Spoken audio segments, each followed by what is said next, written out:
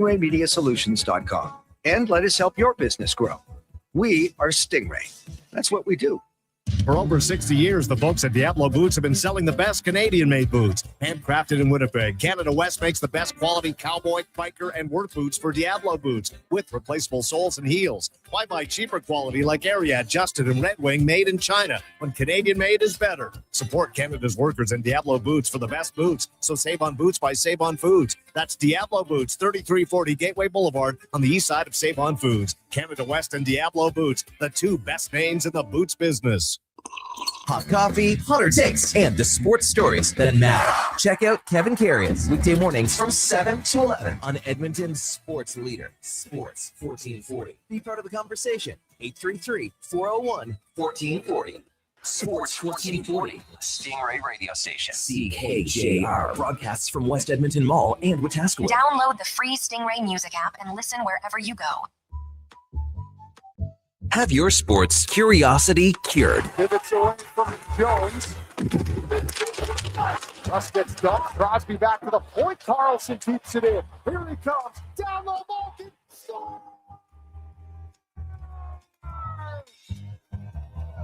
A moment made for Malkin. 1,400 points. The 23rd player ever. A veteran of the sports reporting game for over 25 years. Guerrero launches this one, and the ballpark will not hold it. An absolute rocket deep into the seats for his first home run of the season. Breaking down Edmonton's favorite teams. And those little battles, the one that Howden just won, those are the ones Edmonton's been winning for 2 weeks right now.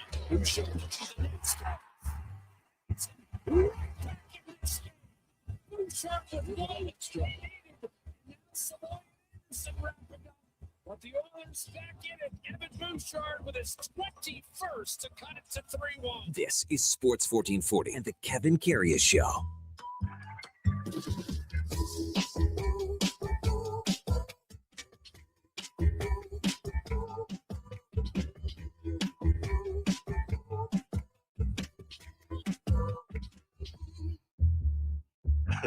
All right, here we go for Saul 639.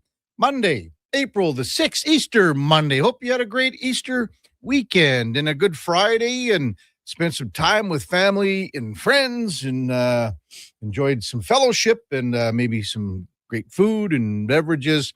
Good morning. So glad you're with us on the Kevin Karius Show on Sports 1440 on your AM radio dial.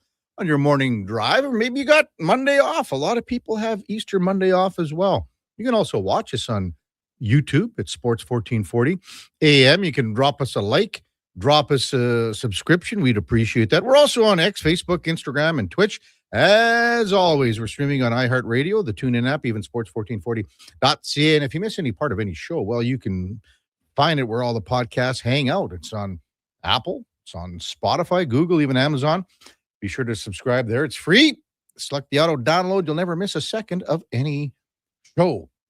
Yeah, so glad you're with us on a Easter Monday morning. And I hope everyone had a great Easter weekend, including our co-host, Eddie Steele, Grey Cup champion from 2015, all-decade team, all-century team from the youth sports days.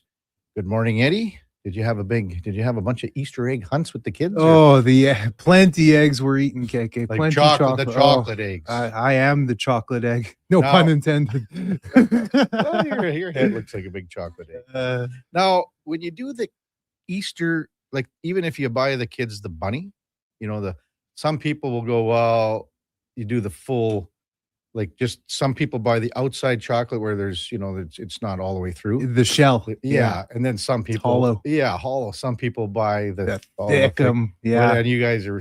Oh, we got a variety of everything. The grandparents too. And we have so many grandparents in the mix. Both of us divorced families. So everybody's sending stuff in the mail and daddy's dabbling. Dad's taxing those kids. That's for sure. It's like almost like Halloween where you got to ration it and limit it out. It's funny you say that. I was saying yesterday at the dinner table, I said, man, the kids got more chocolate yesterday than they did at Halloween. Absolutely. That's the way it goes. Yeah. So you had good dinners and all that. It was a lot of good family, a lot of good family time, good food, relaxation. How about you? Yeah, it was great. Enjoyed last night. We had it over at the Baker's. Had a nice big ham and the whole bit and all kinds of stuff. And then I had a You great get big into some piece of- chocolate or what? No, never did. Didn't have one thing of chocolate.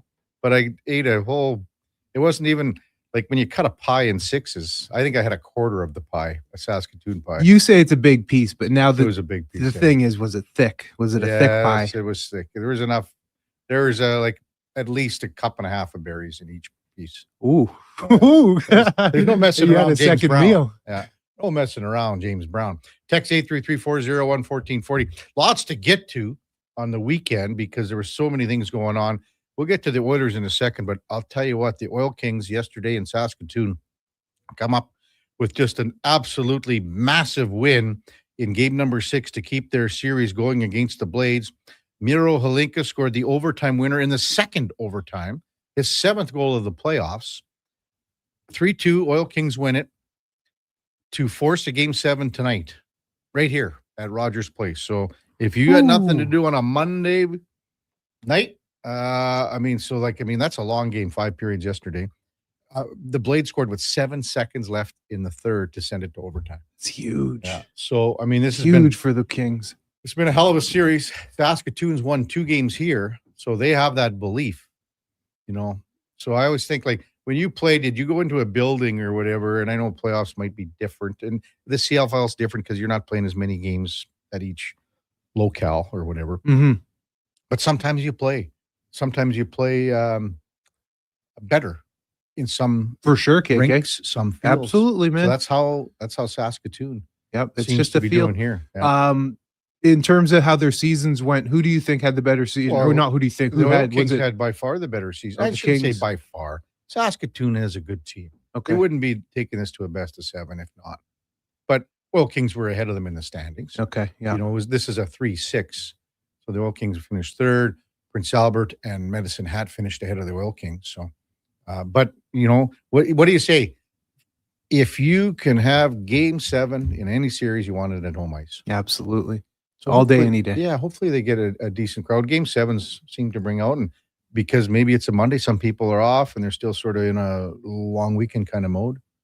There's nothing like that game 7 scenario. I don't care what level of sport you're playing at or the winner take all type of scenario. Right. The emotion that goes into that Yeah. sucker. Yeah. Oh, Matt LeDuc sends a text in that's actually well thought about, but not for air. So I'll tell you during the commercial break. That's always pretty punny. Yeah, Matt, he can come out with some good ones. So Oilers lost on Saturday night, 5-1 to the Vegas Golden Knights, and Vegas makes the coaching change, and they're starting to hum along. Did you ever have a coaching change like mid-season? No, Nothing. not in football. Never? No. Oh, I'm just thinking of people get Chris Jones got fired. Yeah, it's rare do you see it though. If you think head coach in football, Yeah. you got to have things really go sideways for a guy to get fired. You really do. I know a lot of the NFL ones were done at the end of the year, but there were some in season. It's so shocking to me when we talked about it a little bit last week, just about the culture and what do you expect a coach to come and do with 5-6 games left? And, after the way the team has been playing for 70 some odd games has been ingrained in them. Is this going to make any difference? We'll see, man. I've never experienced it in football though. And I've had some tough seasons. Yeah. And, you think about it. So then yesterday, Patrick Waugh gets fired on Long Island. Peter DeBoer hired in New York for the last 5 games or whatever it is. It's even like Tortorella. They played 3 or 4 already here. So, wild. Well, the thing with DeBoer is that the Islanders wanted to get ahead of the game for the offseason. It's going to be one of the hottest commodities. DeBoer would have been. Mm-hmm. So now, but Patrick Waugh still has 2 more years left on his contract. So they're paying him out for 2 years, but they feel DeBoer's the guy. How do you feel about Patrick as a coach? I'm probably indifferent, to be honest with you. I know, like, if you go back to when he was behind the bench earlier in his NHL career, he was very emotional, passionate, fiery. Like, it seemed like he always wanted to get involved with the other coach, along the benches. I think he was a different coach in junior, to be honest with you. He was a little more relaxed, I think. But, I still think he got a fair bit out of this Islander team. Probably will get another look, you think? I don't know if he wants it. he might just want to go back to junior, especially getting paid. Well, he doesn't need any cash, but I mean, these guys when they coach in the NHL, some guys would rather have that relationship with the player that's 19, 18, 17, whatever, because you don't have to deal with a lot of other crap. Although it's changing, that's changing a little bit too. Mm-hmm. It is. So I guess I'm sort of indifferent in the sense of what he's accomplished as a coach, but he still has one of the greatest lines in interview history, does he not? Yeah, Jeremy Roenick. Right? Are you going to the rings? Yeah. Oh, of course. Yeah, it's still one of the best lines. Let ever, us know. Give it to us, KK. Oh, well, just look, because Roenick said something about his jockstrap being up, hanging in the rafters, and I could not hear what Jeremy say because my 2 Stanley Cup ring were plugging my ear. Yeah. Yeah. And as Duke says, flags fly forever, baby. Yeah, absolutely. So that win by Vegas gave them 86 points. Anaheim and the Oilers at 87. The Flames do the Oilers and Vegas a big helping hand on Saturday night by beating the Ducks. But that loss to Vegas ended the Oilers' 5-game winning streak. They go to Utah tomorrow and then San Jose on Wednesday. Man, there's some big games tonight. Like if you look at the bottom of the standings, Eddie, Nashville plays the Kings. So, I mean, if one of those teams can win in regulation, and the way that, well, specifically the Kings, a quarter of their games have gone past regulation. So, you would think that that's likely to happen as well. Sid Crosby, 21 consecutive seasons with better than a point per game average. 21 seasons. Model of consistency. Yeah, and that was yesterday. I mean, the Penguins are looking good. Montreal Canadiens looking good out east too. So they clinched a playoff spot. Penguins haven't clinched yet, but they're at 96. They look pretty good to sit in that 2-hole in the Met. Carolina's got first pretty well wrapped up, but Philadelphia's another team that's all of a sudden. And here's the thing out east, Eddie. Detroit, the Islanders, and the Blue Jackets are just letting everyone else go ahead. It's not, we don't want it. You guys go ahead to Ottawa, to Philly. Saying you can have it. Well, what do we got? Islanders lost 4 in a row. Detroit's 2 in a row. Jackets 3 in a row. Go ahead. We don't have. Tough. So, hey, how about the old Jets 3 points out? Yeah. You think it's doable, KK? Is it doable? What? I don't know. Here's the other thing. Like last night, the late game, St. Louis beat Colorado. So now St. Louis has the same amount of points as the Jets. They get the same identical record, I believe. They're both 30. They do. They're both 33, 31, and 12. So they're at 78. So you can't have any 3-point games like Nashville and the Kings. I think the Sharks they're home to Chicago tonight. Seattle's in Winnipeg. So the Jets have to win that game no matter what. And I mean, even if they win it in overtime, because if Seattle gets a point, but the Jets got to get to 80. And then hopefully there's not a 3-point game between the Kings and the Predators. I hate to say it. We complain about the loser point and, this and that, the Gary points throughout the year. Yeah. But boy, does it make for a tight race. Yeah. It makes for an exciting race. He's getting what he wanted out of it. Mm-hmm. Stair Farmer texts in 833-401-1440. This has to be the tightest race for the playoffs in the NHL in a long time. There's always been great races down the stretch here, but I'd have to look back in the sense that we got both conferences, and you got still some wiggling going on in each division, and then of course the wild card. It's going to go down to game 82. Corey says, "How good would another Pittsburgh-Philadelphia series be in the first round?" Oh man, it would be dynamite. JJ. Text 833-401-1440. Hey, let's welcome in the Duke of Delburne on a beautiful Monday morning. Good morning, Duke. Good morning. Took it easy this weekend, eh? Yeah, very much so. I had plans to go home for a Easter afternoon dinner on Friday, but I wasn't feeling 100%. So after the run-of-the-mill March that I endured, I thought, let's just take the day to, save myself the round trip and travel. And yeah, I really didn't do much of anything all weekend. I ended up going over to Chucky Slicks when I was feeling a little bit better, played some simulated golf with him in the Big Cebolia. That didn't go. We played Augusta National, or at least the mimic of it on the online system. Is it to this? Like the iconic holes, they look the same. Do they? Right, and because every one of these on these online systems that you get, if you have a simulator, they're not actually endorsed by the courses themselves, but people just build them on these systems and then name it like Georgia Golf Club or something like that, right? And yeah, I didn't fare very well. Didn't have me feeling very inspired heading into the start of golf season. I gotta tell you, on Friday. Oh boy, what? Are you talking about the text you sent to me Friday morning? We're not talking about it. We talked about it Saturday morning on the setup. Oh, that's gonna come. I need to hear it. It's nothing. I want to hear your story first, KK. Well, Friday, I was invited to play with like a bunch of guys that were about 60 years old.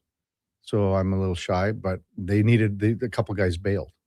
So there was a game. It was an exhibition game against Edmonton's. They're the 65. What barn?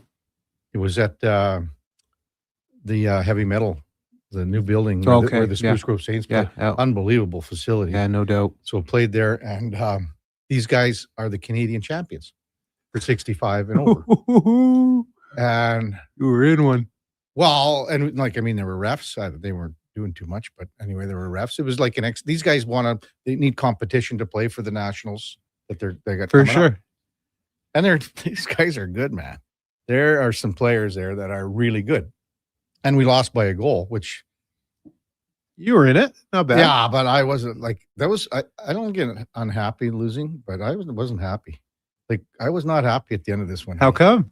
We lost to guys that, again, these guys, some of them were 65, 67 probably. And did they get fiery out there? I wouldn't say fiery, you boys are competing. Guys were competing. You were competing. Yeah, they were competing. It was the first time that I'd played with these guys, but I enjoyed. I had a lot of fun. We had some beers after. How did it make you feel good that you could really hang with those boys, or what? Well, not really, because we lost.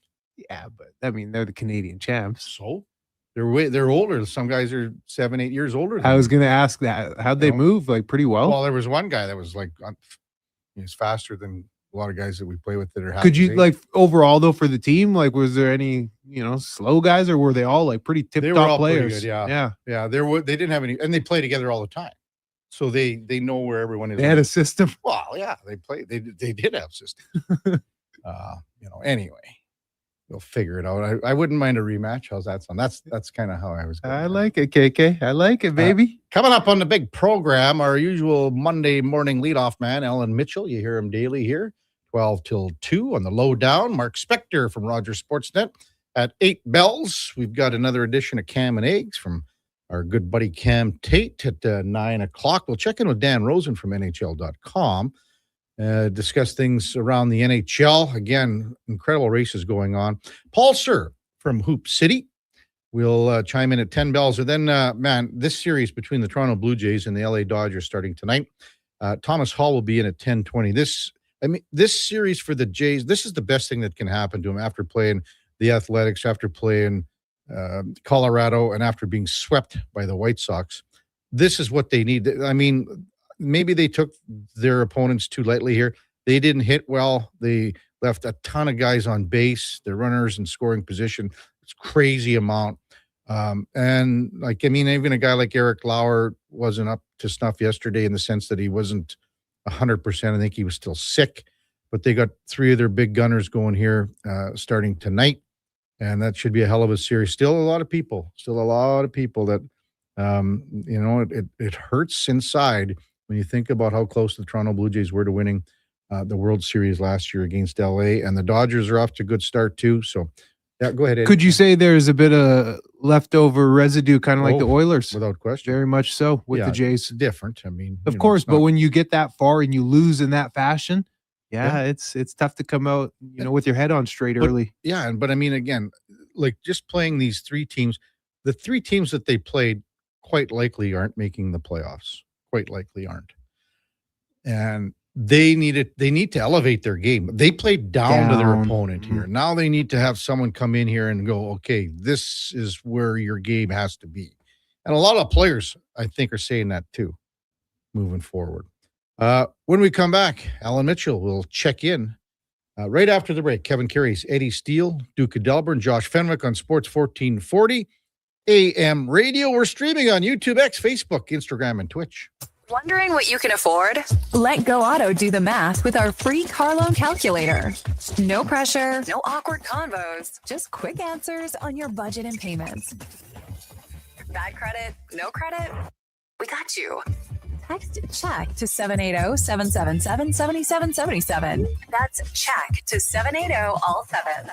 Find out what you qualify for and start shopping with confidence. Go Auto. Drive what you love with payments that make sense.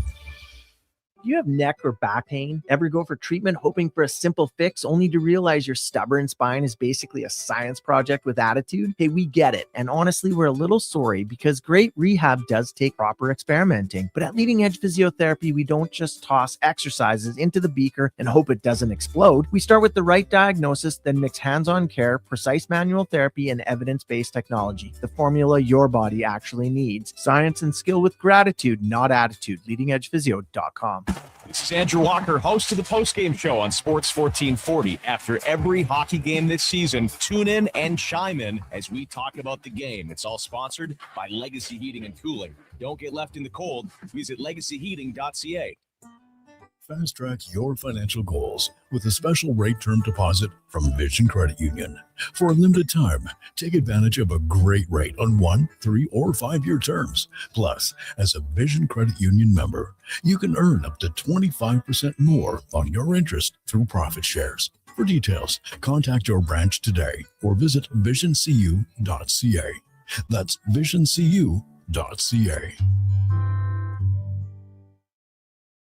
Heard of Uline? You know, the have-it-all in-stock, ready-to-deliver shipping and industrial supply specialists? The company that does things for you that are unheard of, like keeping 41,000 items in stock in our own warehouses. The customer service reps on the line to get you what you need, when you need it, 24/7, 365, every time. Maybe you heard it here first. Want to hear more?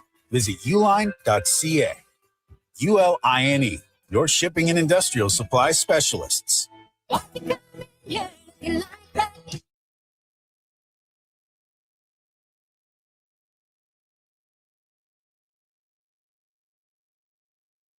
Have your sports curiosity cured with the Kevin Karius Show. This is Sports 1440.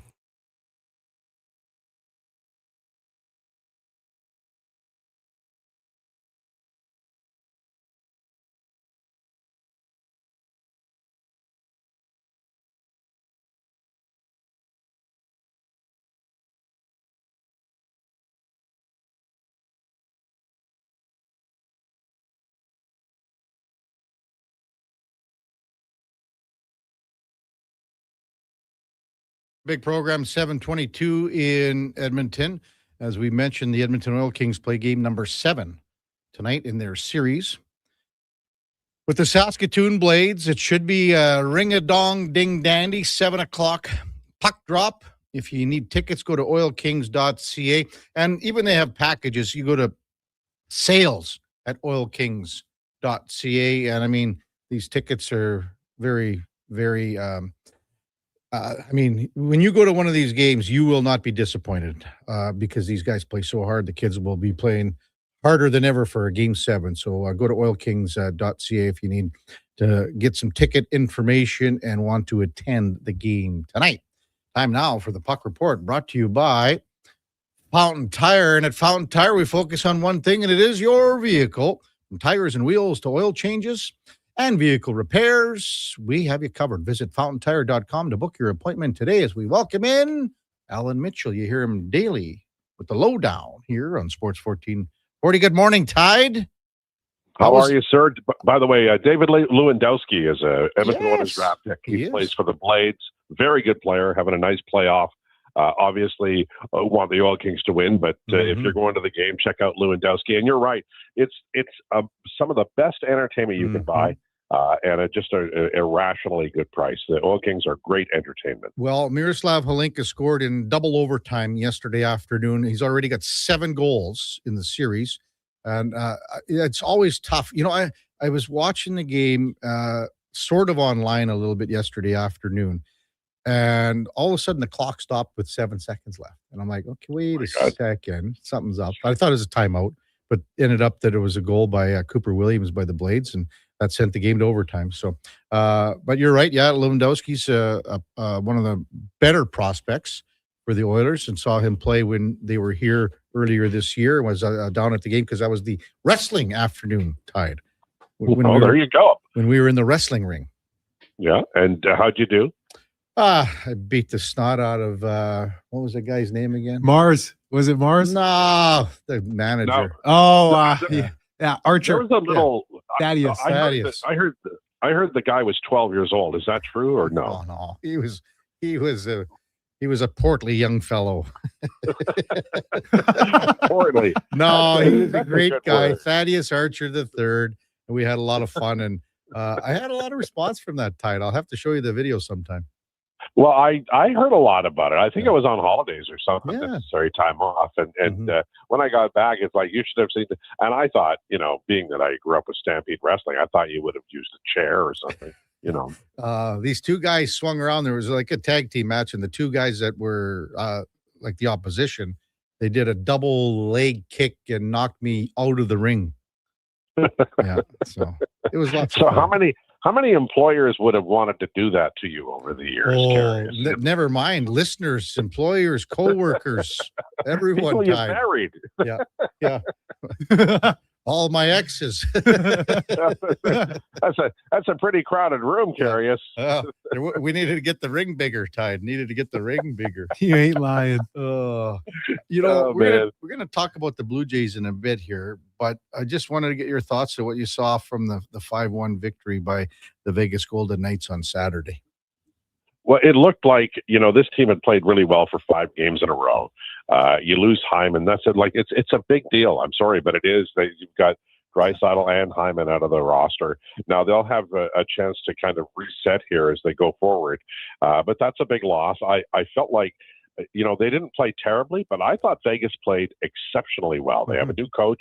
And oftentimes there's a dead cat bounce when a new coach comes in. Their attention to detail and their anticipation and their roughhousing or rambunctious play or however you want to call it, I thought Vegas really looked like they turned it up to playoff level. And the Oilers, look, they weren't quite there. Reasons for it, but you definitely have to clean that up. But on that particular night, Vegas, for me, was more impressive than Edmonton might have been disappointing. Yeah, Eddie? Yeah, it was pretty evident that Vegas played a much sharper and just a harder game, right? The score just shows that at the end. I guess one thing I wanted to ask you, Tide, and you mentioned it with two of the names you started with, and that's Leon and Zach Hyman. I was going to ask, where is the greatest cause for concern for you? Would it just be in the injury department? Because clearly, with Leon being out, it's really affected the power play in the way that they're producing as well. Yeah, I guess my biggest concern is that they had 5 games there where they were running pretty consistently with the outlets and defending and the forwards coming back, and those are all like discipline things. And I felt like they maybe the Vegas forecheck was so strong they abandoned that a little bit, and that's what you cannot do in the playoffs because it's a short series and you lose one game and it's a big deal. So that was the area of concern for me. They were even in the first period of the game on Saturday, they were using the middle of the ice in front of their own goaltender in the slot, little small passes to the center who comes down and and the center transports the puck out. And then as the forecheck got stronger, they abandoned that and they were doing those stretch patches, which are very low percentage. So, I mean, I would like the Oilers to not abandon those small little passes. The forwards still have to have the discipline to do that. Just because the forecheck is strong doesn't mean you give up the game plan. And I felt like they did a little bit on Saturday. Alan Mitchell with us on Sports 1440. The other thing, too, I mean, you got to think about this where they got that early power play in the third period. It's 3-1 at that point. They didn't get enough pressure, chances, looks on the power play. And then the goal right after that the Vegas Golden Knights kill it off. And that's the difference in the game to me because they scored virtually, 30 seconds after the power play expired, Tide. Those things are just like they're killers, and it just feels so wrong to bitch and complain about a team that had won 5 in a row, and I really want to be pretty clear on it that it was not a stomping or anything like that. But I mean, the Stone goal, how in hell is the goalie going to stop that tip? I mean, Vegas just looked, you know what they looked like? They looked like a team. Whenever you get a new boss, in this case a coach, you kind of reset. You go, okay, I better pay attention. And they just were so attentive to every detail. And I don't know how many teams in the NHL, Vegas has a great roster of veteran players. I don't know how many teams going up against the way they played Saturday would have been able to win, because Vegas felt to me like they had predetermined the result because they anticipated so well. The first goal was a fantastic amount of anticipation. They know the Oilers pinch, and they played it like the Oilers were going to pinch, and then they got a great opportunity, ended up scoring.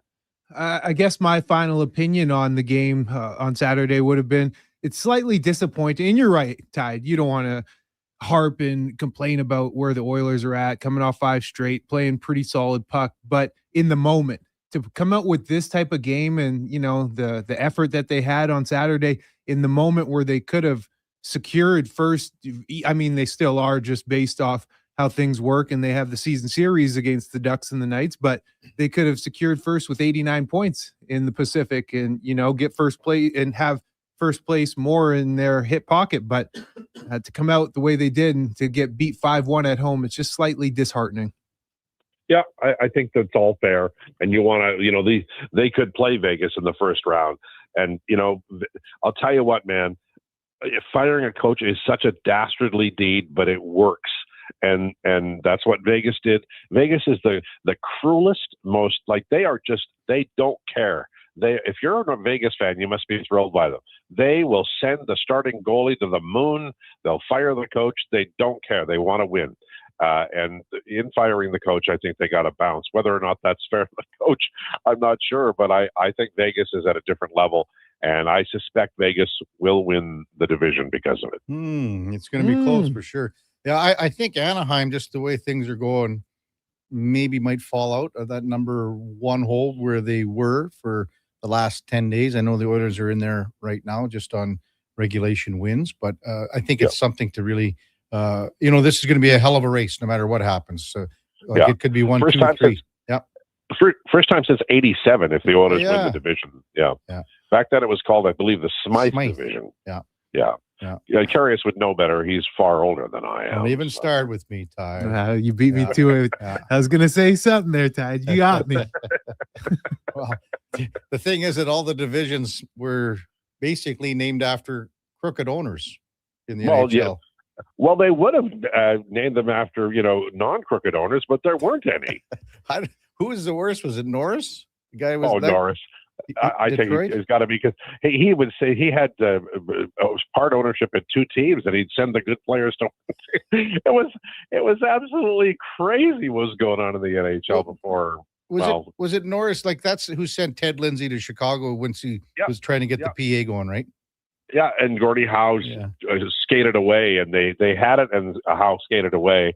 And that ended Lindsay's career at Detroit. And then a decade later, Bob Bond took Gordie Howe out to lunch when he was with the Oakland Seals. Bond was with the Seals, and he said, "Look, I'm making more money than you dumbass." Yeah. And so he went into the offices, and they changed his contract. But he played for about 15 years for well under what he should have been paying. NHL owners, man, if you ever feel bad for them, stop it. They're just not the people you feel sorry for in life. Well, I mean, the Oilers are number 3. I think the last rankings that came out, number 3 in all sports. Yeah, they're a money maker. Yeah, that's why people, when they say, Edmonton's a small market team, no damn way. They're massive. Edmonton is name the second most important thing to Edmontonians aside from the Oilers, because it's a long way down. Might be garbage collection, but it sure as hell is a long way down. Well, it's insane when you talk about sports teams and the profitability and how much they're worth. You say Dallas Cowboys, and in the same breath, you say Edmonton Oilers. That's insane. Yeah, it's crazy. Yeah, it's crazy. That's why we should have all saved our money and bought an NHL franchise. I blame us for that. all the Well, unnecessary purchasing so of alcohol. you're telling me that you weren't approached by the EIG back in the day, like in 96, 97 there? Yes, I was. I was approached by them. They said, "Move your car. You're in the way." That's How about they some did, salt in the wound for you, Tide? At least it's not a booster juice, huh? oh man, that's pretty wild how that happened. Well, do tell here. Pardon me? Do tell. Well, booster juice. Yeah. I remember Dale Wishawan when he and I were having a conversation years ago at a baseball fantasy draft, and he said, "I'm in on this new thing across Canada. It's called booster juice." And I said, "Oh, geez, let me in on that." He said, "Oh, okay, and here's what it's cost." And I went, "Geez, that's 2 vacations for me. I don't think I'll do that. If I'd done that, I sure as hell wouldn't be talking to you on a Monday morning." Just saying. Dale's the salt of the earth too, you know. He's a great guy. Loves baseball. Yes. He's a really cool guy. There's a lot of cool guys in Edmonton, but that franchise, that baseball team in town has some really good ownership, and Dale's one of them. Yeah. Go ahead. I was just going to say, I talked to him at one of the Riverhawks games last year, and he said for the first time he billeted one of the players. He said yeah, and he never had such an enjoyable summer just taking a young guy, 21 years old or whatever, into his home. And, he said, like you said, even because of the schedule, sometimes you might go, okay, this is sort of getting a little weary, but then they're on the road for a week. And now, refreshing. Yes. So it's kind of neat. Yeah, for sure. Yeah. Yeah, for sure. Alan Mitchell with us on Sports 1440. Okay, Jays, Dodgers tonight.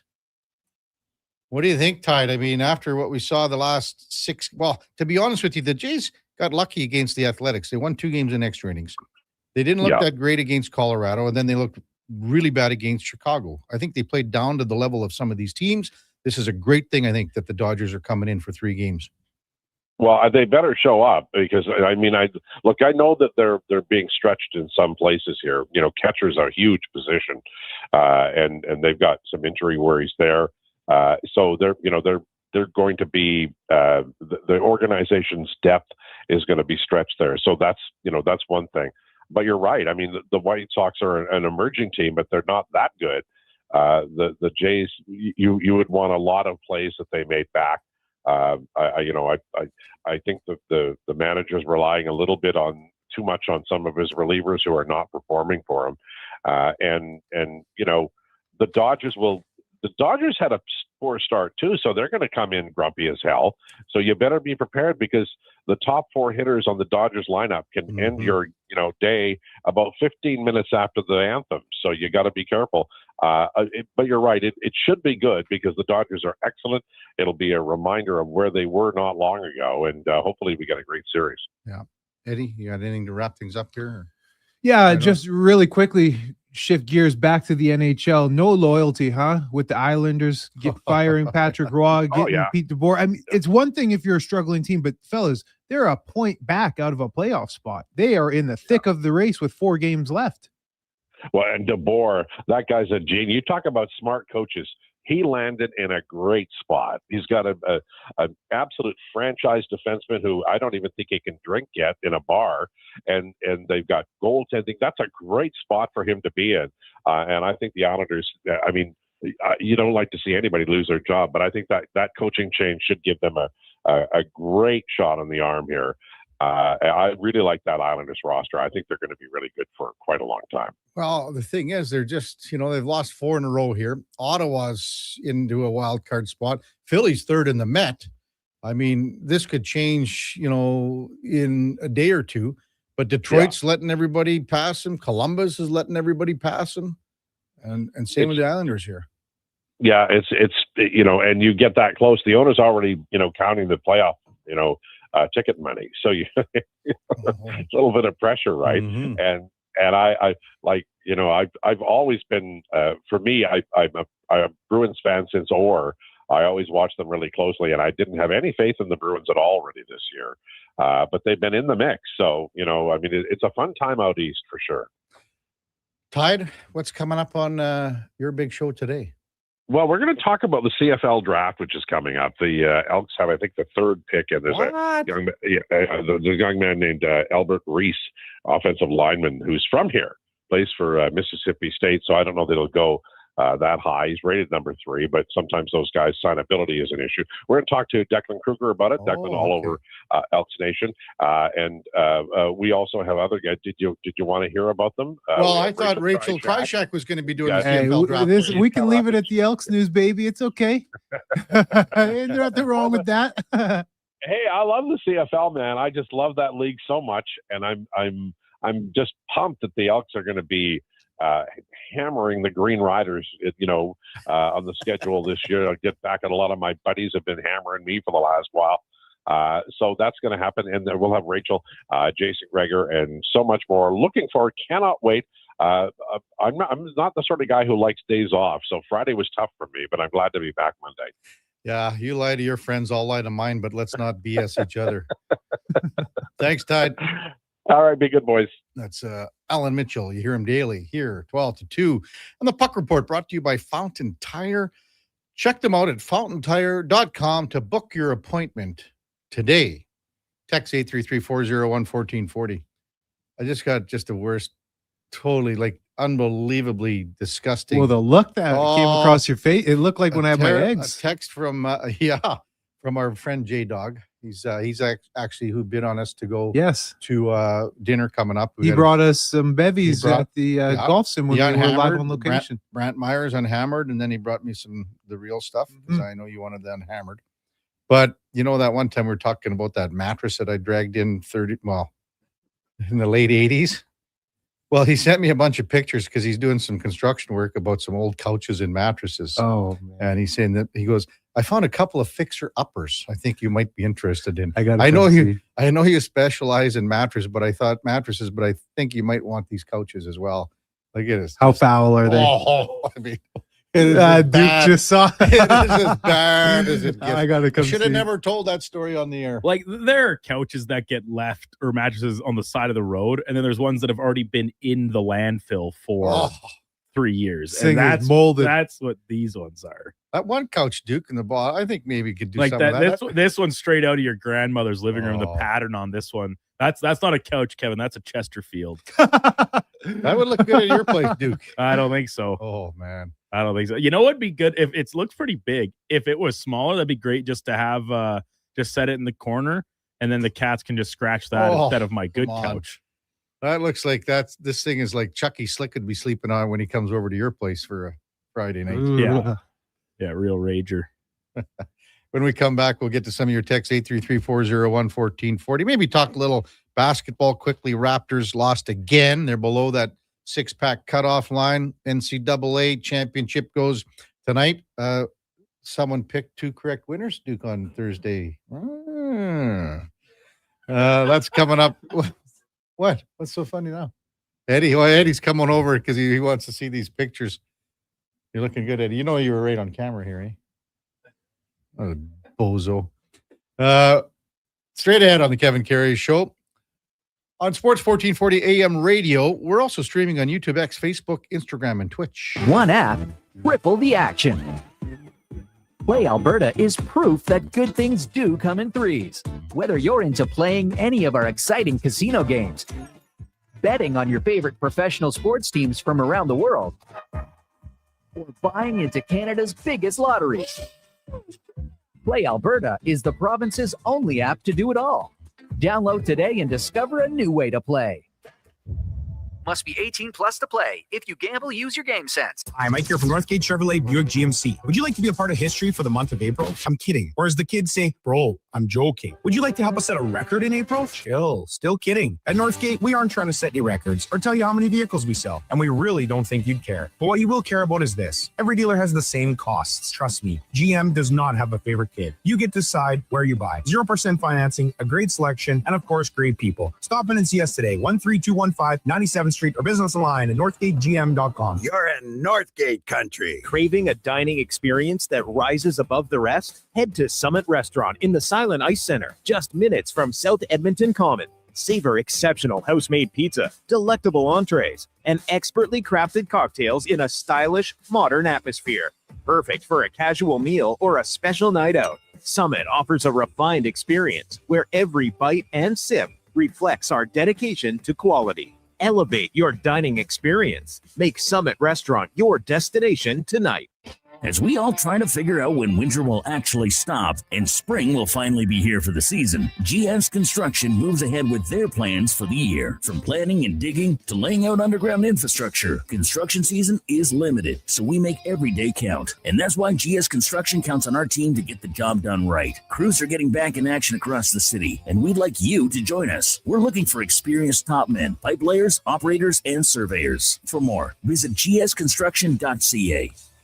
This is Andrew Walker, host of the postgame show on Sports 1440. After every hockey game this season, tune in and chime in as we talk about the game. It's all sponsored by Legacy Heating and Cooling. Don't get left in the cold. Visit legacyheating.ca. At Fountain Tire, the savings come in threes. Up to 25% off select tires, a mail-in rebate of up to $100 off a set of 4 select tires, and $50 off a $150 service. We're basically the BLT of savings. Until April 25th. Restrictions apply. Book today. Why pay dealership prices when you can get the same quality for less? Hi, it's Lisa, and here at Ed's Auto Salvage, we've been Alberta's trusted source for used auto parts for nearly 50 years. From engines to mirrors, transmissions to tires, we've got it all at prices guaranteed to keep your wallet happy. Shop local, shop smart. Shop Ed's Auto Salvage in Westlock. Be sure to visit us online at edsautosalvage.com and get your vehicle back on the road for less.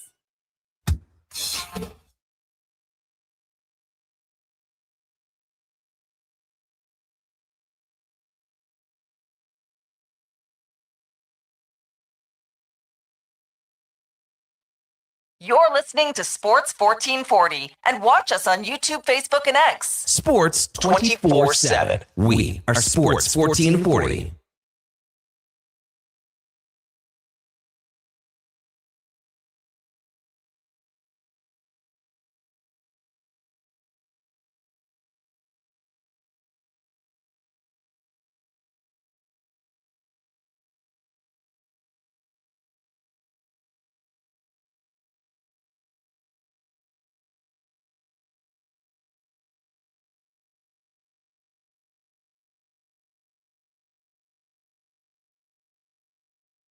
All right, welcome back to the big program, 746 in Edmonton. Kevin Karius, Eddie Steele with you on a Monday morning. So glad you're with us here on Sports 1440 AM radio. We're also streaming on YouTube, X, Facebook, Instagram, and Twitch. Big game for the Oil Kings tonight. Game number 7. Puck drops 7 o'clock at Rogers Place with the Blades in town. Winner moves on to round 2 of the Western Hockey League playoffs. So, hey, basketball news. The Toronto Raptors lost to Boston. They just can't beat anyone that's worth their salt. 115-101. The game was tied 75-75, and then Boston just took over from there. But 115-101, the Raptors are now below the cut line. Well, they got the same record as Philadelphia, but the head-to-head. So Philadelphia is in 6th spot. The Raptors are in 7, so now they're a play-in team. So they got to find a way to get ahead of Philly here, because you don't want to be one of those teams 7, 8, 9, and 10. I think they will. Yeah. Yeah. I know. Phillies, I'm not sold on them. Well, I think they're just as good as the Raptors, to be honest with you. We could ask our resident basketball expert, Josh Fenwick, but, his mind is not where it is totally this week. Yes. Like after this weekend, he wasn't totally in tune with sports this weekend. Well, no, his focus was elsewhere. Yeah, this weekend. And, that's the life of a young man. Where would the focus be as a I don't know. You have to ask him. 21-year-old ready to go. Fen? So anyways, on the Raptors, I talked about Brandon with this on Saturday, was that they need to keep that 6th spot, because quite frankly, I don't think they're good enough to beat the Hornets in a 1-of-1 game. And then when it comes down to it, I believe I think it's the Heat that would come out of that 9-10 matchup. No, I don't think, not Orlando. Oh, yeah, Duke's sorry, Orlando. Sorry, buddy. Yeah. And like in a 1-game matchup with any of those guys, I have a hard time believing they're so bad from the 3-point line that they can't make those important shots down the stretch. And if they put more pressure on Brandon Ingram, then you're relying on guys with unreliable jumpers to bail you out. Wow, you must have been talking basketball this weekend with someone in particular. Yeah, the text line on Hoop City with Paul Sir. We're gonna have Paul Sir on later. Paul back from holidays now? Yeah, he came on the show while he was at the airport on Saturday. Really? Yeah, he was getting ready to fly out. Attaboy. NCAA final goes tonight, Michigan and UConn. Duke, we had a little discussion on this Thursday for our in or out, did we not? We did, and you were correct. Going away, the games were not particularly close on Saturday, which left, I think, a lot of people, myself included, disappointed in the lack of competitiveness. Illinois did get it close a few different times against UConn, but I think we saw the experience of the Huskies. I mean, like, this is a team that there's only one guy that was on both those clubs before, Caravan, who didn't shoot very well, but like the experience of Dan Hurley and just almost like the culture of the program really shined through when you go back to the win over Duke in the dramatic fashion it was. They just took care of business. They did. It was almost like just another meeting on the agenda almost to defeat Illinois on Saturday afternoon. And then the night game was not close. Michigan steamrolled. They were better in every fashion over Arizona. And it's funny because then both those guys, or not both those guys, excuse me, but the Arizona coach and Dusty May have both ruled out the UNC coaching job, which they were both offered essentially or floated to be a part of the discussions. And that's Lloyd, and then Dusty May in Michigan. So, hey, Duke, while you got that mic down there in front of you, what was that? What, man? What was that text that KK sent you Saturday morning? Oh, come on. Here's the best part, Eddie. He didn't just send it to me. He sent it to Josh as well. He says, "Oh, just on my way to hockey. Where's the triple S?" And I didn't know if he was like pulling a bit on me or something. So I just texted him back and said, "It's Friday?" ? That's what I was just kidding. And then Kevin says, "Oh, sorry, too many pops last night." got my days mixed up, which led me to believe that Kevin was driving somewhere on Saturday or on Friday, thinking it was Saturday, and then shows up to not have that event be happening. Said event. No, what happened was because I never play Friday morning ever.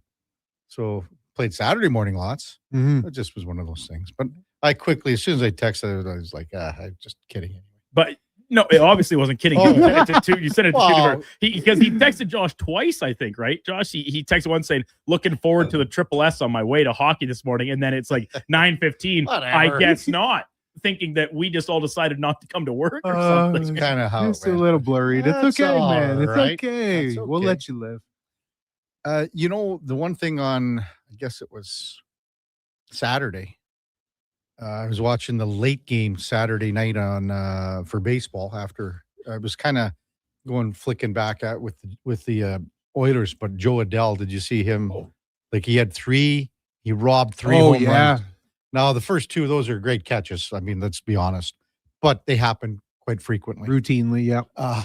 The third catch that he made going into the stands, unbelievable. Sick. So the rule is like, again, if you catch the ball while your feet are still in play along the fence line, it's a catch. And because I saw quite a few people push back on that, saying, is this not a home run because he lands out of bounds? But as long as the his rule feet is are in. They don't have to be on the ground. They just have to be in the field of play when he makes the catch, and it's clean. So you can essentially be toe picking on the top of the fence and make the catch, and that's a catch. It was unbelievable. He looked like a young Brandon Douglas out there, patrolling the fields at Elnora Slow Pitch Park. And that was that last catch where he went over. That was the third and final one that he did. And it's a game they won 1-0. Yeah, that was the game. He took saver. away 3 home runs. Sports sometimes it just, the story is immaculate, isn't it? Well, I mean, like that catch, the third one. Oh, and the other thing too is that the wall cuts off. So when you're navigating out there, you're running. You think you're running parallel with the wall. No, the wall's coming at you. Totally, because it's narrowing. I love those moments. Oh, I love those moments. Real Duke text in at 833-401-1440. Good morning, team. Shout out to the retiring Scott Oak. One of Manitoba's finest, just like Eddie 89. Peg City. Whoa! Well, I'm just reading what was sent in. Obviously a typo. No.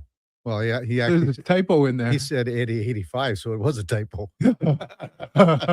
So you're up there. Yes. Oh man, you're lying on me like that. 87, I thought we agreed on. Well, we can go 87 if you want. But yeah, hey Scott Oak, yeah. So Winnipeg legend. Been around the rink for a long time, and well, not just did CFL, did other stuff too, but a long career with the CBC, iconic. And, Sportsnet now technically, but then the hosting for and then after hours, like for me on a Saturday night after hours, it's just I have to watch it, it's just because must watch TV. Yeah, it's at the end of the game, and those guys on the panel that are sitting around Toronto, they're done. Oh yeah, it's 1 o'clock. I know. They just can't wait to get the hell out Totally, of there. man. Totally. Yeah. I would like to have a towel. We need to have one of those towels. Matt and Leduc says, "Who's Brandon Douglas? Did he play for 3 Mets at one point? The Mets? I don't know." Said Duke. Brandon Duke in another life, maybe. Mets, the Miracle I'd Mets. have been a Mets guy instead of a Yankees guy. Well, you wouldn't have that kind of success then, would you? Mets got some ships. Yeah, but I mean, they predate my life, but yeah. Well, I mean, what do they got? 86. Yeah, they got one more, don't they? Yeah, since then. Well, I mean, the 86 Mets are the team. But yeah, they got at least one other, don't they? Well, they got 69, but they had one more in 20 something, whatever it was. Duke, you would have been alive for that one. Oh, like did they beat the Yankees that year? The Subway Series? Oh no, World Series? I can't remember. That's how much I was just a young lad. No, just 86 and 69, Duke. Okay. Yeah. They had 108 wins in 1986 in the regular season, 108 wins. And that was the Bill Buckner through the legs. Remember that, Eddie? No. Well, what happened was the Red Sox hadn't won since 1900 whatever, the curse of Babe Ruth. And they're up on the Mets. And then, as Vin Scully would say, little slow roller down first base line. And it goes through the legs of Bill Buckner. And then that was Mookie that hit the ball, or is it Mookie that scored? Because then they came back and won it. I remember the comeback. Game 7, yeah. But I don't remember the play. Oh, it was not so. And I mean, the Red Sox had some, in the 70s, they had, Carlton Fisk trying to will the ball fair. And then they finally, come back. Boston gets a World Series after they come back and beat from the Yankees there too in ALCS. Unreal. When we come back, Mark Spector from Rogers Sportsnet. Before that, time now for a Sports 1440 update brought to you by All Star Construction. They shape and build Edmonton communities, specializing in underground utilities like power, gas, telecommunication, and street lighting. That's All Star Construction. Here is the Duke. This is a Sports 1440 update.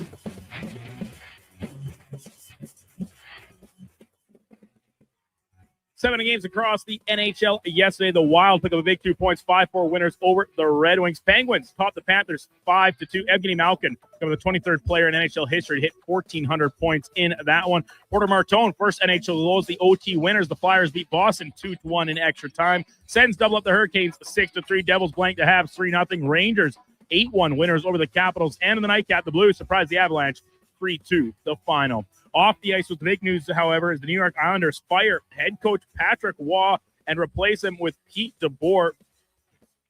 DeBoer, last coach with the Dallas Stars in 2023, where he went to 3 straight Western Conference finals. In the association yesterday, full slate, including the Raptors, falling in the hands of the Celtics 115-101. Elsewhere, the Suns top Chicago 120-110. OKC, big winners over Utah 146-111. And the Dallas Mavericks, led by 45 points from rookie Cooper Flagg. They beat the Lakers 134-128. And the Edmonton Oil Kings last night forced a decisive Game 7, winning in double overtime over the Saskatoon Blades 3-2. to 2. Coming up in hour 2, the Kevin Karius Show will be joined by Sportsnet's Mark Spector, and we'll check in with a new edition of In or Out. I'm Brandon Douglas at your Sports 1440 update. Sports 1440 in West Edmonton Mall and Wetaskiwin. CKJR is a Stingray radio station. Download the free radio player app and listen wherever you go. Booster Juice is going crazy for hazelnuts. No, not crazy. Nuts. Booster Juice is going bananas for hazelnuts. I mean, there are bananas in smoothies, but that's not the point. Banana juice is booster for hazelnuts. What? Just stop. Booster Juice is going nuts for hazelnut. Introducing the Nutty Monkey Smoothie, Holy Hazelnut Acai Bowl, and Nutty Booster Ball, all made with rich, creamy hazelnut spread. Try them today, only at Booster Juice. Canadian born, blending since 1999. With the lead up to the playoffs underway, players are definitely stepping up their game. And the fans are doing the same. Simple snacks like chips and dip may work at the front half of the season, but now more and more fans are rocking the Wilhauk beef jerky for game time get-togethers. Just make sure you bring enough for everyone if you want to be invited back for the playoffs. Make your next hockey game day a Will Hockey game day with Wilhauk beef jerky, only available in Leduc. Get yours today because you don't win games with salad. Great news for your weekend project. CFI, that's Custom Floors Inc., is now open 6 days a week with Saturday hours from 10 till 2. Get top quality Canadian products from Beaulieu with the convenience you need. For your free estimate, visit CFI at customfloorsinc.ca.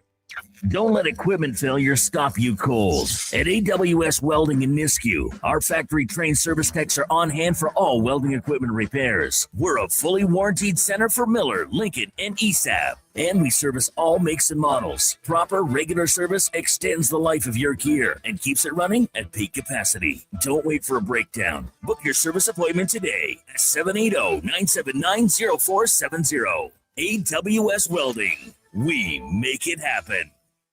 Hey, Gary, is that your dad? No, this is Evan, the new sales rep I hired. Oh. First impressions matter, but when hair loss takes over, it can feel like you're not being seen for the maverick you truly are. Hi, I'm Dr. Vance Elliott. At Advanced Hair and Skin Surgery, we know that hair loss is more than just a cosmetic issue. It's personal. Let's discuss all the cutting-edge options available so you can make a great impression every time. Book a free consultation today at drvanceelliott.com.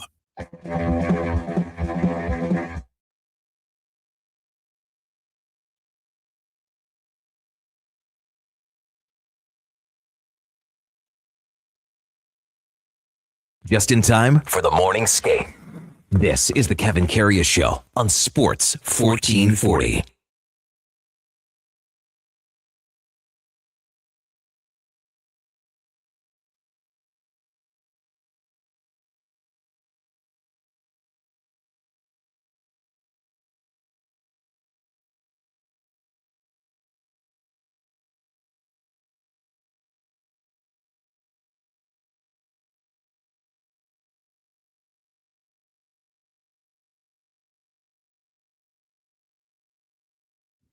All right, welcome back to the big program, 802 in Edmonton.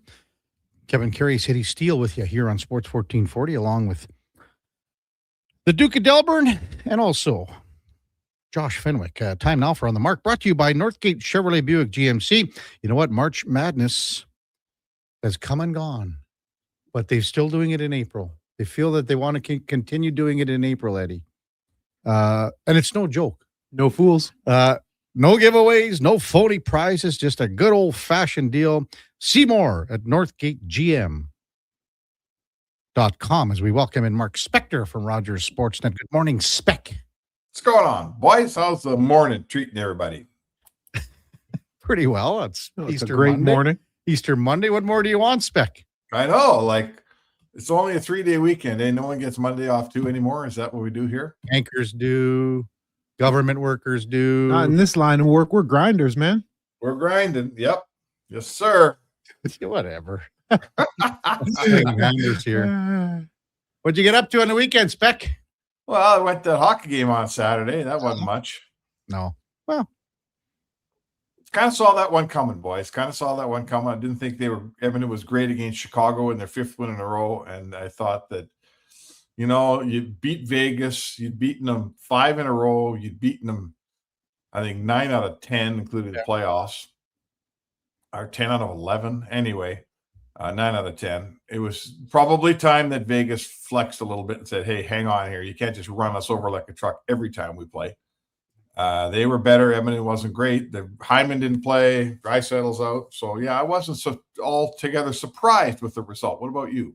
Well, for me, and I mean, it basically comes down to what you just said. I mean, that's 100 goals that you're missing from Hyman and Draisaitl.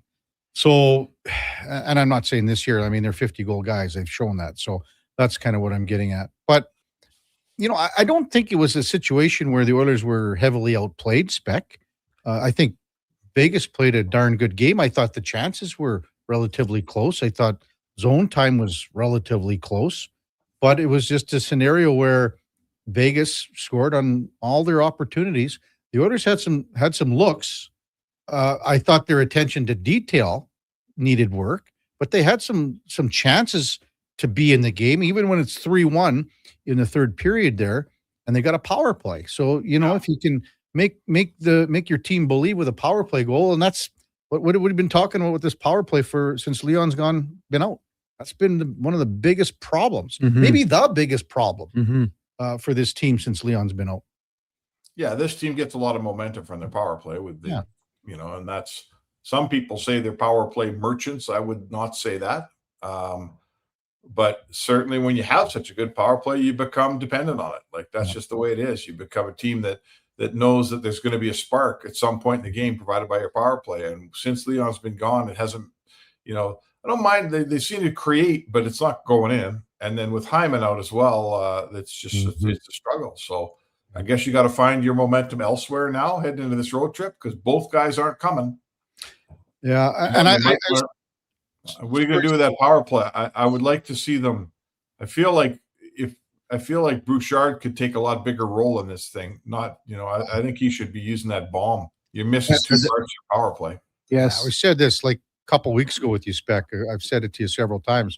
If you win the draw, 1 pass, 2 passes, shot. Put it on. Yeah, just get it there instead of dicking around. Totally, man. Get some banging rebounds. Just get it on net. Have the threat. It feels, when I'm watching, it feels like there's just looking for the perfect play, perfect execution all the time. And that's not going to be the case. You got to get a little grimy on the power play sometimes. Yeah, I would say the same thing. Put a puck on. I mean, he's got the hardest shot in the league. Put a puck on net. The goaltenders have a hard time with his shot, particularly because it is hard.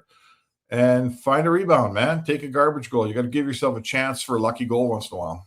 Well, I also think too, Spec, sometimes when you simplify things and then give the other team a look that they haven't seen. And I've said this for years.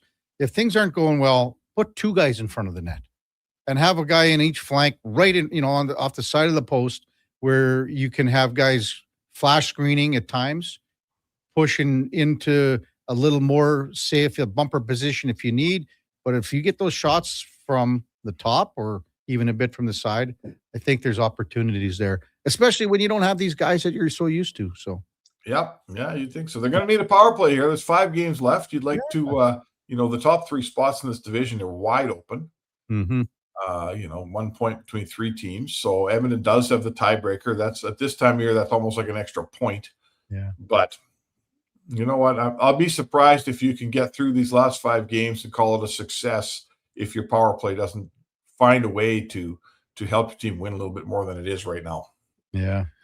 Spec, I know that you're covering the Oilers, of course, but did you have a chance to talk to any Vegas players or talk to Torts when they were here? And if so, what was the vibe like? Because clearly they played a pretty inspired game for their new head coach coming here and winning 5-1. Yeah, they did for sure. I mean, my I didn't hear anyone saying Cassidy. I haven't heard any reports that Cassidy wasn't coaching that team well, or that the team, lost the team or any of that. I think it was just a case of a guy that's been there a long time, and they gave him, what did they give him? 74 games or something this year to find his way with that team. Now you can say, I didn't have goaltending and he's had injuries, and all of that's true. But in the end, he had 70 some games and never got that team going. I mean, I think you saw the same thing in the island now. I feel like the GM finally said, look, Bruce, you know what? If you're the answer here, and you can't find the key to the lock through 74 games, we got to find somebody else. And, it turns out to be Torts. Torts said that, he's not coming in and doing a whole bunch of different things. He's a bit of a motivator, and that'll help for sure. They got a little bit of a new coach bump here. They got 3 wins in a row. That helps. But Eddie, I certainly didn't get an impression from Vegas that they thought, oh man, he's lost the room. He can't do it anymore. I think it just ran its course. Cassidy was there a long time, and it was time for the next guy. Well, and you can't discount Carter Hart here, Spec. He had a hell of a game. He played well. And I think he's going to be Torts' guy moving forward, don't you? Oh, he's won 2 of the 3 games. Goaltending's been a massive issue in that city this year, for sure. So, yeah, I can't. He's got the ball right now, and we're late in the season. If he can carry that ball to the finish line here through the last 5 games, you bet he'll start game 1. And if you start game 1, usually the job's yours to lose, right? Mm-hmm. Did Torts have him in Philly? Yes. Yeah, so there's that familiarity there. Absolutely, Yeah, a little bit, sure. He's got to stay healthy. Carter Hart's got to just stay healthy. That's all. Mark Spector with us on the Kevin Karius Show with Eddie Steele on Sports 1440 AM radio. When you looked at, basically you've seen what Anaheim's doing down the stretch here too. And yeah. I threw this out at you, Spec, too. But after you saw Vegas, do you have Vegas ranked higher? Because I think you had Anaheim, then Vegas, and Utah. If those are the teams going in the Pacific bracket with the Oilers. What do you mean ranked higher? Well, I was saying, okay, which team scares you the most? I asked you, and that was. Oh, I see. Before Vegas came to town, and the Oilers had played Anaheim the week before in the afternoon, and. Utah was here, and so we were all getting a look at these teams. And the Oilers went to Vegas, and they won in Vegas. So I kind of asked you that question: which team scares you the most? And has it changed now? Yeah, no. I'll be honest with you. This isn't me saying the Oilers are so great. I'm not telling you that I think they can beat anybody. I just feel like this: none of those teams are world beaters. Okay, and that frankly includes the Oilers at this point. It is the Pacific, and it hasn't been very good. But I would say to you that being tasked with beating 2 of those 3 teams to get to a conference final, if you can't beat any of them, then you might as well go get your golf clubs and head to the Kevin at the ranch. I don't feel like Anaheim and Utah haven't been in the playoffs for forever. They're up and coming young teams, but neither of them are major powerhouses in my opinion. They both are going to struggle with defensive hockey in the playoffs. Vegas is the one team that's done it before, so that's a big thing in hockey in the playoffs. But you've beaten them 9 out of the last 10 times you played, or whatever it is, 9 out of 11. So are you scared of that team? You're not scared of that team. I don't think if I'm the Oilers, I could care less who I play. I'll play any of them, and I think I can beat any of them. Mm-hmm. And if I can't, then it's more on me than it is on them. How about that? Yeah. You got to play your game. If the Oilers play their best game, they're the best team in this division. Mm-hmm. They got to have their guys. It's different. If Draisaitl doesn't play, then you're not quite the Oilers, are you? That's part of these 2 guys, and they'll be back. These guys will be playing against Vancouver if they need. Well, you'd hope so for sure. And Hyman's not going on the road either here, so they got 3 games on this road trip without 2 important players. Against teams that, I think Utah's kind of locked into their spot. San Jose is absolutely in a dogfight to try to make the playoffs, and I think the Kings are too. You think you go Jari for the Wednesday game? Yeah, I go Jari and then Ingram in San Jose. No, I thought because Ingram with being Utah the whole bit. Well, last time they went to Utah, they opted for Jari. Yeah, that's fair too. And he won in there. So I have a feeling that's what you do again. Mm-hmm. I'm with you, though, KK. You just got to play your game. And speaking of the Jays, Spec, the Jays playing down to their opponents, man. Losers of 5 of the last 6. Haven't been playing some quality baseball this season to start. No, they had a great start, and it fell apart on them here, hey? And I was watching when Kirk busted his thumb. Mm-hmm. And that's not pretty at all. That's a big blow, right? It's a blow because you lose a hitter and you lose obviously your catcher who runs the team defensively. And that reverberates. That's a big downer on your baseball team, Eddie, isn't it? When you start a season by losing a giant important part for a busted thumb and a catcher. That's no joke. Well, they're going to miss him for sure. Mm. Although keep an eye on Brandon Valenzuela here, Spec. Keep an eye on this guy. It's going to be, he'll surprise more people than you think. Do you have him in your pool? No, I don't. But I've been watching him through spring training, and the thing is, and maybe it was a blessing that Kirk was at the World Baseball Classic because Valenzuela got way more reps than he would have. Way more. Yeah. Okay. I'll give you that. They do know they'll need to find their mojo here. Like when you lose, would they lose 5 out of 6 to Colorado and the White Sox? Yeah. And now you got the Dodgers coming in. Like this could get ugly fast here. The Dodgers are obviously a championship team. So I would even say, Spec, that, even in the first series against the Athletics, there's some smoke and mirrors there. They won a couple games in extra innings, so I think that they played down to their opponents. And now this is a good thing that the Dodgers are coming in here and you got all the memories and you want to make some good ones starting tonight. Well, sure. I'll give you that. It'll start with pitching. It always does in baseball. And I think who gets to start in game 1 here? Scherzer will go for the Jays. And then like the Dodgers have had some injuries too in their rotation. So Justin Robleski will go for him. And then it'll be Yamamoto, who killed the Jays last year up against Gosman, and Cease versus Shohei Ohtani on Wednesday. And that's an afternoon game, I believe. Do we know how Barger's doing today? Never heard anything, but I wouldn't be surprised if he doesn't play today. But I wouldn't be surprised if he does because he's a tough tougher SOB guy. Yeah. So the dual ankles. It just didn't look good again. What did you call it? Discombobulated ankles there, Eddie, or what? No, dual. The dual ankles? Yeah. Man, he hurt both ankles. I think it was just more one, no? I think it was both. I don't know. Like they've looked clumsy. Like the pitcher going after that ball and wiping out and blowing out his knee. And then, Barger running down the line. I mean, you got to listen, stuff happens in baseball, and hockey people always look at baseball players and go, yeah, that's how do you get hurt there? But it's a long 162 game season and you can't play if you're not right. And it started out rocky here for the Blue Jays. They're going to have to get into survival mode here for a little while and right the ship and try to win some games and wait for some guys to come back. And they're a good team. They got a lot of good players. They can pull this off. They got pitching, and pitching can usually help you through a stint like this. I don't know. Lauer yesterday wasn't feeling very well. Their pitching right now is hurting, Spec. It's hurting. Yeah. Because they just don't have enough. Their bullpen's been decimated. Little was obviously had a tough go. He's been sent down. So I'm looking at this Yankee fan across from me glowing as you're saying it. No. But I mean, when you look at the Jays bullpen right now, I mean, it's been tough. They're in a hurting way. They're in a hurting way. I mean, there's been guys that have been overused as well early on. And then they're signing guys here, Spec, that were really bad where they were before. Like Joe Mantiply oh man, if he's not a left-handed pitcher, he's pitching in the Sunrise League with you. Sunburst League, buddy. Sunburst League.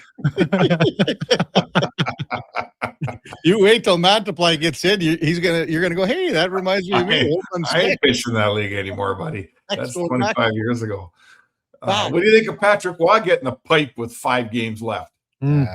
Well, they're just getting the heads up, right? They're making a quick turn and burn to get the Boer before the Leafs would try to snag him or another team next year. So is that what you think? Yeah. Well, I mean, Waugh's got 2 more years left on his deal. And they're 1 point out of a playoff spot. It has to be for the future. Yeah. Because they're in it right now. And he's got term. It's term too. It's not just for the rest of the year like Torts. No, they gave him 4 more years, didn't they? I don't know if it was. Is it 4? I think that's what I read was 4 more years. Well, there you go. So, and Torts signs for 8 games. I like that contract better in Vegas. And Patrick Waugh's got 2 more years, Spec. Well, good for Patty Waugh, but I wondered, he left Colorado, and I remember him saying it took him a long time to get that job on the island. He went back to Quebec Ramparts. Remember, he was in the juniors for a long time. And I remember him saying, man, I didn't think I'd be out of the league for that long. I wonder, does Patrick Waugh's name fall into that rotation of former NHL coaches that just keep getting jobs like Tortorella and DeBoer, and Cassidy, who will get hired? Or does he fall back out of the rotation again? Do we consider Patrick Waugh to be a top flight NHL coach here or what? I'd say no, and here's what I would say too, Spec. He's got to go, okay, I got 2 more years left. Maybe it's better that I just go back to junior and I can enjoy myself there. I just don't know. Like, he's a 60-year-old guy, Spec. Oh, how old is Torts? 67. Yeah, so what's age got to do with it? Well, enjoy yourself. Go back and coach the kids. You had more fun there than all the crap that's been going on with you in Colorado and the island. And I guess the difference too, part of it in my thought process was Torts is a lifer coacher. Man, Patty, he played, he coached. Go enjoy yourself, man. You did it all at all levels. Go enjoy yourself. Let the body chill. He's never won a round in the playoffs, Spec. Never. As a head in the National Hockey League. Right. And he's missed the playoffs 3 times. Right. And then it gets fired right before the team maybe makes it this year. So maybe makes it this year. So his resume's not great. So that becomes the question: who hires him, right? Mm-hmm. Mm-hmm. And does he want to come and be an assistant coach? No. I mean, Cassidy's the guy. Now that DeBoer's gone, Cassidy's the first hire out there for somebody. Is he the front runner for Toronto? I mean, I guess. Yeah, I would avoid Toronto at all costs if I was a head coach, but I know there's money there, but I don't see any promise. I don't see any chance to have a good team. Like, that team's going to go through, I would predict to you right now, that team's going to go through 2 coaches before it's back and we look at it like it could win a playoff round. Maybe I do it, honestly. I'm not just saying it's at Toronto. They're far away. They're far away. All right, Spec. Early practice today, 10:30, I guess, before they head out, huh? 10:30, I know, exactly. A guy's got to get his coffee in him, a couple games of crib, and get going here, Kev. Come on. We were talking about you and Shelka playing crib. Like, I don't know how in the hell that you would ever, like, she must dominate you on the crib board. Dominate. No, I would tell you what, we always say we probably should have started keeping score 20 years ago, but it's even Steven. She has the good days. I have my good days. We rub it in when we win. Do you a little bit pissy when we lose? I don't know if you do it. Do you have like the standard wood board or what? Oh, yeah. Okay. So what you do, Spec, is, and this has been long standing in the Karius household for many, many years. If you skunk someone, you write their name on the back of the board. So-and-so skunk so-and-so, and then you write the date.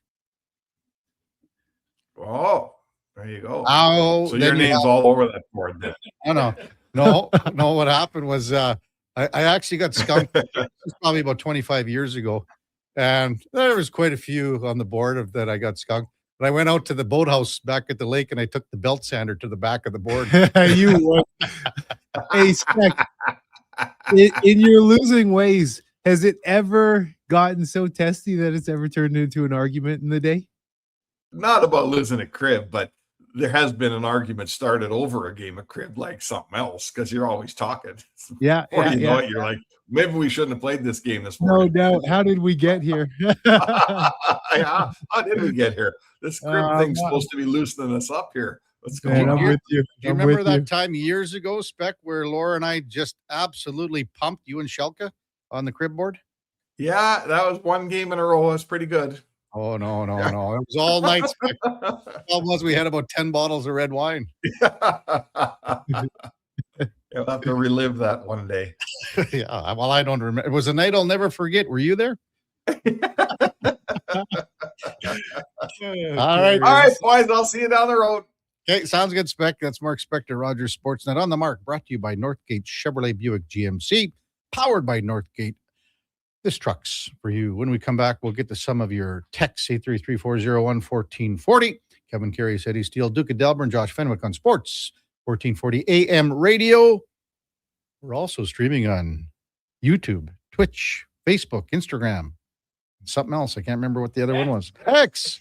At GS Construction, we're multitaskers. We've got lots of projects going on all around Edmonton and area. Different teams across the city working towards the same outcome. Installing today what will serve generations to come. It's a rewarding career and the work never stops. That's why GS Construction is always on the lookout for great people to join us. Right now, we're looking for experienced topmen, pipe layers, operators, and surveyors. So if you want to feel valued, empowered, and engaged in your work, visit gsconstruction.ca today. Come for Canada's largest trade shows, the biggest names in entertainment, exhilarating sporting events, and more. And stay for the experience at the Edmonton Expo Centre. Looking for the perfect place to host your next big event? From trade shows to galas, meetings, and concerts, the Edmonton Expo Centre has the space, event expertise, and service to make your next event unforgettable. With over 522,000 square feet of flexible event space, in-house catering, and operational expertise, they bring your biggest vision to life. Learn more at edmontonexpocentre.com today. At Hughes, it's all about getting in and out quick and clean. No cash, no problem. With Hughes' new tap and wash system, all you need is your debit or credit card to get your vehicle sparkling clean. Find us at hughescarwash.com.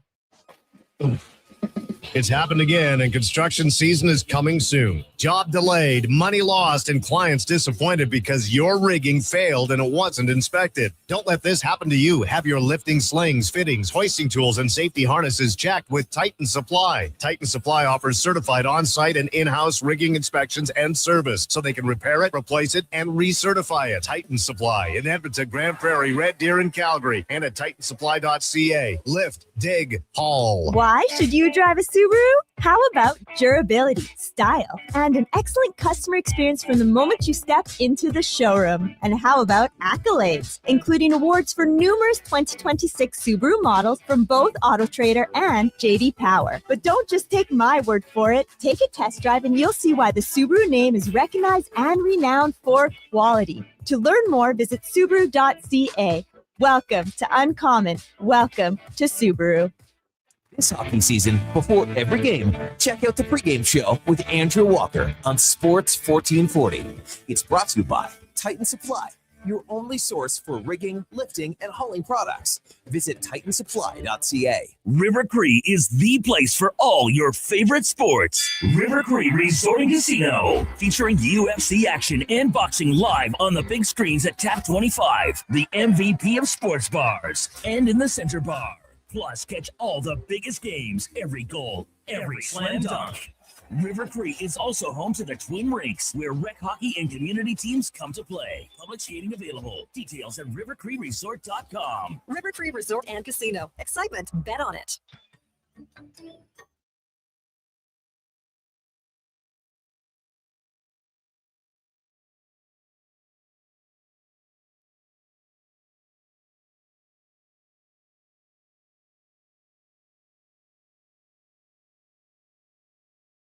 Have your sports curiosity cured with the Kevin Karius Show. This is Sports 1440.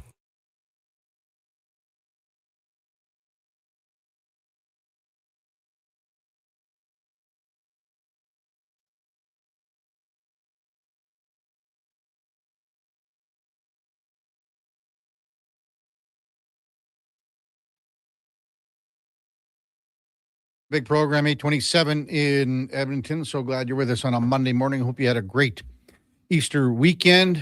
And with Easter weekend out of the way, I guess it's Masters Week. I think we can't wait. This is when people start really loving golf in these parts. Although it doesn't feel like golf season around here. And I don't think it's going to feel like golf season for a while, just when you look at the extended forecast. Man, we had some people last week saying, "Oh, we'll be golfing by the middle of April." I don't see it happen. I think we're looking at the end of the month here, earliest. It's too bad, but you can watch the Masters for 4 days this week. There's some. Duke, I was looking at Maverick McNeely. For you, yeah, that great future you gave me a month ago. The price is in the can. What is it now? Like, I think I put $10 on it, and my cash out is like $2. What? Well, like as in his odds have gotten substantially worse. That's what I mean. After that, he had one good round at whatever that was, the Players. He's plus 9,400, I see. And Kevin's just like, this is the guy. This is the guy. Dude. So I wasted some money that weekend. He finished like 20th. So how does it? Yeah, but I mean, okay, if you bet on him to win the Masters back then, and the price was 7,500. The price is now 9,400, which means my bet has less value now. Well, you got to chase this now. Kevin, that is the exact opposite of what responsible gambling is. Okay, so it's still so you'll be happy then. You got to chase anyway. I am fully prepared and ready that should Maverick McNeely win the Masters this a week today, we're gathered here in the studio. I will say how wrong I am, how smart you are, and whether you'll be buying whatever. And I said, and I'll be treating the studio to breakfast probably. I suppose that's right. Make it a Monday or Friday. I would imagine most of the doughs going on Scotty Scheffler. Yeah, he's at plus 440 last I saw. I'm not sure if that's that. I don't know where the odds. I think that's DraftKings possibly, but I'm not 100% sure. And it's different when on Sports Select. It's different too. Duke, right? Or so. Anyway, do you have a pick, Eddie, that you'd like to see come in here? You know, I was with you when I was thinking about it earlier. I think the big money's obviously going to be Scotty. We'll see what Connors can do. Think he'll finish top 10? I don't know. Well, he didn't play last week because there's something wrong with his game. So he didn't play the Valero, which he won a couple of years ago. So he didn't play there. And for not him, due to injury though, huh? He's just trying to work on the game. He was working on his game. Trying to get Masters ready. So, I mean, there's some great value picks if you're looking down the board. I mean, Cameron Young, you can pick him up at a decent look. The guy that I watched yesterday at the Valero, Robert McIntyre, who won the Canadian Open a few years back. Robert McIntyre was sniffing around till the last couple holes, had some problems. He finished one back at JJ Spawn yesterday. Now, how about Rory? Rory's always in the mix. Mm-hmm. I mean, that's just the way it is. Especially now the monkey's off the back too. Champion, but he's at 1075. I got John Rahm is higher than Rory. Rory's the third odds high, our best odds at 1075. DeChambeau's 1075. Ludwig Oberg's at 1700. I mentioned Cameron Young. Tommy Fleetwood always seems to be sniffing around, but doesn't close it out there. Robert McIntyre at 37, man. 3,700. It might be something to look at as far as value picks. Russell Henley always plays well there. Sleepers? I don't know. So, I mean, the last winners are McIlroy, Scheffler, Rahm, Scheffler, Hideki Matsuyama. 2020, Dustin Johnson was 20 under par. It's insane. And his game's gone like basically. Yeah, like Dustin who at this point? Where is he? Mm-hmm. The unfortunate part about the weather up here when it, is the Masters time, everybody that's a golfer, you get that itch and you just want to go play after watching the Masters. And we're going to have to hold off for quite a while, I bet. Montana races Oberg, and his odds are pretty decent too, 1,700. Well, Duke, I just hope Maverick McNeely comes through. Hey, you and me both. Well, I'll be rooting for him. What was the text that one guy sent in? Maverick McNeely has as good a chance as winning the Masters as Eddie Steele has of shooting par. Oh, something like that. Man, just had to drag me like that, huh? Mm-hmm. Happy Monday to you too. But I think a lot of people in town are certainly getting the itch. For sure. Yeah. I know I am. I can't wait to whoop your guys' butt out there. MPR is probably listening on radio, but he hasn't seen the video, like on the video feed here of the champion shirt that I have, UCLA women's. You're rocking the UCLA the baby team. blue. You're you are what they call a bandwagoner. I bought this shirt. Never seen it before until now. I've worn it on here, Duke. I brought it. I've seen it. Game we were at UCLA and I think it was Arizona State down there, football. So it was really good. At UCLA?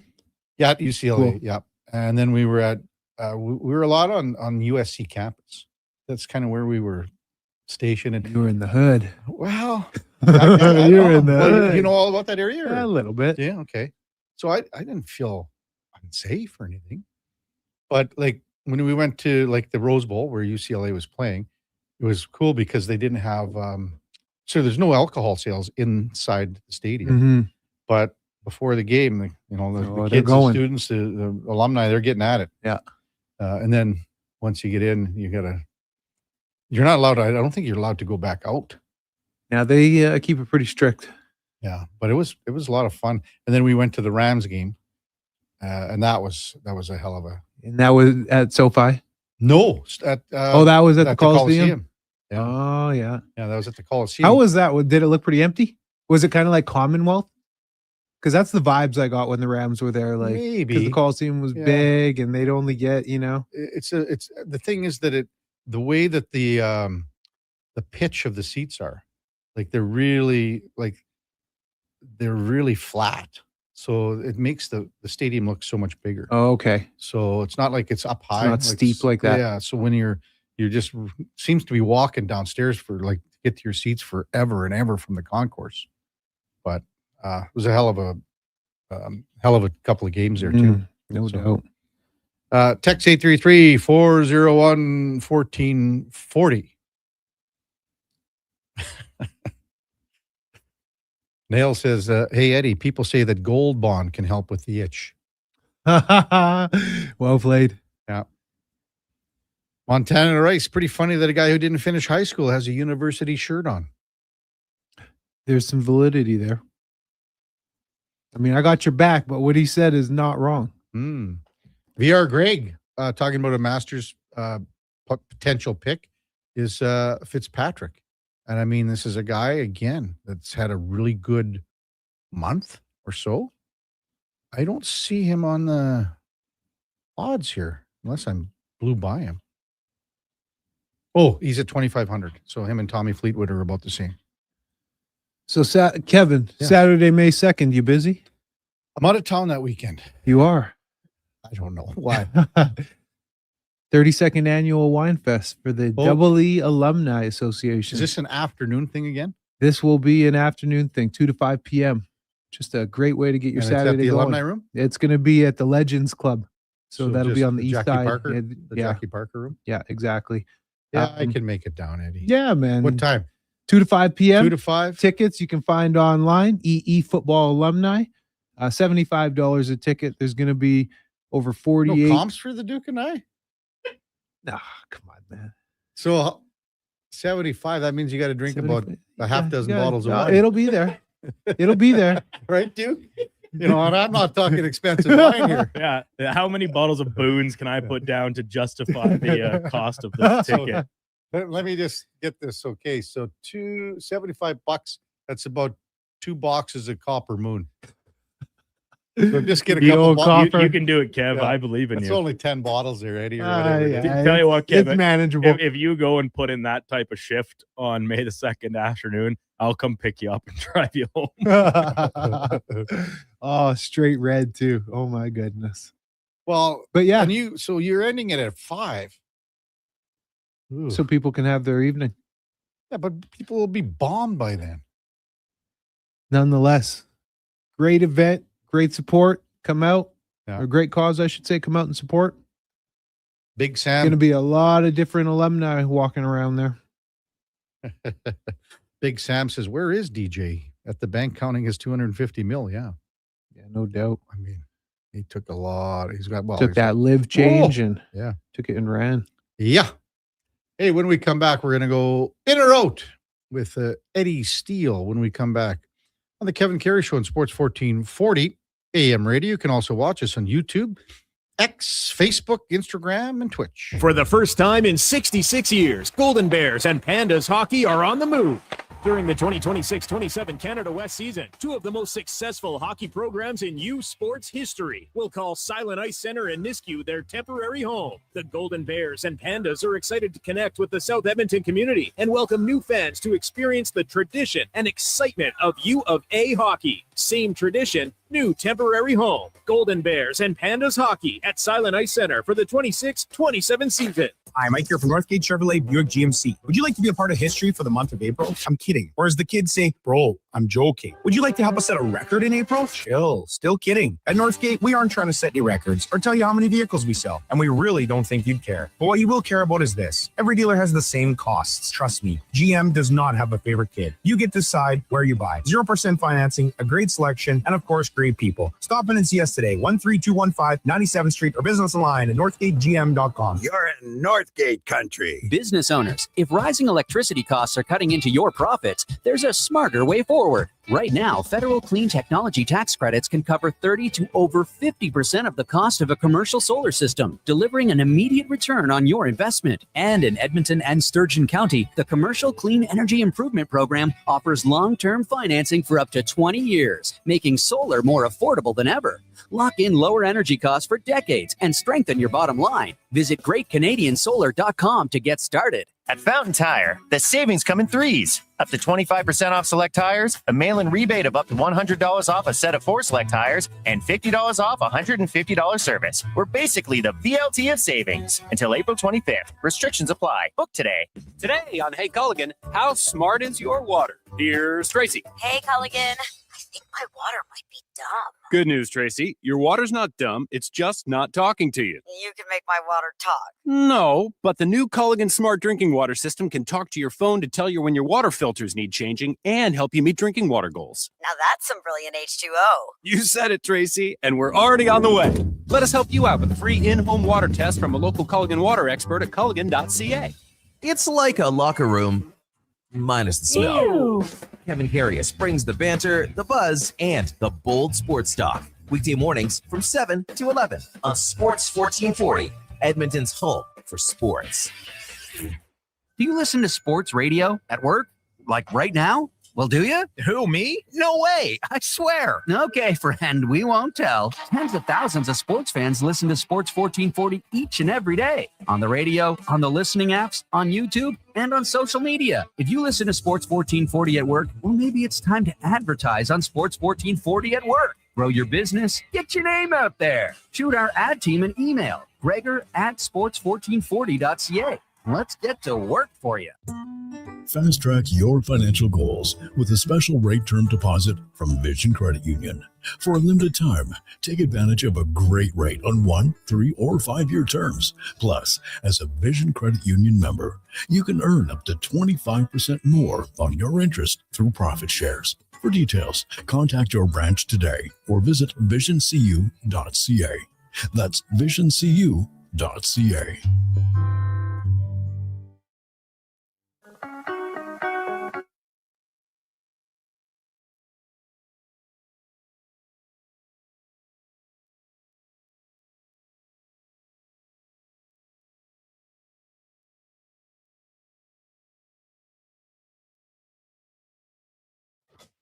And Karius Show, breaking down Edmonton's favorite teams, even though his favorite junior A hockey team is the Yorkton Terriers. Thanks for checking in with Sports 1440.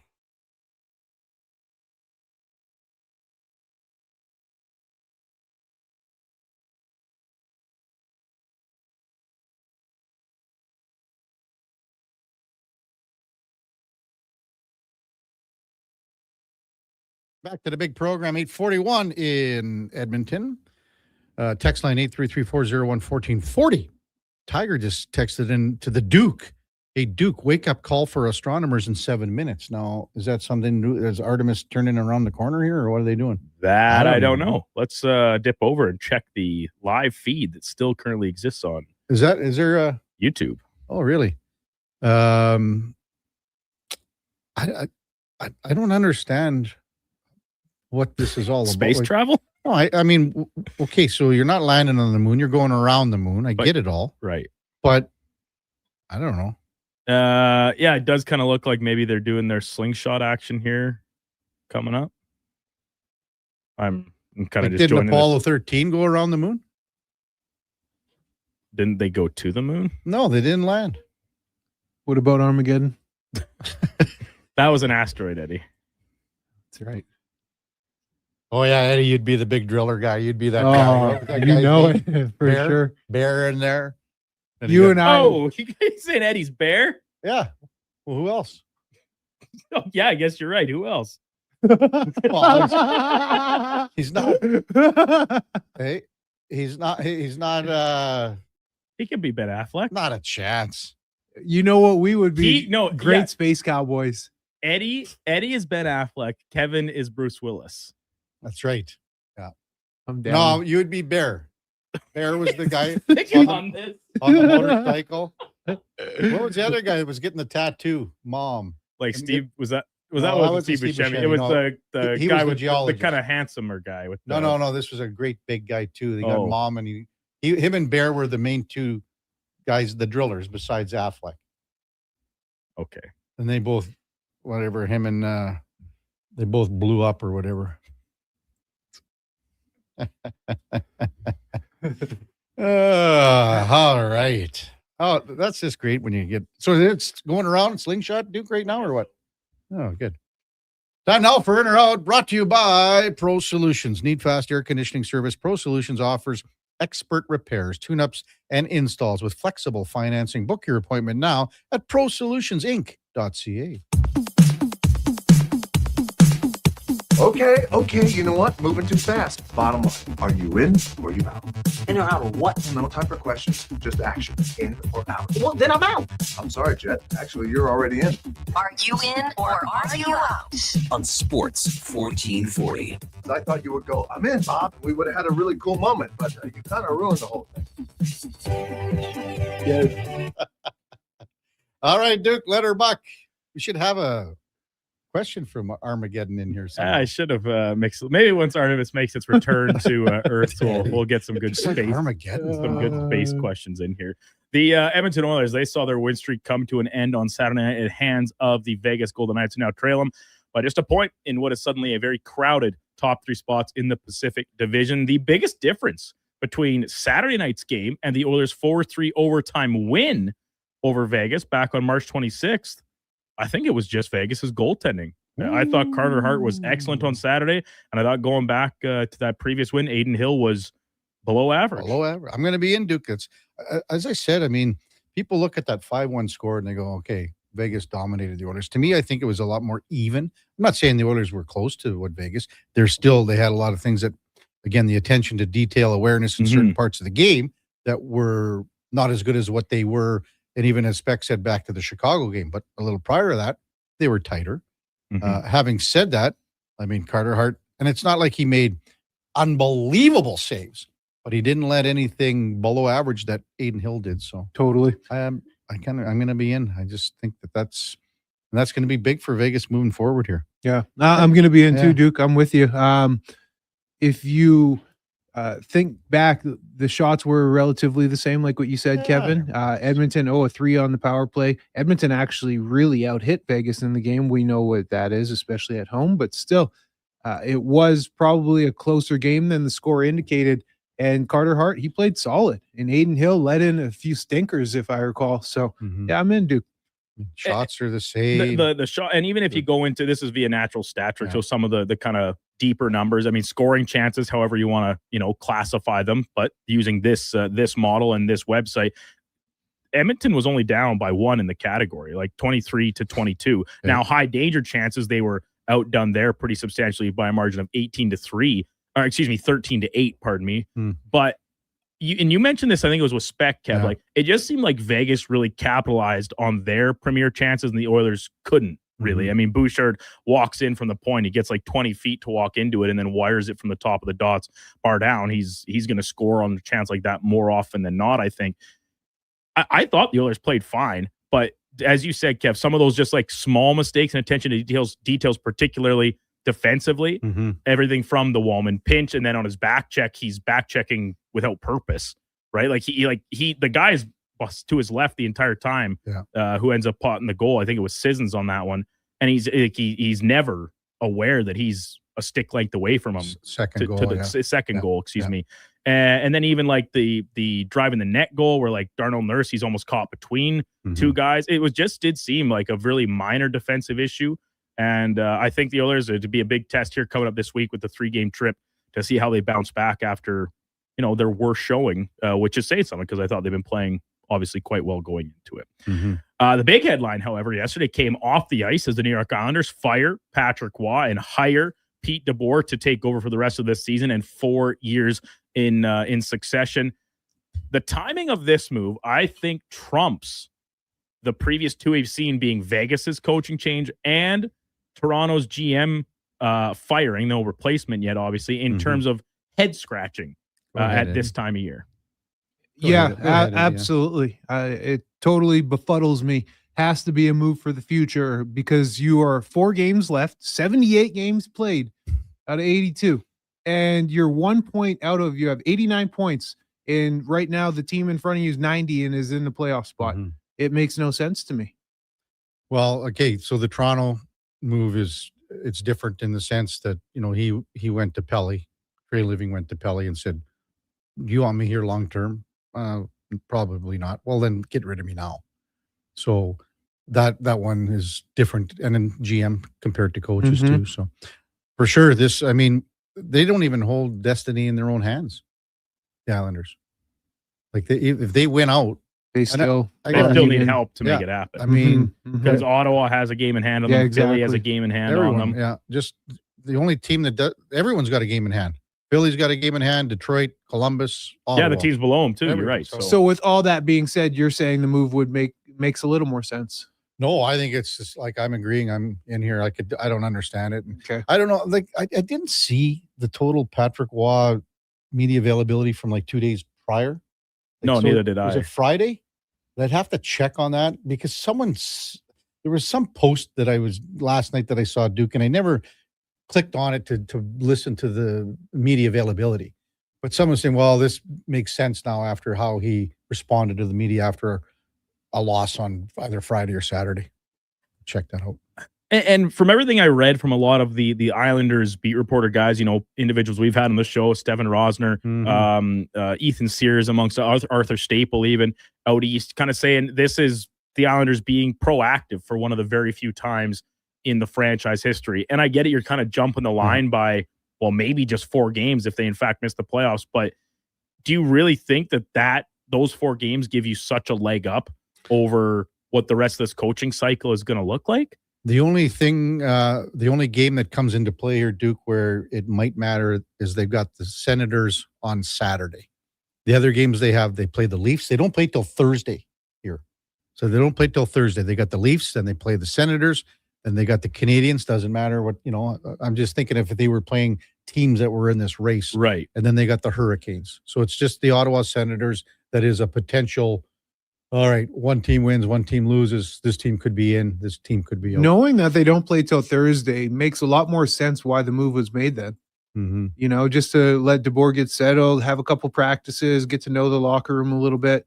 That kind of settles it a bit down for me. Yeah. It's not as erratic. My biggest takeaway from the Islanders is like this is a season in which they exceeded every expectation that anybody had laid out for them. Right. And a lot of that is on the back of Ilya Sorokin, Vezina Trophy campaign. Matthew Schaefer is going to win the Calder in a little bit of a runaway type competition. It's a season for the ages for an 18-year-old defenseman. Did you come into this year? Like you're not Vegas thinking you came in with Stanley Cup hopes. It's kind of like a season of found money.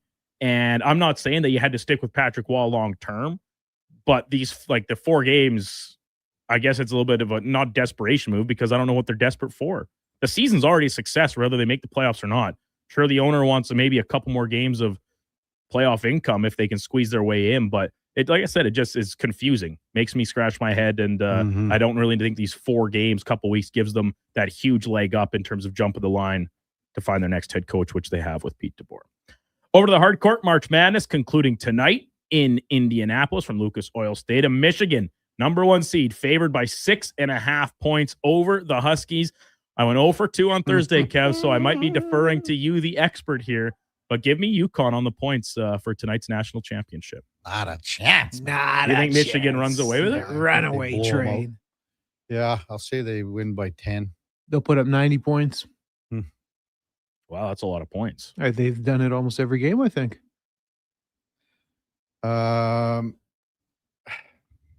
Whatever. I think they clobber. Yeah, I don't think I just think that, let's be honest here. I think that finally, I think the slipper's fallen off UConn here tonight. That's exactly what Dan Hurley wants you to think. That's fine. They shouldn't have beaten Duke. They got lucky with that, and against Illinois, whatever. I just think that Michigan's way better. I think that they're going to get taken to the intersection, Duke. Of Pound Town and Pump City. Meet us there. We'll see. We'll see. Eddie, you'll be getting the text from me later tonight when the Huskies have it close in the final few minutes. And I'm not convinced that the Huskies can win the game. I'd be surprised. But I think in a national championship game, the Huskies have shown ability to be gritty, play a solid all-around game. And the coaching, like I said, I think they're two of the best coaches in the country here in Dusty May and Dan Hurley. I like Hurley's experience and the ability to get the most out of his guys when the games matter the most. Toronto Blue Jays struggling last week, losing 5 of 6 to the Rockies and the White Sox. They'll now open up a 3-game set hosting the Dodgers in what is a World Series rematch starting today from Toronto. The Jays continue to pile up injuries, most recently Addison Barger leaving yesterday's game. But before that, it was Alejandro Kirk who was placed on the 10-day injured list. And of all the injuries that this team has piled up with, many of them on the pitching staff, I think Kirk's absence will be the most impactful. Oh, if you can't say more than one guy, right? It's just got to be one guy. One guy. Yeah. I mean, it's pretty hard to argue this. We just had so many guys out here on the pitching staff. I mean, between Ponce and Savage, and I'm probably going to go in Duke just because of what Kirk did last year. I still, as I said to Spec, keep an eye on Valenzuela. Even on the broadcast yesterday, because he got the start after a couple rough goes for Tyler Heineman, who we'll touch on more in a moment here. Like, between what Dan and Joe Siddle were saying, like, this guy, don't underestimate him, because he had a good spring. A lot of the scouting reports say he's very good defensively. It's just a matter of, can his bat provide enough in Kirk's absence to warrant more playing time than, say, this 50-50 split with Heineman. Like, fractured thumb, I don't like, this is not good. Like, that's 6-8 weeks, man. It's not good. So you're going to see guys like, I mean, Valenzuela is going to split here, and he might take over from Heineman. I hope Heineman, like, you heard, he was tore up after he had a base running mistake, and then an error, and then the throwaway. So, and that's after the second day in a row he throws one away that essentially costs him the game. So it sucks, but man, you got to show up in the moments. Hey, and full marks to him for taking it on the chin and being responsible and being accountable, accessible, accountable, all of it. Totally. Now, forget it all. Now, next time it comes around, you got to execute. Yeah. That's just the reality. And he's been, to be honest, he's been a pretty decent backup catcher. So this is a role that he's never been in here. So being pushed to the spotlight. And also you talk about like his actual production as a backup catcher last year was very good. Yeah. And he's clearly a player that means a lot to the locker room. And like, that's why you keep around role players. If they can perform on the field, that's great, and it obviously takes precedent. But also how they impact the clubhouse and in the dugout and stuff, he obviously has a big role there. Otherwise, I think this is a guy that is a little easier to replace, whether it be in this offseason or last. Like, he means a lot to the team. I'll tell you, like, Valenzuela was in the San Diego organization for like 6 years before he was in the Will Wagner trade, and I don't know if he was blocked out or whatever. They brought in a couple other catchers there over the years that maybe blocked him out. And this could be a guy, like, if you're scouting the minor leagues as a team, this could be like a real gem to find someone like this. So I'm really looking forward to watching this guy. Like, I mean, he had a real sharp hit on his first at bat yesterday. They flip him around because he's a switch hitter. They flipped him around later in the game. This is the first time I can remember that the Jays have had 2 switch hitting catchers for 2 months at a time here. So they have options. They have options, because normally what would happen is what? You're taking you're playing the pitching matchup. You're taking your catcher out after 5-6 innings, and when the bullpen comes in from the other team. So that's what's happening. But the ageless Paul Rudd. Paul. Kevin asked when he read this question, who is that? Who's Paul Rudd? Who is Paul Rudd? He turns 57 today, Kevin. He's a legend, an icon. Doesn't seem to have aged at all since his debut in Clueless, back when you were in short pants. And now Clueless, still, he's A good one, Kev. Now making waves as a superhero in the MCU. He's Ant-Man, but lots in between. I think his best movie was alongside Sean William Scott in the lead in Role Models. Role Models. All-time funny. I'm going to be out. I'll probably answer So for funny. KK. This isn't me, but I know you. I know what you're into. What? KK's favorite movie is Anaconda. definitely Sausage Party. Oh, boy. What's that? That's an Have you seen that? no. Why would I like? I mean, you guys are. No, What's the matter with it's a you? comedy, and it's animated. It's really eye-opening. It's Got to be pretty something with the Avengers. pretty no? vulgar, but it is funny. Oh yeah, Kevin says got to be something with the Avengers, as if he's ever seen a single 40-year-old superhero virgin. movie. He was good in that Okay, as a side character. but what about Ant-Man? Yeah, he's really good as Ant-Man. Okay. Good movie. I don't know. What's his Michael Douglas? I don't know. Oh yeah, there is Sausage Party 2016. Oh, Joshy that's boy, good. what do you got? Anchorman number 2. Yes. Dinner for Schmucks. That was a funny one. I am so in on this. Role Models is hilarious. Anyone that hasn't seen it, you gotta go see it. Like Role Models is so damn funny. I think it's my dad's favorite movie. And yeah, no, Role Models is by far like Paul Rudd's the funniest, best movie. That or Clueless. Double Clueless. Wow. Yeah, sure. I'll agree on all of that. If Hell of an actor. Look, I'm asking you, Kevin, as you obviously brought up the Wikipedia filmography Yeah, I mean, page. Go scroll down this. Have you seen any of these movies that he's in? Yeah, I've seen the Virgin. Mm-hmm. Have you seen Anchorman? Anchorman 2? No, Anchorman 1. Isn't he in 2? Well, yeah, they're all in. They recycle the cast. Well, I only see him. He's number 16. Is Anchorman 2? The Legend Continues. 16 what? In like a ranking? 2016. Oh. No. But his ranking. The 2013 is when it came terrible. out. Well, this is the ranking from Rotten Tomatoes or whatever. Rotten Tomatoes, all Paul Rudd movies. Avengers Endgame number 1. The Little Prince number 2. Captain America number 3. Ant-Man and the Wasp is number 5. And then the 40-Year-Old Virgin is 6. So that one I did see. That has to be going by like their own Rotten don't Tomatoes know. ratings or something. Is it ranked by like what they made in the box office? You're asking too much here, Finney. You know, you're asking too much. Anyways, that's a terrible list. I just got it from Rotten Tomatoes. They're terrible at what they do. Okay. He's not my favorite though. These types of movies aren't my favorite. What, superhero movies or comedies? This type of comedy, like Will Ferrell style of comedy, not my favorite. Seth Green, that type of comedy is not my jam. He's So like how a- come he's- I Love You Man isn't in this? Did we mention I Love You Man? No, we didn't. I Love You Man. I love you, man. An Ant-Man from our text line just said, "Did you call me?" That's In or Out, brought to you by Pro Solutions. Check them out at prosolutionsinc.ca.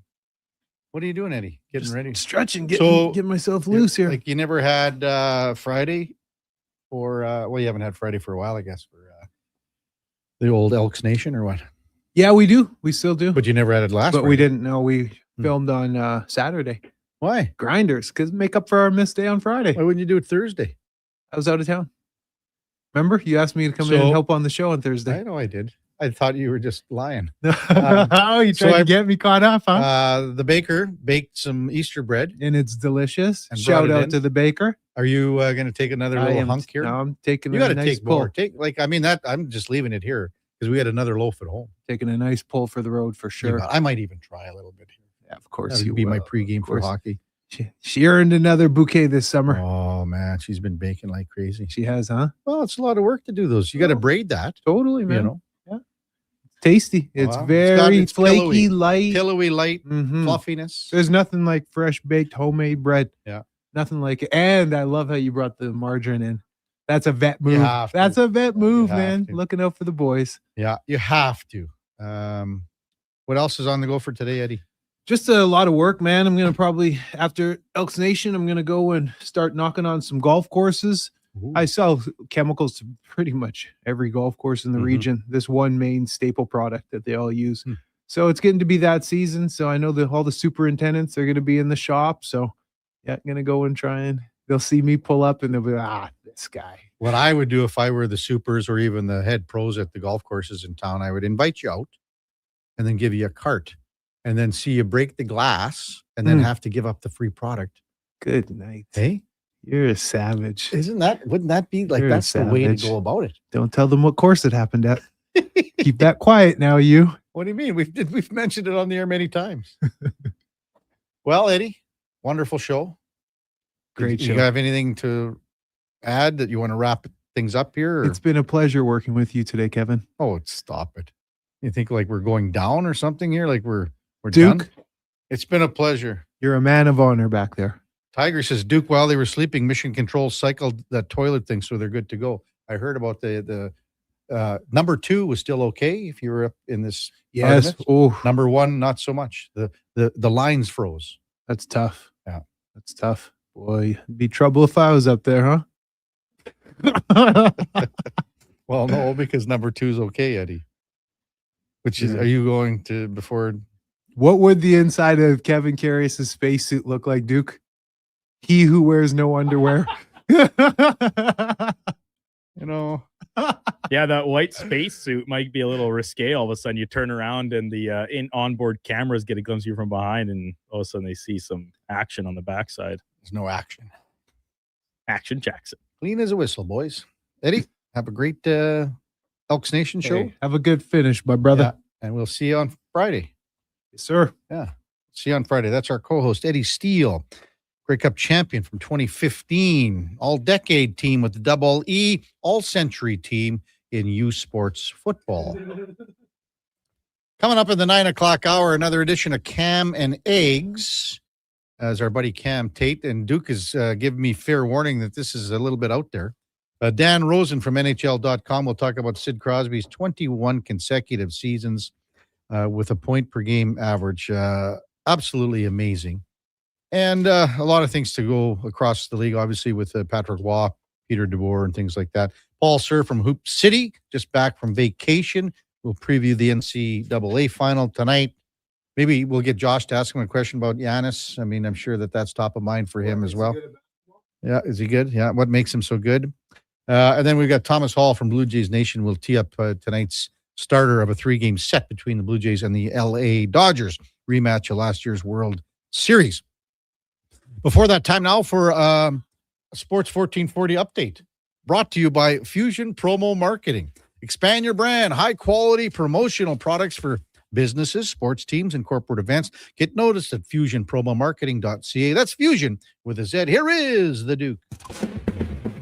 The Sports 1440 update.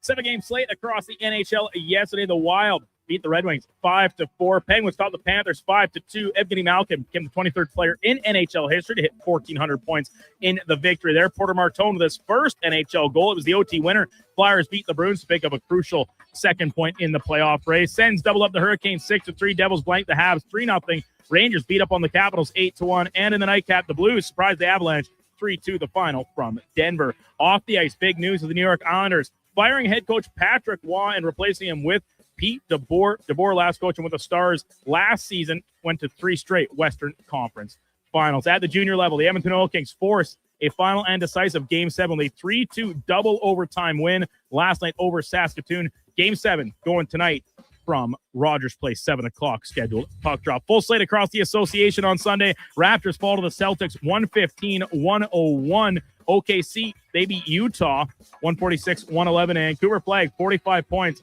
in Dallas's 134-128 win over the Lakers. And finally, women's March Madness, including yesterday, UCLA picking up their first national championship in history, defeating South Carolina 79-51. Coming up in hour 3 of the Kevin Karius Show, we'll hear today's edition of Cam and Eggs and be joined by Dan Rosen from NHL.com. I'm Brandon Douglas at your Sports 1440 update. This is Sports 1440, a Stingray radio station broadcasting on Treaty 6 territory. Download the free iHeartRadio app and listen to CKJR wherever you go. Booster Juice is going crazy for hazelnuts. No, not crazy. Nuts. Booster Juice is going bananas for hazelnuts. I mean, there are bananas in smoothies, but that's not the point. Banana juice is booster for hazelnuts. What? Just stop. Booster Juice is going nuts for hazelnut. Introducing the Nutty Monkey Smoothie, Holy Hazelnut Acai Bowl, and Nutty Booster Ball, all made with rich, creamy hazelnut spread. Try them today, only at Booster Juice. Canadian born, blending since 1999. Whether you're a craft beer connoisseur or more of a wine aficionado, there's always something new to discover at Sherbrooke Liquor, a unique, family-owned, independent liquor store. The selection, incredible. The non-alcohol section is also very impressive. Sherbrooke Liquor, expert, knowledgeable staff with a passion for unique finds. More than just a liquor store, we're a community. Alberta's best, the one and only Sherbrooke Liquor. Wine, spirits, and oodles of beer. Visit SherbrookeLiquor.com. Mr. Rooter sees a UFO. Mr. Rooter says 1 plunge, 2. What's this? A UFO? An unidentified floating object. It's beginning to glow and levitate. Thank you, Mr. Rooter. You have freed us from the gravity of the white hole. Humanity will be spared. Wow! People aren't going to believe this when I put it in our new commercial. If you want to believe in a plumber, call Mr. Rooter. This jersey was worn by the legend himself, signed and everything. You can't just wear it. I'm framing it with expressions and images. Your prized jersey deserves better than the closet. Think Expressions and Images, your local custom framer since 91. You name it, we frame it. It's Truck Month at Wolf GMC Buick, and we know trucks. And we have the best deals of the year right now. Some have 0% for 4 years. We have 0% for 6 years. That's on our #1 selling GMC Sierra half-ton crew cab, or the Elevation, the AT4, or Denali. Yep, 0% for 72 months. And Costco members get an extra discount on some of our SUVs. Pop in today and drive away smiling. Wolf GMC Buick. We're making it easy. Are you overwhelmed by debt and getting nonstop calls from creditors? It can feel like there's no escape. Debt doesn't have to be a life sentence. A single call can turn things around. My name is Parveen Middleton. I'm a licensed insolvency trustee at BDO right here in Edmonton. I can help you become debt-free with a solution just for you. Let's put an end to those calls from creditors together. Call 1-833-BDO-TALK or visit bdodebt.ca to discover your debt-free future. For over 60 years, the folks at Diablo Boots have been selling the best Canadian-made boots. Handcrafted in Winnipeg, Canada West makes the best quality cowboy, biker, and work boots for Diablo Boots with replaceable soles and heels. Why buy cheaper quality like Ariat, Justin, and Red Wing made in China when Canadian-made is better? Support Canada's workers and Diablo Boots for the best boots. So save on boots by Save On Foods. That's Diablo Boots, 3340 Gateway Boulevard on the east side of Save On Foods. Canada West and Diablo Boots, the two best names in the boots business.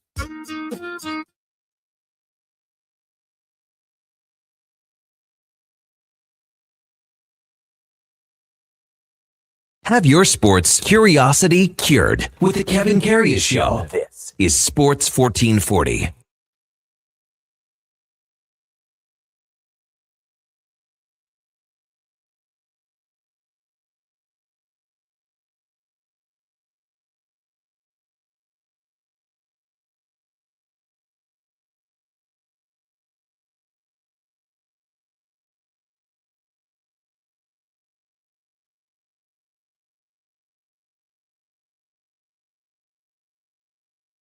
All right, welcome back to the big program. 9:12 in Edmonton. Kevin Karius, Duke of Delburne. Josh Fenwick with you here on a Monday morning. Hope everyone had a great Easter weekend. Hour number 3 of the Kevin Karius Show here on Sports 1440. And we are in the second week of Cam and Eggs with our old pal, Cam Tate. We got off to a roaring start last week. And here's his Easter Monday edition of Cam and Eggs. Hope you have a big hunger this morning. We have a half dozen. That's right, 6 eggs for your omelet with Oil Kings Oilers, Chris Pronger, and some bad news. Yes, bad news for Vegas coach John Tortorella. Let's dish 'em eggs up. 2 more. Write it down. Over there, Duke.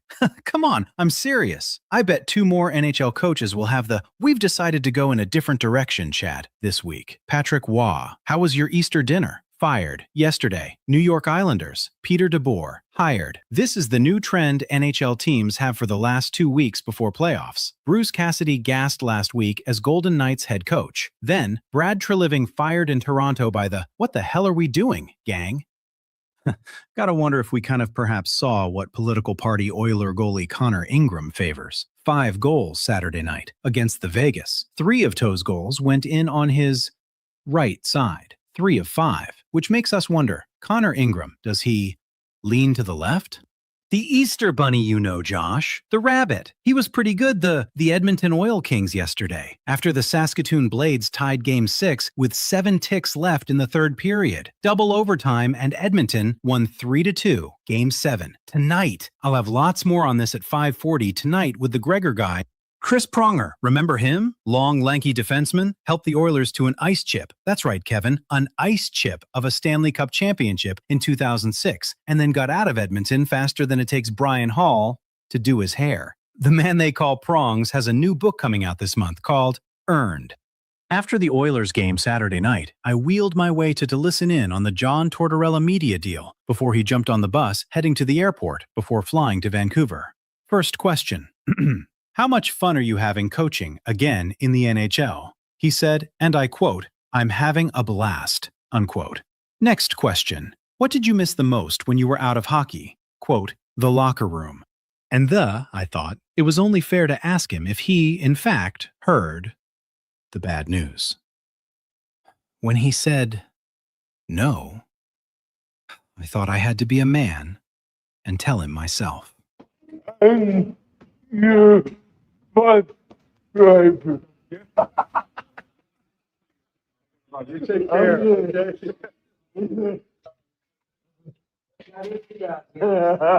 Cam and eggs. No eggs this morning. Did you notice? We'll go see Grandma Anderson today. Sports, 1440.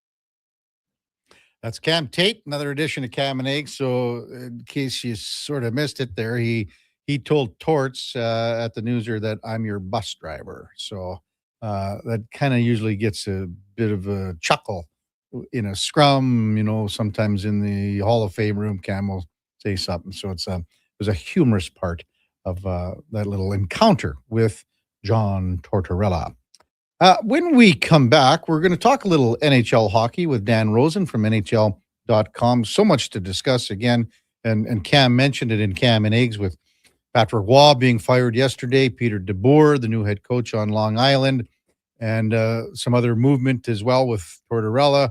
But the races that are going on right now in the Eastern Conference and the Western Conference, pretty sure Dan Rosen, who's been around a long time, I don't think he's seen anything like this, how tight it is and how many teams, are still in the mix. That's coming up right after the break on the Kevin Carey Show with the Duke of Delburne and Josh Fenwick on Sports 1440 AM radio. We are streaming on YouTube at Sports 1440 AM. We're also on X, Facebook, Instagram, and Twitch. Come for Canada's largest trade shows, the biggest names in entertainment, exhilarating sporting events, and more. And stay for the experience at the Edmonton Expo Centre. Looking for the perfect place to host your next big event? From trade shows to galas, meetings, and concerts, the Edmonton Expo Centre has the space, event expertise, and service to make your next event unforgettable. With over 522,000 square feet of flexible event space, in-house catering, and operational expertise, they bring your biggest vision to life. Learn more at edmontonexpocentre.com today. Want to invest in Alberta's workforce, fill your talent pipeline, and get funding? Karius, the next generation, connects employers with motivated, pre-vetted youth through funded internships. Easy, impactful, and risk-free. When you work with a group like Karius who have experience in that area, they can demystify and navigate all the complex steps and stakeholders that have to be involved. Visit careersnextgen.ca today. Spring into savings at The Brick. Refresh your home with huge discounts. Save up to $1,800 on sofas and sectionals. And buy more, save more. Up to 25% off bedroom and dining furniture. Dreaming of better sleep? Upgrade your mattress game and save up to 40% off select mattresses and score free delivery when you use your Flexity card. Plus, save 15% when you buy 2 or more select major kitchen appliances. Some exclusions apply. See in store for details. The Brick, proudly Canadian since 1971. Remember 2025? That's so last year. But seriously, St. Albert Dodge needs to clear some 2025 models off the lot to make room for new inventory. So they're having a huge clear out of all the remaining new 2025 Jeep Wrangler Saharas. The Sahara package is the best seller, so they have a great selection to choose from and priced from as low as $59.9. I don't have to tell you, these are going to go fast. So get there before they are gone. Just head up the trail and see how easy it is to do business at St. Albert Dodge. This hockey season, before every game, check out the pregame show with Andrew Walker on Sports 1440. It's brought to you by Titan Supply, your only source for rigging, lifting, and hauling products. Visit titansupply.ca. Tough loss tonight, Coach. What happened out there? Well, we played like our goaltending was, and our defense was an absolute disaster. Okay, no more questions. Somebody needs a filter. Good filtration makes a big difference. Napa Auto Parts annual spring filter event sale is on from April 7th to April 13th. Save on cabin, air, and oil filters to keep your vehicle running clean. Visit your participating Napa store today or shop online at napacanada.com. That's Napa know-how. Bashaw Concrete Products. From concrete and septic tanks to blocks, precast water pads, Jersey barriers, and aggregates. Farmers, contractors, homeowners. Plan your next project at BashawConcrete.com. Family owned, over 60 years pouring. Bashaw Concrete Products. Once again, start here. BashawConcrete.com. Tomorrow and Wednesday is the Critical Care On the Air Radiothon for Stars. Your chance to support this vital service that delivers life-saving care to Albertans. Listen for stories from Stars VIPs, very important patients, and how Stars has made a difference in their lives. You'll also hear from members of the Stars team. Tomorrow and Wednesday, the Critical Care On the Air Radiothon for Stars, presented by BHP and Parrish and Heimbecker. Please donate and help keep stars flying and saving lives. Visit criticalcareontheair.ca.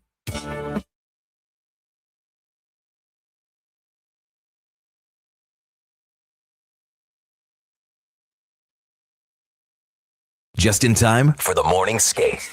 This is the Kevin Karius Show on Sports 1440.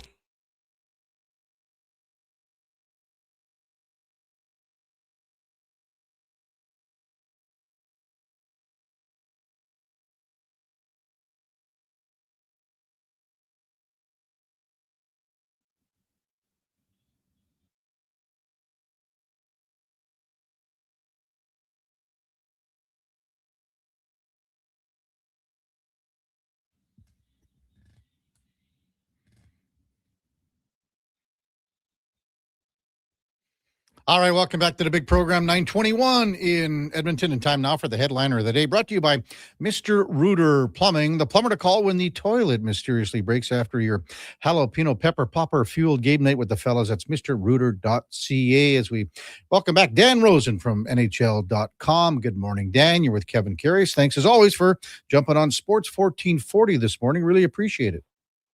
Yeah, Kevin, what's going on? How are you? Oh, we're looking forward to some just unbelievable races down the stretch, just like you guys are out east. Before we get to all that, Dan, I wanted to get a quick thought on what you made of the coaching change on Long Island with Peter DeBoer taking over for a fired Patrick Waugh. Well, listen, it took me by surprise, no question about it. It didn't. This is the second time in, a week, we've seen a coach get fired with his team in a playoff position, which just shows you how cutthroat this business is. Mm-hmm. It really is, and it shows you, how cutthroat winning is. Matthew Darsh speaking this morning to reporters on Long Island, he praised Patrick Waugh for the job he did this season, and it was not an easy decision that he made. He said he didn't think Patrick Waugh lost the room. If he felt that way, he would have done more. He would have done it earlier. Mm-hmm.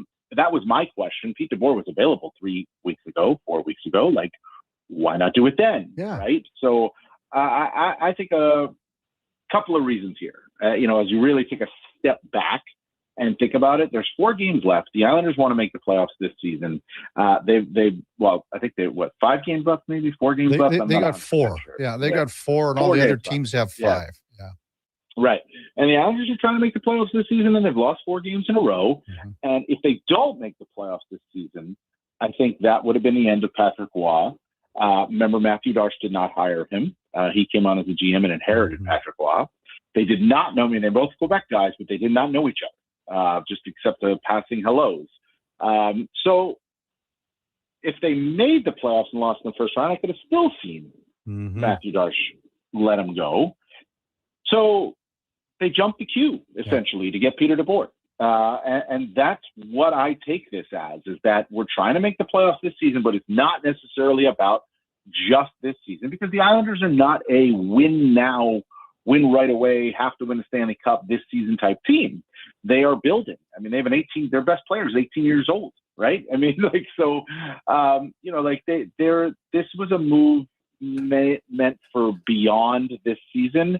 And I think what Matthew Darche saw was that there would be a number of teams that had coaches openings after this season, and Peter DeBoer is going to be a wanted guy. So let's jump the queue, see if he's interested. Who wouldn't be interested when you've got a goalie like Sorokin and a defenseman like Schaefer, and a GM like Matthew Darche, by the way? And so they made the move, and that's where I settled on it. But it was definitely surprising when I saw it come through. And I jump in the queue is a perfect terminology here, Dan, because other teams like the Leafs and whoever else that would be looking for a head coach for next year, although the chief is still there in Toronto, don't want to, make him walk the plank as much as everyone else is already.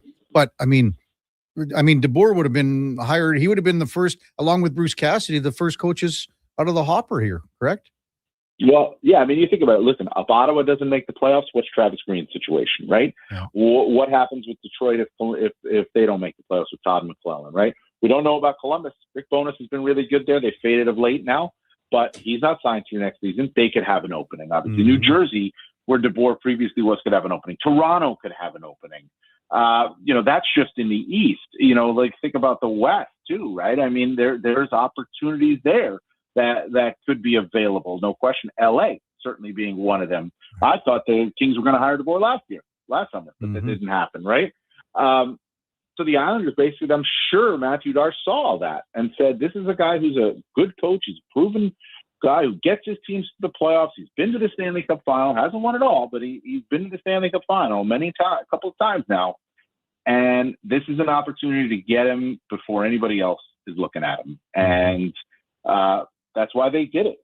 To me, that's why they did it. And it doesn't come, there's nothing more basic. Matthew Darche believes, and I don't know how you argue it, that Pete DeBoer is a better coach than Patrick Roy, and he went after and he got Pete DeBoer at a time his team was slumping, so it makes sense now. And the other thing about it, too, if you're Pete DeBoer, you look at the jobs that could become available, this one's really attractive. Dan Rosen, NHL.com, our guest on the Kevin Karius Show on Sports 1440.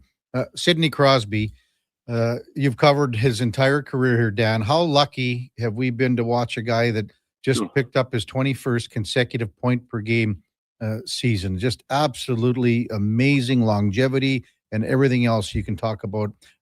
One of the faces of hockey for all time. Well, you said it. I mean, he's on the Mount Rushmore, if you ask me. He has to be to be able to do what he's doing at his age, at the consistency that he is doing it with. It is simply just remarkable, and he's obviously the biggest reason that the Pittsburgh Penguins are in position right now to be a playoff team this season when nobody thought that was going to be the case. And there was all these questions. Remember, wasn't that long ago? There were all these questions like, would Sid finish his career there? Would Colorado try to get him? Like, he ain't going anywhere. You know what I mean? Like, he's not going anywhere. And 21 seasons, we're incredibly lucky to experience the Sidney Crosby era. It's generational. He came in that way, and he will leave that way whenever it is that he's done. He is not done. I could see him playing for another 2-3 seasons, if not more, because he loves it. He eats it up. He trains as hard as anybody. He keeps himself in tip-top shape, and his skill and his leadership and his ability it's not going away. I mean, he's not a 130-point player, but Sidney Crosby's a point-per-game player for 21 consecutive seasons. It is absolutely remarkable. It truly is, Dan. I mean, they look to be a pretty safe lock for the number 2 hole in the Met here, which is lining up, even if you look at the standings today, it could be a Pittsburgh-Philly opening round series That would not be nutso. Oh. Yeah, that would be a lot of fun. I mean, I've covered Pittsburgh, Philly in the playoffs before.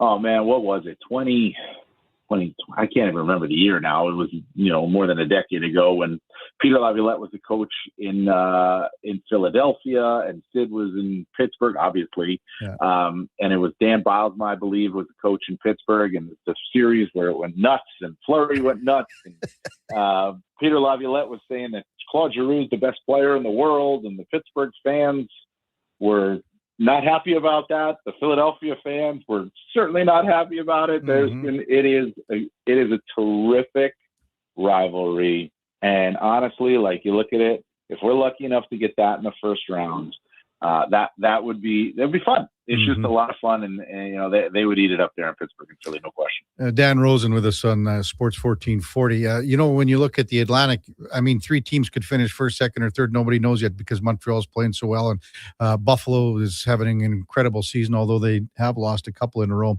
That's where I want to start in that division with Buffalo.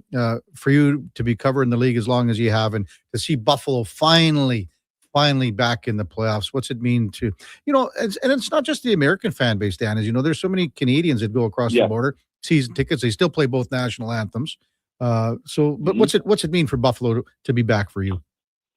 Well, to me, it's such a great hockey market.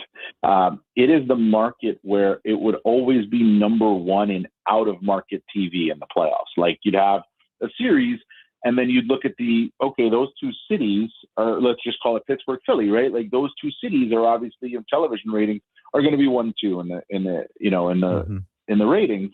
Buffalo is always the number one out of market. It's a great hockey market. These fans there in Buffalo, they live and die by their sports teams.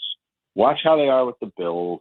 And now they're finally got something to celebrate here with the Sabres too. I think, like, if it is Buffalo and Montreal in the first round, it's going to set a decibel level meter, like record. It's like, it's going to blow the doors off of these buildings. It's going to be so loud in both of those arenas. And I really appreciate it for the fans in Buffalo because they're blue collar. They love their Sabres. They haven't abandoned the team. They stopped, maybe some of them stopped going because they were so frustrated. They were watching, and they're certainly watching hockey, and now they're getting rewarded by this team. And you hope it's not just for them. You hope it's just not a reward where they get a couple of home games in the playoffs and then boom, they're out. This team, I think, has the ability to go on a run here. To me, it's all season long. It's been a why not us Eastern Conference. Yeah. So if you're the Buffalo Sabres, why not us? How much noise can Montreal make? The Habs clinched now; they're in. How much noise can they make in the postseason here, Dan? I think they can be a really dangerous team in the playoffs, and that's what scares you if you're a Buffalo right now, because that's the matchup as you see it here. And both of those teams have 5 games left. In Tampa, who's in first by 2 points, has 6 games left. So that's looking good right now for the Lightning, although they got a big one with the Sabres coming up. I think the Canadians, they learned a lot last year. I remember Marty St. Louis, they came into Madison Square Garden. I can't remember at the time of the year. It was halfway through, maybe a little bit later than that. And I asked him, are you starting to see that your guys learned from last year as these games, as we're now entering the second half? And he said, absolutely, you start to see it. So if their goaltending holds up, I think they're really dangerous. They're fast. They're fun. They're electric, type team. Nick Suzuki is just an absolutely terrific player. Cole Caulfield's a 50-goal scorer. To me, it comes down to if their goaltending holds up and who that guy is going to be, and is he going to hold up in the playoffs? Because that's the biggest question for the Canadians as they enter the playoffs. And if that holds up, I think they can go on a run. Do you think the Ottawa Senators are going to get in, Dan?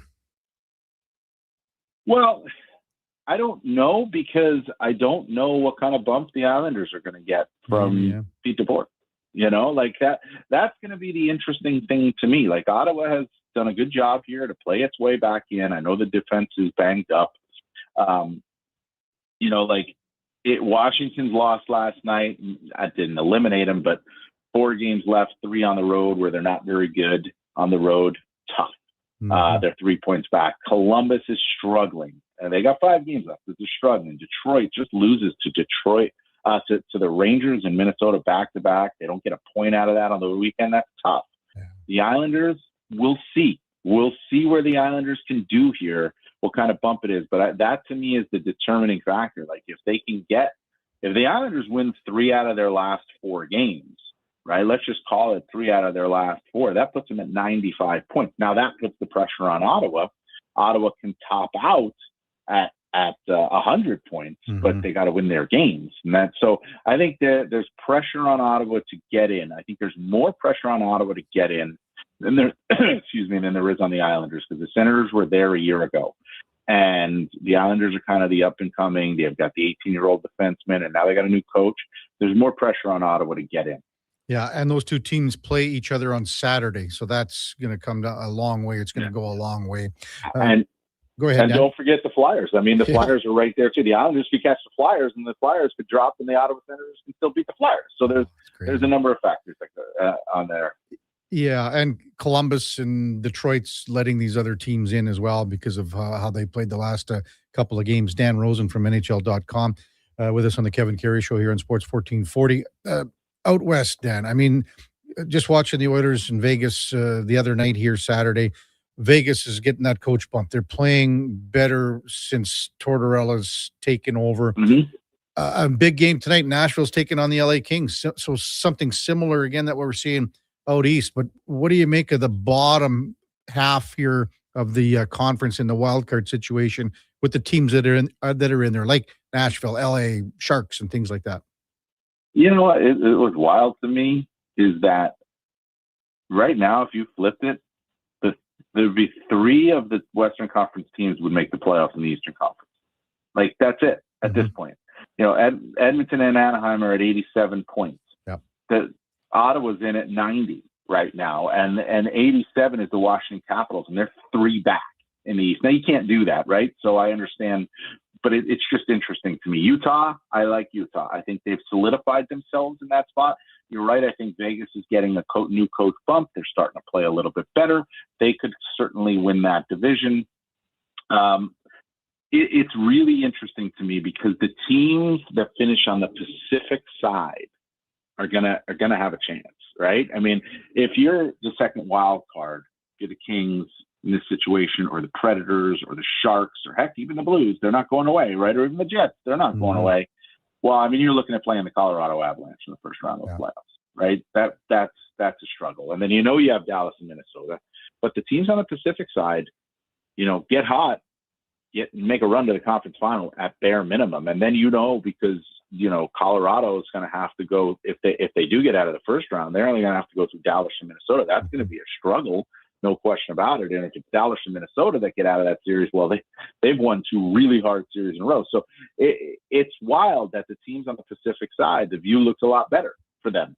But it's like, who wants it? Do any of these teams really they all want it. I understand that. I'm not saying that, but it's just kind of weird, right? You look at the Ducks are a -14 in goal differential. The Predators are a -22. The Kings are a -26. The Sharks are a -36. And 2 of the 3 are getting. 2 of these teams are at bare minimum. 2 of these teams are going to be playoff teams. It's fair, but I mean, this happened last year in the East too, where the Calgary Flames were head and shoulders points wise ahead of teams that were making the playoffs last year in New Jersey and Montreal. In fact, the Calgary Flames were 2 points less than Florida last year. So, I mean, it's cyclical. There's ebbs and flows to each season. So it is. The difference with last year, though, is Calgary was the team that just missed on a tiebreaker, right? I think it was like 1 win that got the Blues in ahead of the Flames. But then it was, then I think, the Canucks and Utah were behind that. Yeah. Whereas this year, in the East, you got 4 or 5 teams that are battling for that spot. And, so that to me just makes it a little bit crazier. But listen, you're right. It's totally cyclical. Last year it was the East. This year is the West. Yeah. Hey, Dan, just to let our listeners know with NHL.com how wacky and nutso it's going to be for you guys here in the next 10 days as the playoffs are around the corner next week. Absolutely, it is definitely. I mean, we'll have everything covered, no question about it. You know, and NHL at the Rink too. Our podcast, my podcast with my co-host Sean Rourke. We have that every Wednesday.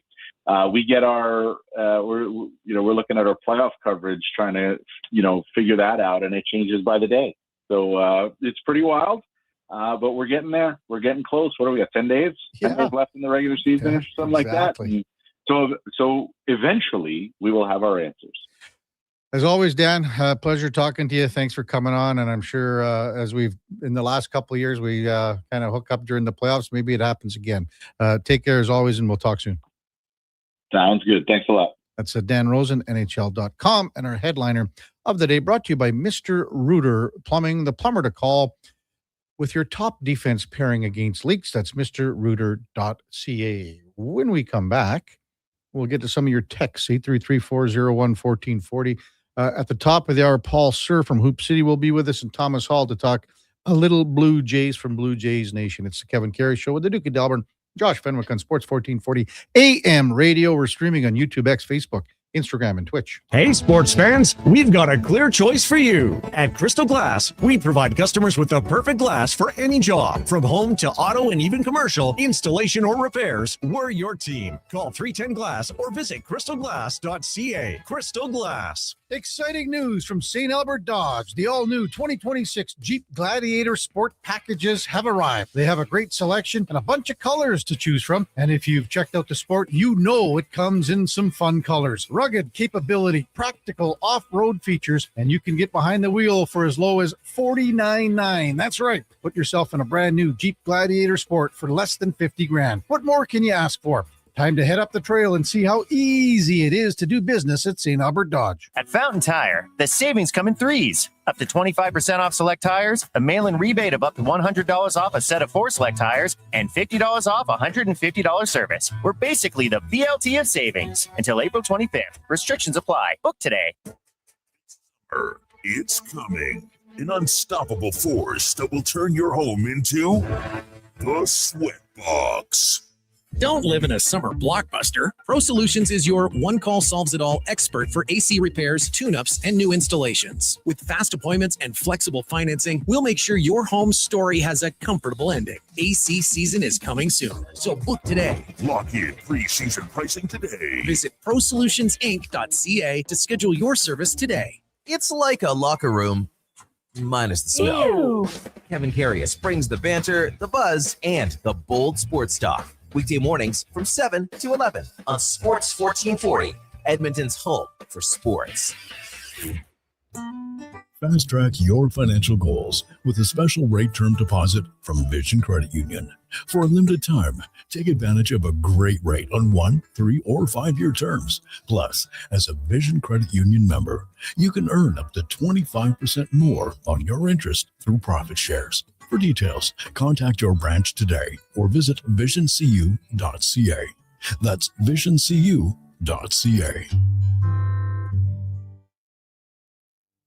Alberta runs on hard work and high performance. Titan Supply has the products, knowledge, and service to ensure that performance. Now, they're part of Benmore, a Canadian company delivering lifting and securement solutions across the country. From designing and manufacturing to delivering lifting slings, securement products, crane cable, and more. They're built to take on the toughest jobs. Titan Supply and Benmore, stronger together. Visit ben-mor.com.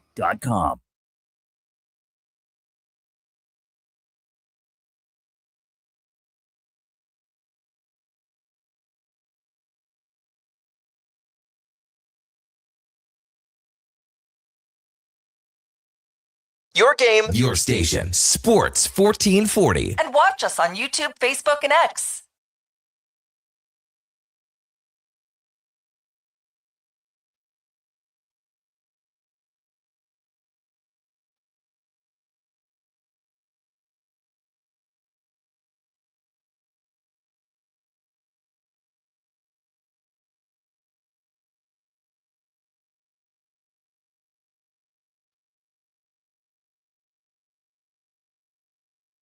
Welcome back to the big program. Oh, another great song on a Monday. So glad you're with us. Welcome back to the Kevin Karius Show. 9:42 in Edmonton. I have to mention again, the Oil Kings in action tonight. It's a 7:00 puck drop. It's game number 7. Oil Kings and Saskatoon Blades. The Oil Kings scored in double overtime. Miro Hlinka, his 7th of the playoffs yesterday afternoon in double overtime. 5 periods they went. So it's winner take all tonight. Go to oilkings.ca if you want to grab some tickets. Check it out. Nothing like a game 7, is there? So we will see what the Oil Kings are made of here, because Saskatoon has played them exceptionally tough. They played them hard here. They won 2 games. They won 2 games at Rogers Place. So you know what they say, anything can happen in a game 7. Having said that, you always want to have game 7 on home ice, and that's where the Oil Kings are. But head to oilkings.ca if you want to grab a ticket or attend tonight's game. Hopefully they get a good crowd, good turnout, and that can help this team to victory tonight. I got a little Masters trivia for you, Duke, but not anything to do with golfers. Is it about the meals? No, we're not getting into the pimento sandwiches this year. No. Like the Champions Dinner. Oh, the Champions Rory's Dinner. menu. No, Looks pretty nice. I'm gonna go a different route, Duke, and I'm gonna talk about trivia from a superintendent's standpoint. Okay. Now, is that something you might be interested in? Hey, my good buddy Scott Rowland, he's a superintendent out at Manville Riverview. Manville, yeah. Okay, he would be interested in this. I'm sure he would. So I'm going to ask you several questions, and I want to see how close you can get, because I think they're to be honest with you, they're difficult questions to answer. So I want to talk about the cut of the grass at Augusta National. Okay. The cut of the grass. So Duke, you've operated, heavy equipment, tractors, trailers, the whole bit, trucks. I don't know. Do you guys we used to call them back in the day a yazoo. I'm not familiar. Cut the high grass. It was like paddles on each side, and you sort of pushed forward to move it, and then you could spin around hard. And it's for cutting really thick grass. But it was like a lawnmower? It was a lawnmower. And like push, though. Well, you stood on it. You stood on it. Okay. So you would push the I think I know what you're talking about. I've seen it. I've never operated one to my memory. All right. So anyway, that's just one thing. But obviously you've operated lawnmowers and of course. Okay.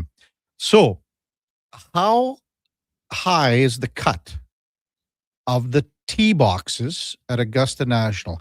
When you tee off, and let's say we played at Sandpiper, and you go and you put your peg in. Right. And wherever you've gone and played, when I go to the ranch and I put the peg in, I'll kind of notice the tee boxes, how well maintained they are. You say, these things are due for a little trim, a fresh trim. Yeah, something like that. A little scrubby sometimes. So how high would you think that the cut of the grass for the tee boxes are at Augusta National? And we're going to do in inches. Oh, so a third of an inch. Third of an inch. Well, that's really screwed me over, Duke, because now I got a third of an inch. You just said we're doing it in inches. I know, but well, you're going to understand when I tell you what the actual is. It's 5/16 of an inch. Okay. So you're close, I guess. I am pretty close. Okay.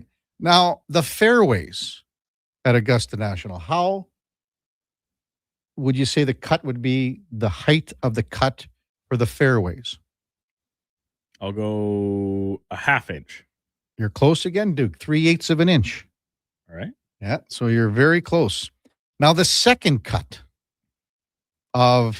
So that's only an eighth of an inch more than the tee box. That's right.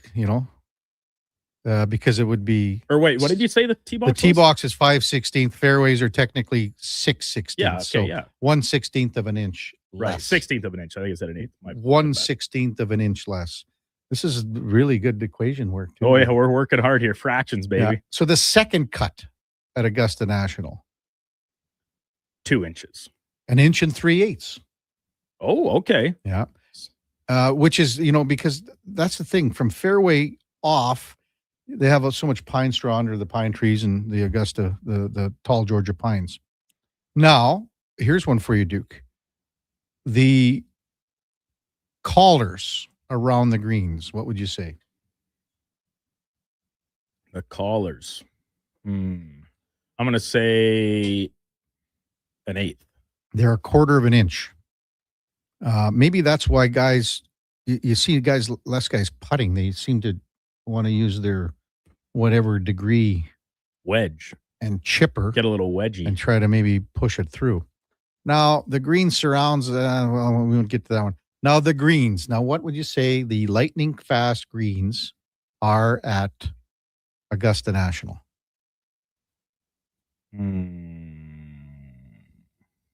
What did you say the collars were? The collars were a quarter inch.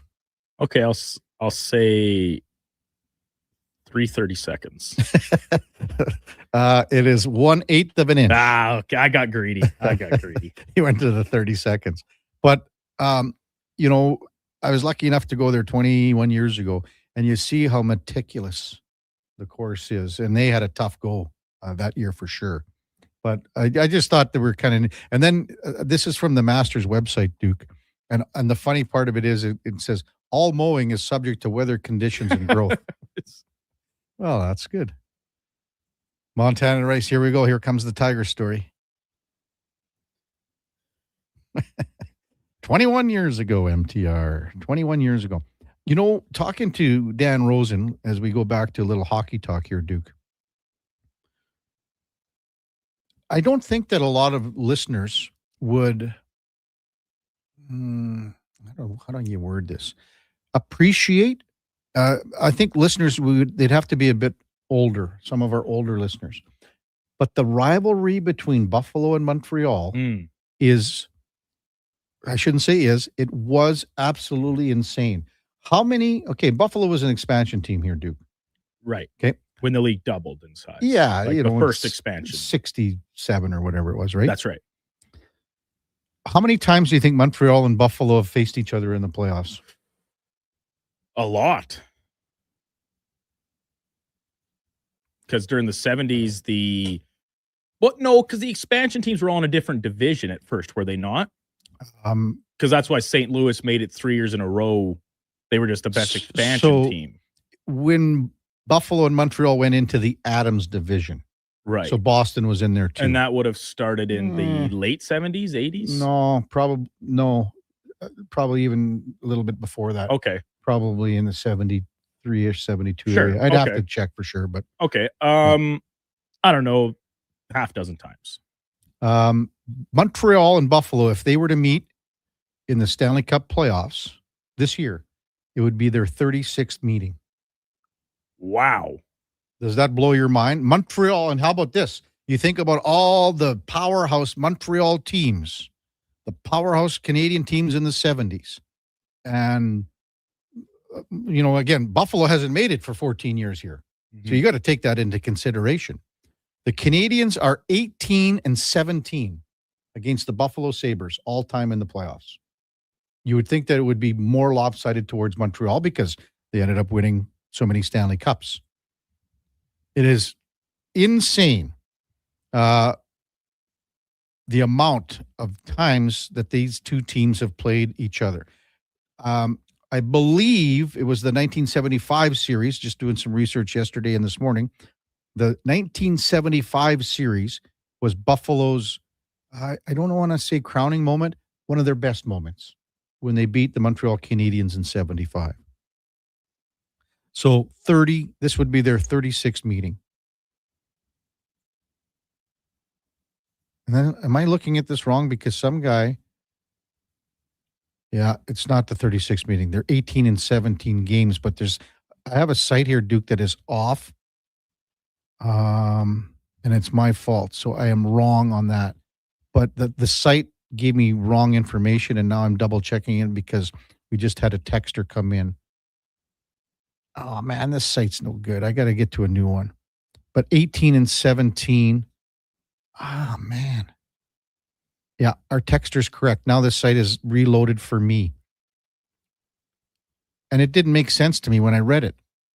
But they're 18 wins, 17 losses. In 1975, I believe it was the Buffalo Sabres who won the series 4-3 to win the series in 1975. And that's their crowning moment. So I have to apologize. And thanks to that texter I'm seeing 5 times total. VR Greg.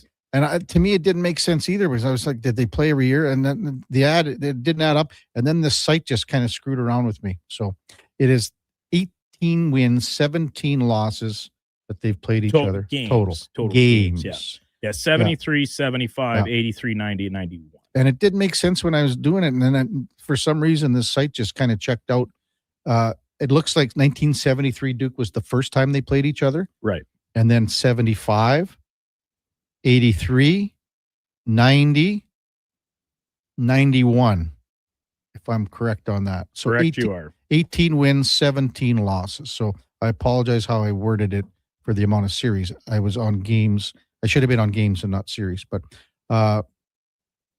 don't you think it's something that the Buffalo's won 17 out of the 35 games? Especially when you mentioned it there, like through the 70s, the Habs were essentially unbeatable. Yeah. And they only met twice in that decade, and one of them going the Sabres' way. So all the credit to them. And like the locale matters. I think maybe there's a little bit of like the Sabres' heyday, the French connection.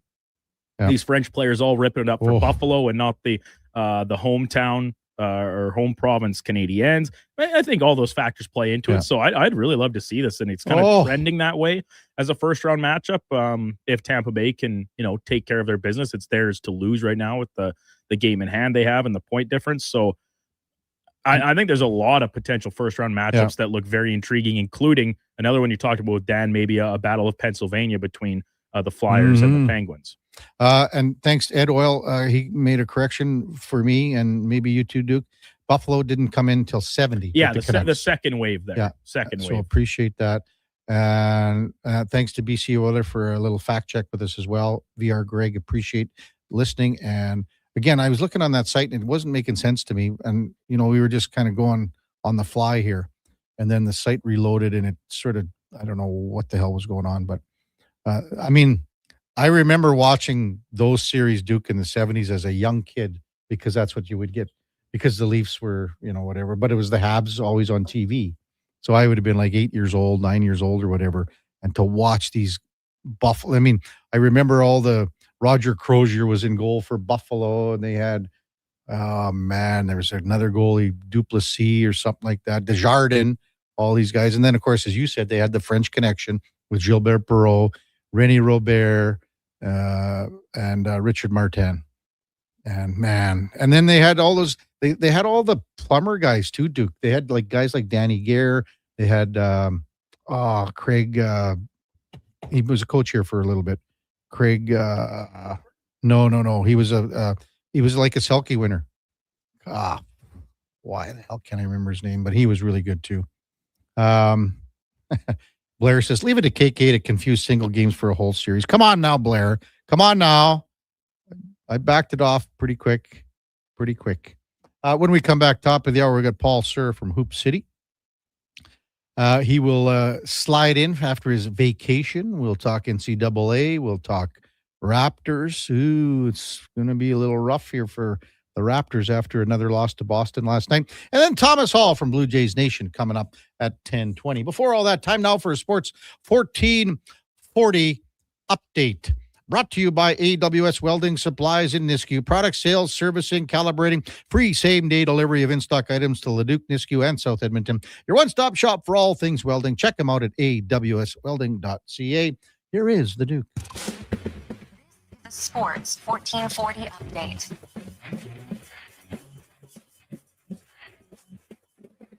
Four-game slate in the NHL tonight, all with playoff implications, starting with the Sabres hosting the Lightning. The Kraken are in Winnipeg against the Jets. Sharks host the Blackhawks, and the Nightcap LA Kings taking on the Nashville Predators. Edmonton Oil Kings, Game 7, do or die, at home tonight against the Saskatoon Blades in their best-of-7 series in a first-round playoff matchup. Puck drop coming just after 7 o'clock from Rogers Place. On the hard court, handful of games in the association. Atlanta hosting the Knicks. Detroit is in Orlando. Memphis up against Cleveland. The Sixers play San Antonio, and Denver taking on Portland in the evening finale. Men's March Madness bracket comes to a conclusion tonight with the national championship game between number 1 Michigan and number 2 UConn. Michigan coming in as favorites in this one. Tip-off at 6:50. And in the WNBA, some big news as Chicago trading top player Angel Reese to the Atlanta Dream in exchange for a pair of first-round picks in 2027 and 2028. Reese, a two-time All-Star. And a full slate of games in the majors today, starting with the Blue Jays at 5 o'clock, first pitch just after, hosting the Dodgers in a rematch of last fall's World Series. It'll be Max Scherzer on the bump for Toronto. Matinee for Easter Monday has the Cubbies down in Tampa. Cleveland hosting KC. Milwaukee's in Boston against the Red Sox. Seattle taking on the Rangers. And the Angels hosting the Atlanta Braves. Coming up in hour 4 of the Kevin Karius Show, we'll be joined by Paul Sir from Hoop City and Thomas Hall from Blue Jays Nation covering the Toronto Blue Jays. I'm Brandon Douglas at your Sports 1440 update. Sports 1440, Stingray Radio Station. CKJR broadcasts from West Edmonton Mall and Wetaskiwin. Download the free Stingray music app and listen wherever you go. Nothing beats getting a deal at McDonald's. Why? Because you get a deal now. And a deal later. Redeem an offer from the latest mailer or in the McDonald's app and dig into instant savings. Plus, you earn points towards Free McDonald's. Now that's what I call a double whammy of deals. Why does that keep happening? Deals sent right to your door. Check your mailbox for the latest McDonald's mailer loaded with delicious value for a limited time at participating restaurants in Western Canada. This hockey season, before every game, check out the pregame show with Andrew Walker on Sports 1440. It's brought to you by Titan Supply, your only source for rigging, lifting, and hauling products. Visit titansupply.ca. Legacy Heating and Cooling offers no payments and no interest for 1 year on your new furnace. So, when you wake up to no heat, call Legacy, call Legacy. If you need it immediately with no overtime rates. If you need it immediately and want to combo it with AC. Call Legacy. Call Legacy. No payments and no interest for 1 year on your new furnace. It could only be Legacy Heating and Cooling. Tough loss tonight, Coach. What happened out there? Well, we played like our goaltending was, and our defense was an absolute disaster. Okay, no more questions. Somebody needs a filter. Good filtration makes a big difference. Napa Auto Parts annual spring filter event sale is on from April 7th to April 13th. Save on cabin, air, and oil filters to keep your vehicle running clean. Visit your participating Napa store today or shop online at napacanada.com. That's Napa know-how. It's here. The Ford, it's a big deal. Not yet. The Ford, it's a big deal. Oh, guys, just wait. The Ford, it's a big deal event is on. Really? Now. Hurry in to lease a 2026 F-150 STX with Black Appearance Package from $237 bi-weekly at 0% APR for 36 months with $54.90 down. That's like $119 a week. The Ford, it's a big deal event. Visit your Alberta Ford store or Ford.ca.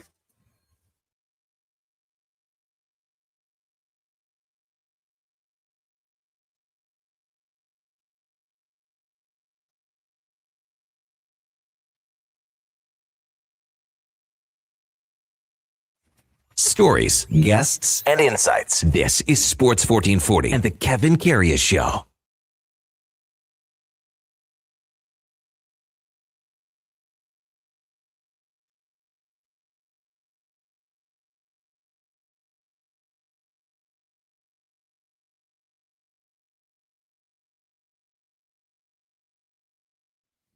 All right, welcome back to the big program. 10:01 in Edmonton. Kevin Karius, Duke of Delburne, Josh Fenwick with you here on Sports 1440. Thanks for all the texts on that. It was Craig Ramsey. I even got text from my buddy Terry O'Flynn. Going to be the toast of the town next Saturday. T.O.'s ready to roll. It's going to be more of a toast than a roast, I would imagine. But there you go. And hey, so many texts coming in about those great Buffalo Sabres teams in the 70s and how good they were. A couple guys, even T.O. mentioned Don Luce, who was a hell of a penalty killer, too. So, hey, time to talk a little basketball with Paul Sir from Hoop City. Good morning, Paul. Back from vacation. How was it, big fella?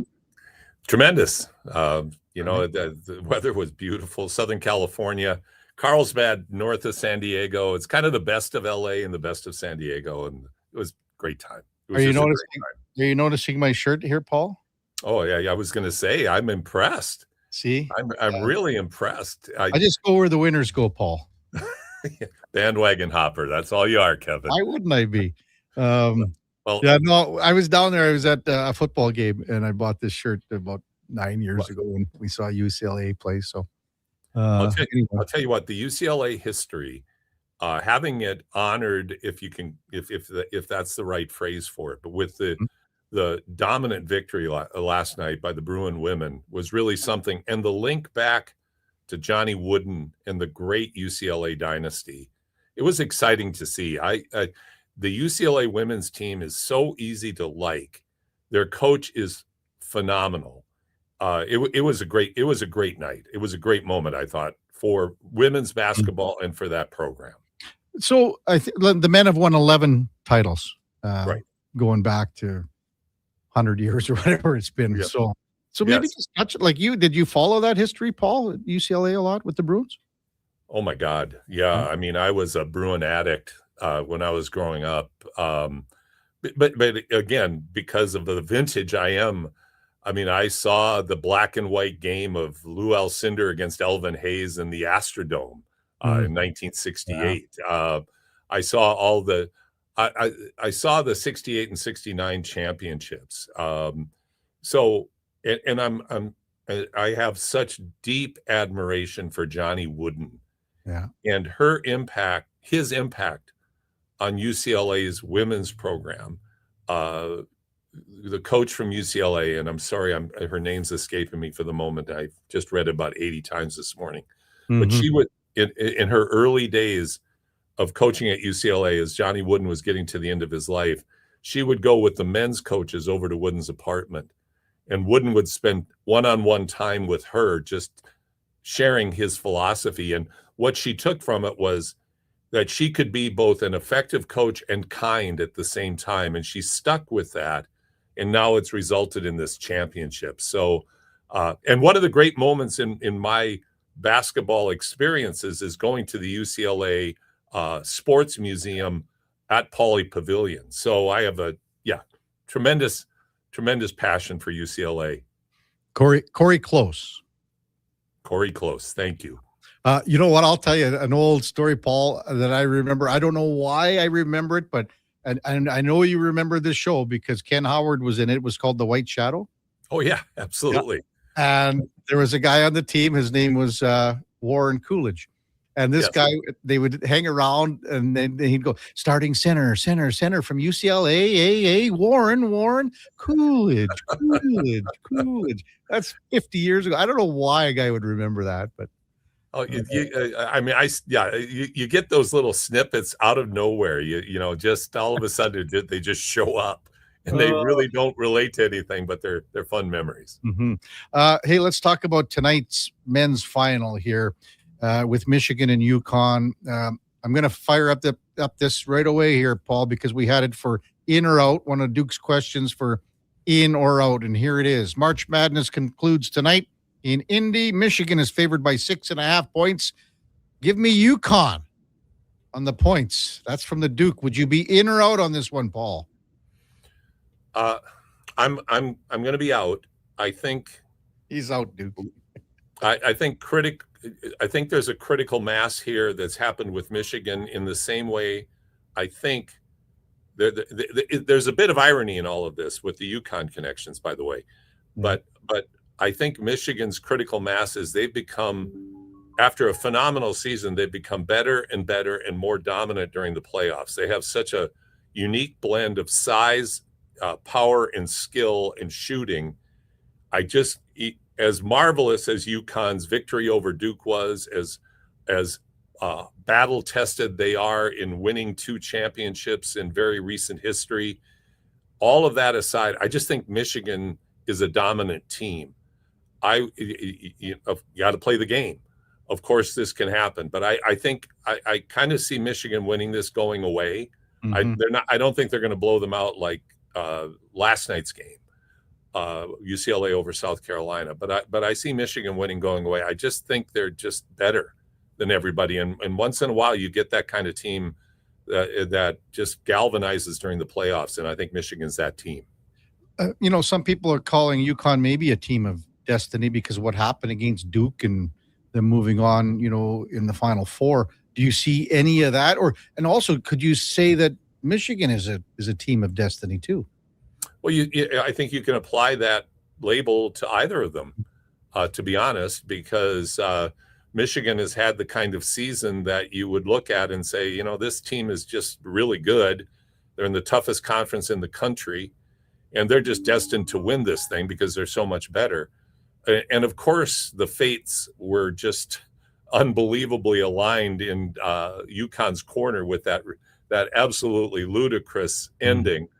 I still can't imagine how Caden Boozer and John Shire are feeling right now, along with all the Dukies. Like, that you just got to wake up and go, did that really happen to us? But so maybe UConn's a team of destiny, maybe not. I just think Michigan's that much better. And I would be surprised if a Michigan has an off night and UConn finds a way to win. How does this Michigan team stack up, in school history? I always go back to the Fab Five and things like that, but I don't know. Where do you see this team? And they got to win yet, Paul, too. So what do you make of it? Well, arguably their best team ever, and that's a big thing to say when you talk about Jalen Rose and the other talented players, Juwan Howard, of course, Chris Webber is tremendous teams, but they never won a championship. And Fab Five, I've got a strong connection to that as well. But the Fab Five were great. Steve Fisher, winning one of the most unlikely national championships back in 1989, last time that Michigan won.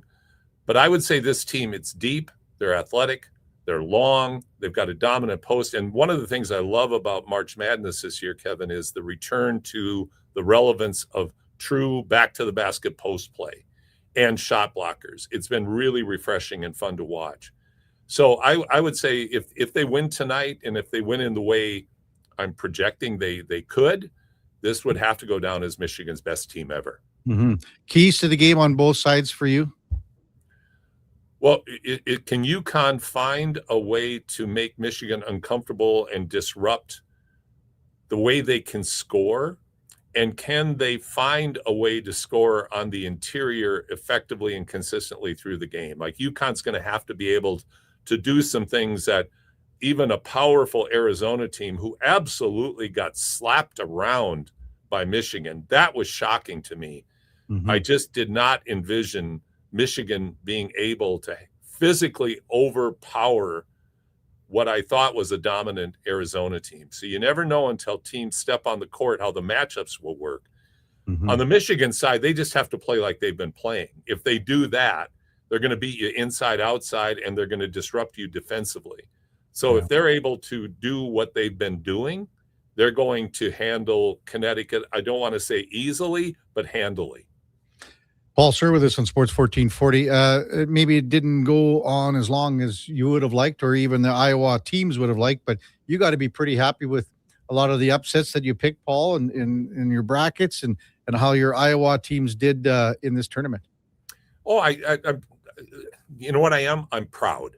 I'm proud of Iowa because, like in the case of Iowa State, they lost a first-team All-American, and you don't overcome that against a good team, which they weren't able to do that. So they went out earlier than I think they would have liked to. Like, I thought maybe they had Elite Eight in them even without Jefferson, but they didn't. The Hawkeyes, they're just to me, they embody what's great about March Madness, not just because I'm a passionate fan and an Iowan born and bred, but because you can take a team which has serious holes in terms of its talent and how it matches up and make up for it in coaching, in strategy, and they were able to do that. They got beat by a better Illinois team, nothing to hang their head about, and I think that it was great. And the overall tournament, just fantastic. What an event. What a 2 weeks. It's just unbelievable. What a spectacle. And every day, every game, there's a drama. What's happening now in terms of the point spread is actually pretty typical historically, because again, teams galvanize, and the best teams, the cream rises to the top. And that's certainly what we saw last night on the women's side, and maybe we'll see tonight on the men's side. Paul Sir with us on Sports 1440. I have to bring in your sidekick, Josh Fenwick, here. I don't know. I have no idea, Paul, how he held the show together while you were gone. No clue, no sniff. But he started posting a bunch of stuff this morning, too, from Saturday. So maybe he was detained on the weekend. But he wants to ask you about a certain player here, Paul. Okay. Hey, Paul. How's it going? Long Good, time. Josh. It's only been a couple days, I guess. Yeah. So we saw the NBA open up an investigation into Giannis and the Bucks, I guess, is a more wide variety for that, about him being sat when he's coming out and saying that he's healthy. I'm just wondering where you come out on the whole situation and who may or may not be in the right from your point of view. Well, the NBA is filled with idiots at the top level. Like, they are idiots. They have handled the tanking. Like, they don't know. What they're good at is looking for deals to get more money. They're looking for deals. Like, okay, if you're going to start with the Bucks and Giannis, then you might as well just throw the doors open and start looking at a whole bunch of other players and a whole bunch of other teams.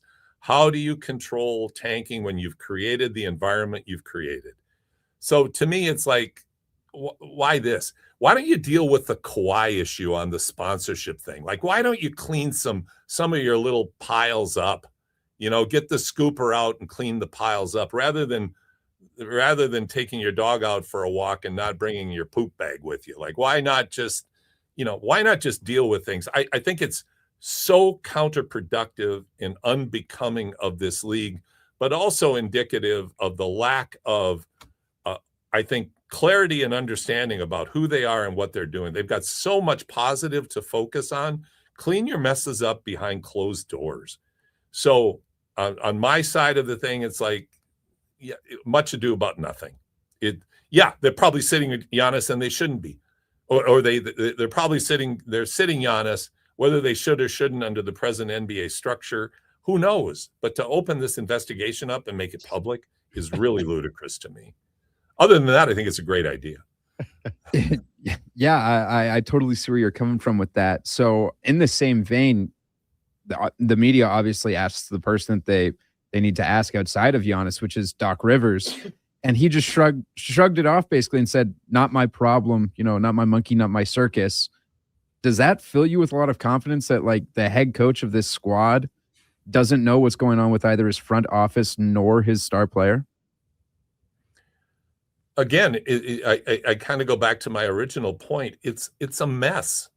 Like, when the business of basketball now and the way that coaches, organizations, the league handle all of this nonsense. If a guy's healthy, play. You're being paid tens of millions of dollars to play. Just go play and play to the best of your ability. But the tanking, the strategy, and then, like I said, it's like being at the Hoover Dam and using a Band-Aid to cover a crack. You got bigger problems than this, and they're systemic, but clean your messes up behind closed doors. No, it doesn't give me any confidence, but it just shows what a circus the NBA has become at that level. And it's just a distraction that doesn't do any good for anybody, because there are things like, hey, Cooper Flagg just had 51 and 45. I like talking about that.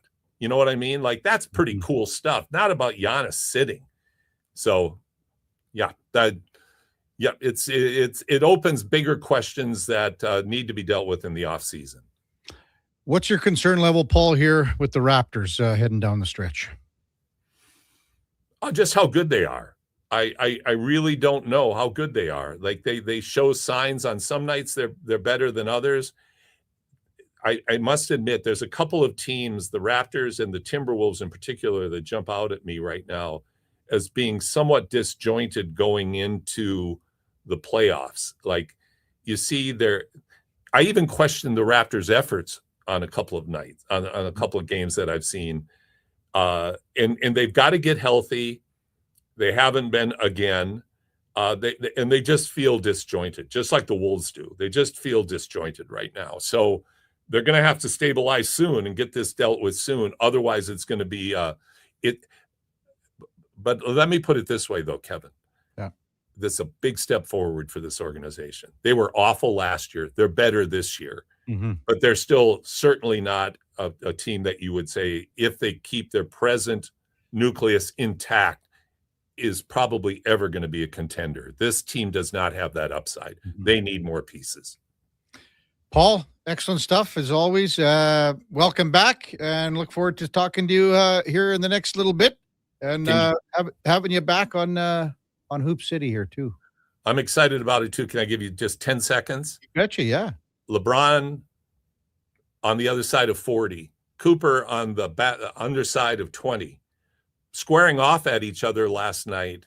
LeBron 30, where's my numbers here? 39 and 15. Cooper 45, 8 and 9. What a 20 plus year difference between these two players, and they have nights like that. That's marvelous. That's a lot better story than Giannis and the Bucks. That's an amazing story. And that's on the heels of a 51-point game by Cooper. Look who brought it up, Paul, and wasted 2-3 minutes with our conversation about it. Way to go, Josh. And then the other side, this guy that just scored 50, 51, and 45 might not even be Rookie of the Year. It's crazy. So, great stuff. Thank you, Kevin. Good stuff, Paul. We'll talk soon. Appreciate it, man. Paul, sir, back from vacation, Hoop City. You can catch it every Saturday now with Paul and Josh. 10 bells right here on Sports 1440. When we come back, we're going to tee up tonight's Blue Jays game, Blue Jays series with the LA Dodgers, a rematch of last year's World Series. That's when we come back on the Kevin Karius Show on Sports 1440 AM radio with the Duke of Delburne, Josh Fenwick. You can also watch us on YouTube, X, Facebook, Instagram, and Twitch. Summer, it's coming. An unstoppable force that will turn your home into the Sweatbox. Don't live in a summer blockbuster. Pro Solutions is your one-call solves-it-all expert for AC repairs, tune-ups, and new installations. With fast appointments and flexible financing, we'll make sure your home story has a comfortable ending. AC season is coming soon, so book today. Lock in pre-season pricing today. Visit prosolutionsinc.ca to schedule your service today. Everything is going to be okay. If you're feeling the weight of too much debt, you have options. I'm Dan McDicken, a licensed insolvency trustee with Faber. Becoming debt-free is possible, and a personal bankruptcy or a consumer proposal will get you there. Schedule your free Faber Focus session at faber.ca today. You'll learn how a consumer proposal will eliminate your debt by paying a percentage of the amount owed without interest. At Faber, we've got your back. Who's that working on the underground utilities over there? All Star Construction, that's who. What about the street lighting? Yep, All Star Construction. And the directional drilling, hydro backing, neighborhood renewal, and telecommunication work? Yep. Since 2009, All Star Construction has been doing all that and more, shaping and building Edmonton communities for land developers all around Edmonton. That's what All Star Construction is all about. You see it? Fusion Promo Marketing can make it. Fusion makes high-quality, memorable promotional products for businesses, sports teams, and corporate events. From vision to reality, get noticed and remembered. Fusion with a Z. Promomarketing.ca. It's time to hit the greens. Elevate your golf game with Country Club Tour Golf Academy. No matter your experience, our PGA of Canada teaching pros are here to help. Enjoy lessons year-round between our 7 CCT golf courses and 2 state-of-the-art indoor facilities. Choose the location convenient for you. We offer private lessons, group lessons, expert club fittings, and junior cams. Visit our website to learn more and get ready to take your game to the next level. Booking is easy. Go to countryclubtour.com/golf academy and schedule your lesson today. A huge thank you for making Sports 1440 the most listened to sports radio station in Edmonton. From Gregor to Karius to Low Tide, we've got in-depth analysis on all your favorite sports. We are Sports 1440. Start thinking spring road trips and off-road trips in your new Subaru Crosstrek. Stylish, rugged, and so many features. Standard on every Crosstrek. Subaru symmetrical all-wheel drive, EyeSight driver assist technology, heated seats, and LED steering responsive headlights. Plus, with interest rates from 0.99%, you'll love the affordable weekly payments. No waiting, immediate delivery available. Subaru Crosstrek. Visit Subaru.ca. Welcome to Uncommon. Welcome to Subaru. Is your business ready to grow? Not sure how? We have your solution. We are Stingray. Whether your customers are around the corner or across the country, Stingray connects you with radio to digital advertising, including connected TV, search and social, programmatic, digital advertising, and digital out of home. From idea to execution, we've got you covered. With creative and production, cross-platform integration, detailed reporting, and one-on-one support, it's the easy way to make your business grow. Get started now at stingraymediasolutions.com.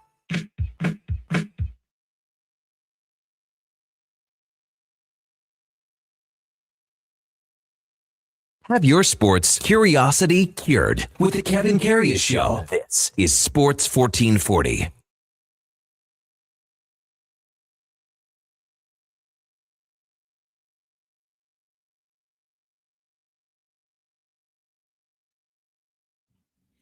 All right, welcome back to the big program. 10:23 in Edmonton. Time now for the game of the day, brought to you by St. Albert Dodge. And again, the Jeep Gladiator Sport packages are here. Great selection still. A lot of colors to pick from. $49.9 gets you behind the wheel. A brand new Jeep Gladiator below $50,000. Check it out at stalbertdodge.com as we welcome back Thomas Hall from Blue Jays Nation. Good morning, Thomas. You're with Kevin Karius. As always, thanks for jumping on Sports 1440 this morning. Really appreciate it. Of course. Always fun catching up with you, Kevin, especially as we tee up here this highly anticipated World Series rematch. How jacked are people out east for this series after what happened last year, Thomas?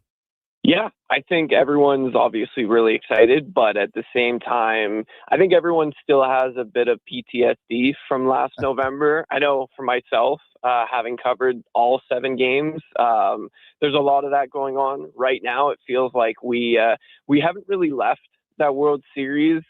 Kevin Gausman said a few weeks ago that he felt like we were just getting ready for Game 8 of the World Series, and it kind of just feels like a bleeding over effect of that right now. Yeah. I can't imagine what the players feel like going into this one, Thomas, after being so close.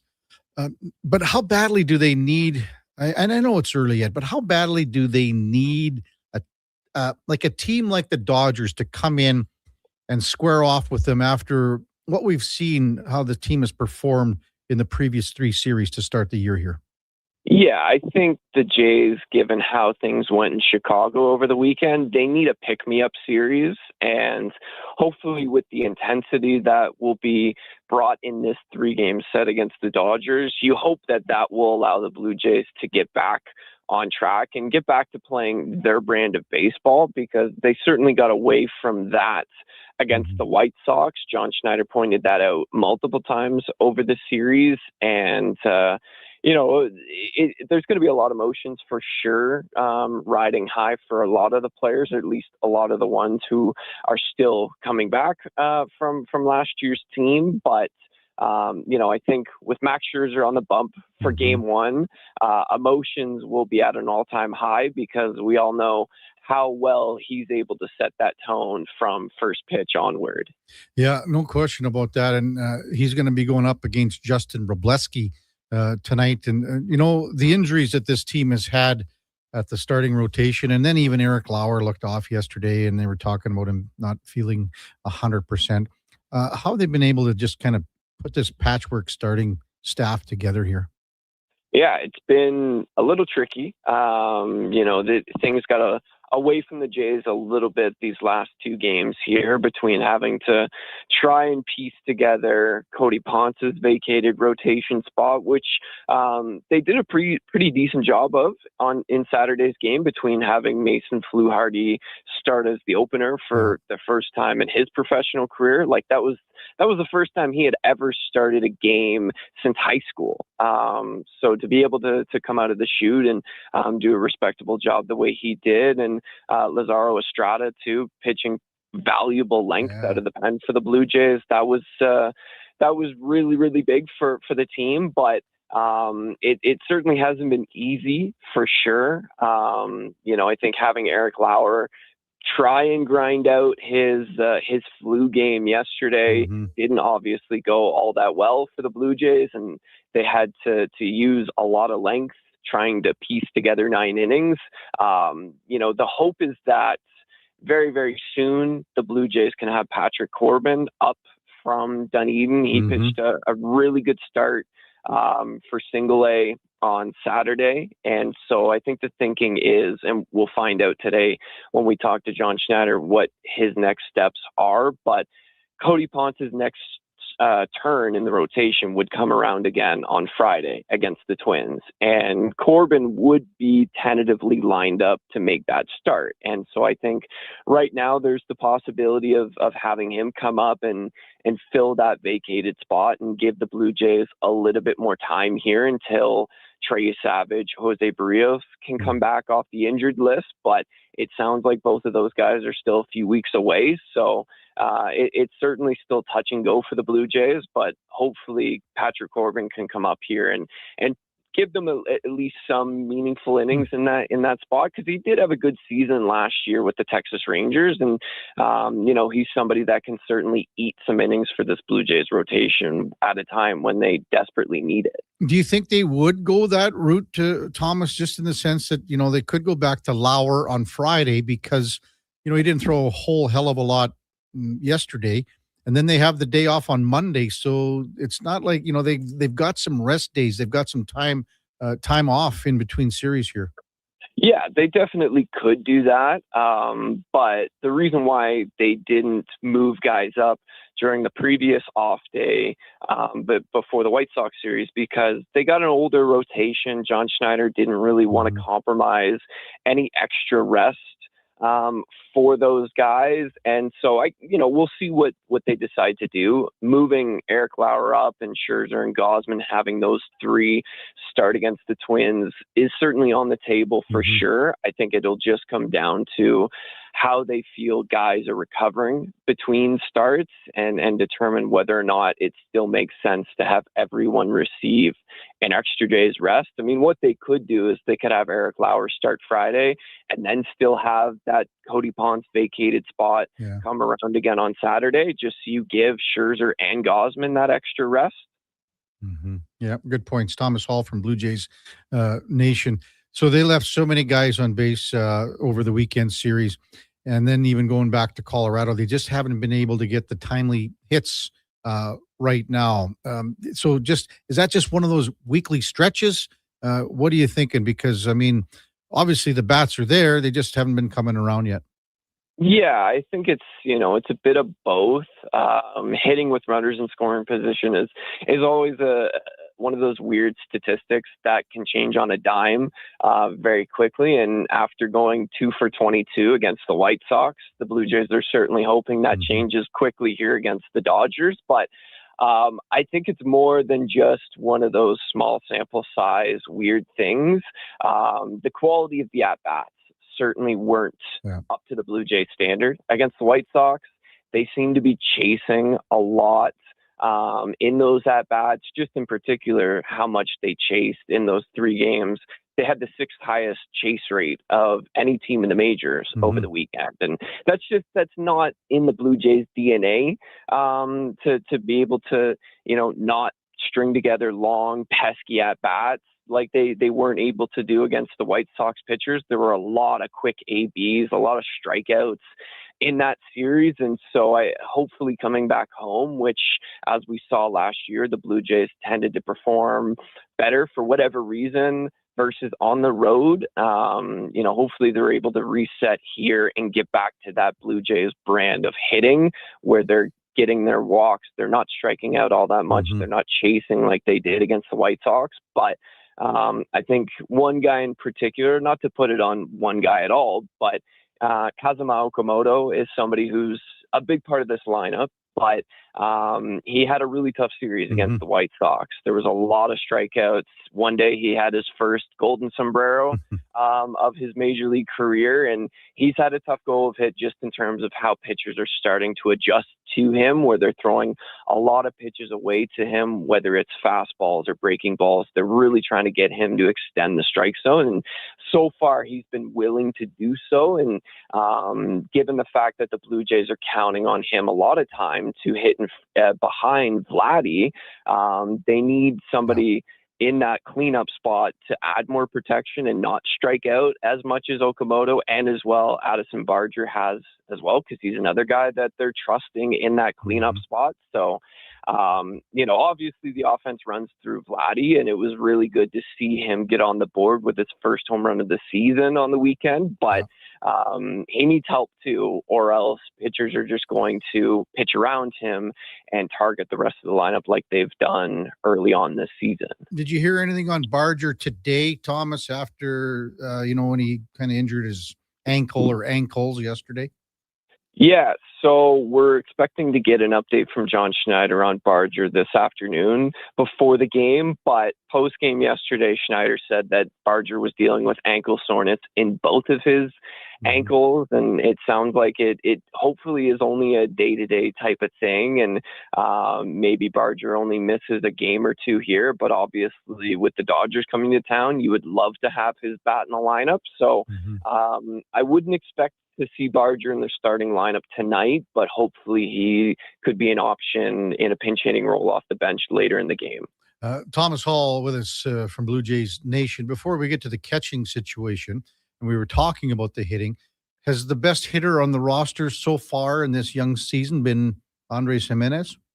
I think so, yeah. He's been an incredible spark at the bottom of the lineup for the Blue Jays, and it's been a similar tale to his impressive start to last season, where he had 3 home runs right out of the gate for this team, and it's been really good to see him healthy again, because he was playing hurt a lot of the time last season, and that unfortunately had a big negative impact on his offensive results. And the Blue Jays have been really encouraged to see how athletic Gimenez has been at the plate again, similar to what he looked like last year before the injury started to take a toll on him. So, definitely a good sign to have somebody like that producing as well as he has early on this season. But at the same time, too, when Andres Gimenez has been arguably your best hitter, there's some problems with the lineup, right?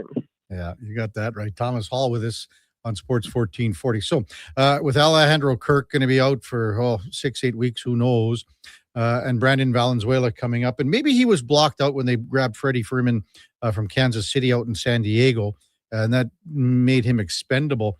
But I just watching him in spring training, Thomas, and he got a lot of opportunities with Alejandro Kirk at the World Baseball Classic. I mean, he looks pretty comfortable behind the plate. What did you make of him yesterday, collecting his first hit? And I guess, would you say it would be more of a 50-50 split between him and Tyler Heineman here in the next several weeks? Yeah, it sounds like that's how the Blue Jays are going to approach this year, by having a 50-50 split between Valenzuela and Heineman. It's kind of unique that the Blue Jays now have 2 switch hitting catchers on their roster. I can't think of the last time that any team has had that sort of luxury before.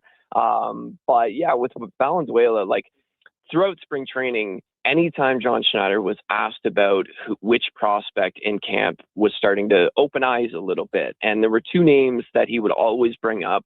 One of them was Brandon Valenzuela. The other one was Josh Kasevich, who's a really talented infield prospect down at AAA. And it was, as we see now, last year's Will Wagner Valenzuela trade from the Padres turned out to be a really savvy trade from Ross Atkins, where getting some catching depth at the higher levels in the minor leagues, that was something that the Blue Jays desperately needed to address. over the last couple seasons, and having a guy like Valenzuela who, there's still some questions about what his offensive ceiling is going to be, although the Blue Jays were really encouraged about the higher exit velos that he was producing in spring. What he gives you defensively should help allow the Blue Jays not to lose too much by not having Alejandro Kirk behind the plate. There's no replacing the defensive value that Kirk brings as one of the best two-way catchers in all of baseball, but Valenzuela has a really strong arm behind the plate, really good pop time and exchange rates too. And he's somebody that yesterday really showed his blocking skills behind the plate as well. And so the Blue Jays are going to give him a lot of runway here, depending on how much time Alejandro Kirk ends up missing. And, it could end up being 2 to 3 weeks. It could be 6 to 8. It'll all depend on whether or not he'll need any type of surgery to have any sort of pins or screws inserted into that left thumb. And that's another update that we're expecting to hear from John Schneider this afternoon. But so far, it's been really encouraging to see, what type of upside Valenzuela can bring. And in terms of Tyler Heineman as well, like he had a really tough series against the White Sox too. Made some costly mistakes with his defense and his base running. And he knows that. He was very emotional about it after Saturday's game, but he was also last season one of the best backup catchers in baseball. And nobody expects him to have a 800 plus OPS over a larger sample size this season. But if he can add a little bit of a spark to this Blue Jays lineup, given how much this offense has been struggling, that could certainly help replace some of the production that they'll miss from Kirk, who, is somebody that both offensively and defensively, the Blue Jays could least afford to lose for an extended period of time. So, they're going to be looking to guys like Heineman and Valenzuela to try and supplement that production. It's 2 days away, but how do you think it's going to be in the building with Shohei on the mound on Wednesday? I think it's going to be very loud. When you have Dylan Cease going opposite of him in that game, the crowd I expect to be very electric. I expect there to be a lot of boos too every time Shohei takes the mound. I'll be interested too to see how the home plate umpire is a little lenient in terms of Shohei going from hitter to pitcher, because I know there was a few times in the World Series that John Schneider was getting on the home plate umpire after the pitch clock had expired and Shohei wasn't even on the mound yet. So I don't expect there to be any sort of controversy with that, but it'll just be one of those fun little in-game chess type of matches that I'm sure will be fun to follow. Great point on that for sure. Thomas, as always, thanks for your insight. Appreciate you coming on. Enjoy this series. It's going to be a doozy. Of course. Thanks for having me on. That's Thomas Hall from Blue Jays Nation. And our game of the day brought to you by St. Albert Dodge, where the Jeep Gladiators are in stock. They're on the lot. They're going fast. $50K gets you behind the wheel. Check it out at stalbertdodge.com. When we come back, we'll wrap up the show, get to some of your texts. 833-401-1440. It's the Kevin Karius Show with the Duke of Delburne and Josh Fenwick on Sports 1440 AM radio. We're streaming on YouTube, X, Facebook, Instagram, and Twitch. Mr. Rooter sees a UFO. Mr. Rooter says 1 plunge, 2. What's this? A UFO? An unidentified floating object. It's beginning to glow and levitate. Thank you, Mr. Rooter. You have freed us from the gravity of the white hole. Humanity will be spared. Wow. People aren't going to believe this when I put it in our new commercial. If you want to believe in a plumber, call Mr. Rooter. Got a car you're ready to part with? Find out what it's worth. Fast, easy, and totally free at Go Auto. We're talking top dollar trade-ins, whether it's a little worn or still rocking that new car smell. Just a few clicks, and boom, you've got your value. Text value to 780-777-7777 to start. That's value to 780 all sevens. Why guess what it's worth? Let Go Auto show you the money. I'm good to go. With Mortgages to Go, you'll be good to go. Mortgagestogo.ca says yes when the banks say no. That's why Alberta has trusted Mortgages to Go for over 23 years. If you need cash and have equity in your home, you're approved instantly, guaranteed. Call 1-888-888-5998. That's 1-888-888-5998. With Mortgages to Go, you'll say, good to go. At Fountain Tire, the savings come in threes. Up to 25% off select tires, a mail-in rebate of up to $100 off a set of 4 select tires, and $50 off $150 service. We're basically the BLT of savings until April 25th. Restrictions apply. Book today. Jason Greger isn't just a sports guy. He's a community builder with over $3 million raised for local charities. And his Greger Foundation, he's making a difference on and off the air. Check out Greger weekday afternoons on Sports 1440. It's happened again, and construction season is coming soon. Job delayed, money lost, and clients disappointed because your rigging failed and it wasn't inspected. Don't let this happen to you. Have your lifting slings, fittings, hoisting tools, and safety harnesses checked with Titan Supply. Titan Supply offers certified on-site and in-house rigging inspections and service, so they can repair it, replace it, and recertify it. Titan Supply in Edmonton, Grand Prairie, Red Deer, and Calgary, and at titansupply.ca. Lift, dig, haul. I'm Rick Showers from No Bull RV, and I am a used RV salesman. But just because I love being a used RV salesman doesn't mean you would like doing my job all day long. If you're selling your RV privately, that means that you have to be an RV salesman too. That's right, Bob, and there's a lot of work involved. You have to find the customers, be ready to show it at a time and place that's convenient for the other guy, all the stuff you take for granted when you come to No Bull. There's not a lot of glamour in being a used RV salesman, Rick. I don't do it for the glamour, Bob. I love helping people enjoy the great outdoors on their terms. It's my life's work, but it doesn't have to be yours. When you sell your quality used RV with us, we take care of everything. Cleaning, repairs, commercials like this one to bring people in, and besides, I like being a used RV salesman a lot more than you do. And that's No Bull. NobleRV.ca.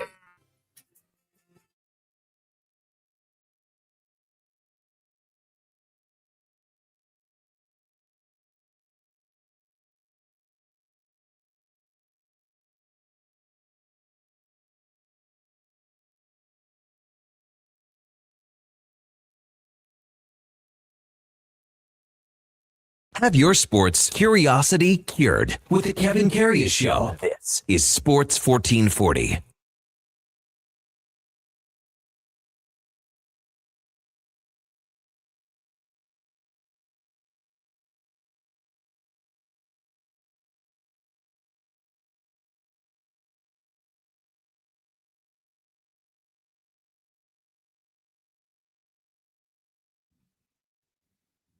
All right. Welcome back to the big program, 1044 in Edmonton. Home stretch of the Kevin Karius Show with the Duke of Delburne. Josh Fenwick here on Sports 1440 AM radio. Tonight's a big night down at Rogers Place with the Edmonton Oil Kings in action. Game number 7 against the Saskatoon Blades. The Oil Kings won Game 6 yesterday in Toontown, 3-2 in double overtime. Miro Helinka scored the overtime winner, his 7th goal of the series. So he's having a fine series in this one. Saskatoon tied it with 7 seconds left in the third period. But Game 7 tonight, if you want to go to the game, check it out, oilkings.ca. Head down, support the junior team, watch the kids. It's excellent hockey. They give her snooski out there. Lots of snooski for sure. Oilers on the ice for an earlier skate today, 10:30. They got to the ice today because they'll be heading out to Utah. I don't know, in about an hour and a half or so, a couple hours. I would expect Colton Dock to return to the lineup either tomorrow or Wednesday in San Jose. Dock was on a line today with Dickinson and Frederick. That's from the Big Bobby Stauffer with Dickinson and Frederick. Szymanski also skating on that third line. Szymanski had a rougher go for a young player. It happens. Had a rougher game on Saturday against Vegas. Doc's a bigger body, a little more experience. You know, with a third line like Frederick and Dickinson, it's a bigger, heavier line. The fourth line at practice, staying the same in Jones, Henrique, and Lazar. Top two lines, McDavid with Podkolzin and Savoy, Roslovic, RNH, and Kapanen on line number 2. Defense pairings staying the same. Goaltending, I don't know if you take so much into it the day before, but it looks like Jari might start tomorrow, and then they go to Ingram the following day in San Jose. It's something we were discussing with Mark Spector earlier in the show. 833-401-1440. What do you think of the lines? Craig in Red Deer says, morning, guys. Has Draisaitl been practicing skating yet? When I was there the other day, no. That was on, what day was that? Wednesday, I guess. Because Friday was different, and then they had a day off yesterday. What I would say, Craig, is that a lot of the guys that are injured, they end up skating earlier, and they go at it with, some guys like we have a goalie that comes out for the alumni skates, Brad German, and he will be the guy that will go out there and play goal on the downtown community arena. And this is well before practice goes on for the Oilers. So, he's not making this trip. Zach Hyman's not making this trip. I wouldn't be surprised if Leon at the tail end of next week is close to returning or does return against even Vancouver. We'll see. But he hasn't been skating at practice. Like, he's not with the group of guys on the ice. Well, Duke, anything we missed on the text line here? So we get set to another big skate today, Duke. Can you put your clubs in where your gear is? Clubs are in the truck. It's unbelievable. Gear's on the deck. Why wouldn't you come out for a skate? I think, Duke. I'm done for the year, Kev. No. Once the weather turns, there's nothing better than going to the rink. Get some crisp cold air on your face. No. The best part is you're going to the rink in your flip-flops and your sandals, your shorts. Okay, well, that's not going to be me. Why not? I don't wear sandals well, unless I'm at the beach. And even then, might have my kickers on. Your boots? No, I'm just kidding. But and shorts I really only wear if I'm golfing or maybe playing slow pitch, of course, which I'm looking forward to doing again this summer in a league for the first time in quite a while. Tropics go summer. You'll be on the sub list, Kev. Come out and show your athletic. Not like for slow pitch? Yeah. I've never played slow pitch one inning in my life. You played baseball. Yeah. Well, it's because it's real.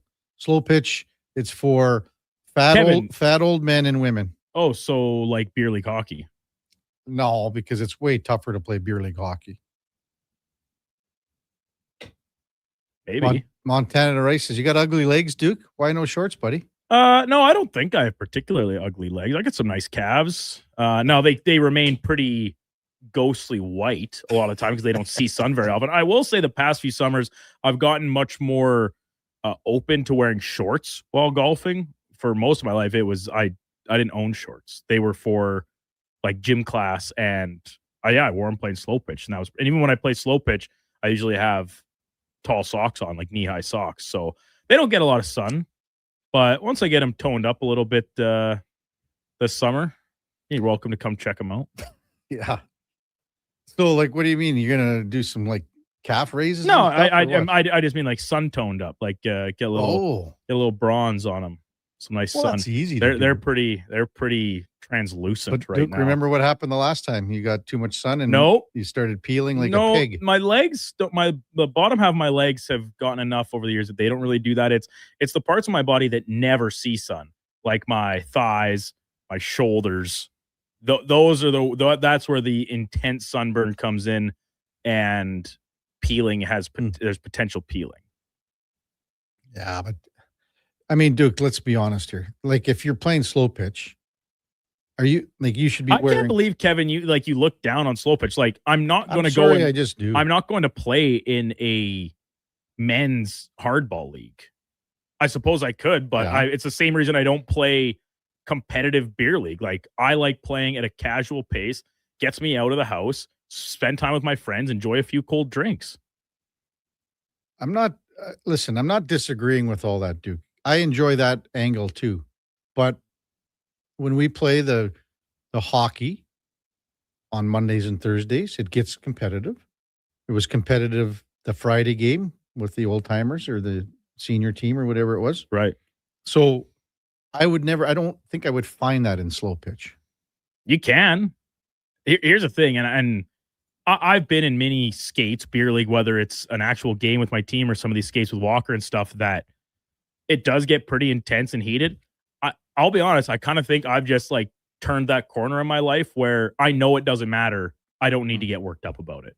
And when you play slow pitch, you'll go up against teams that all of a sudden they're in your face and they're mad about a call or something that happens and arguing. Why? So I'm just there to enjoy myself. Even when I play beer league hockey now, it takes something pretty spectacular to get me worked up. Just to update maybe the lines, Tony Breyer now saying basically it's Doc Dickinson and Frederick Szymanski and Michaels, the newly signed Michaels, are the extras today. So wouldn't be surprised to see Colton Doc back in the lineup.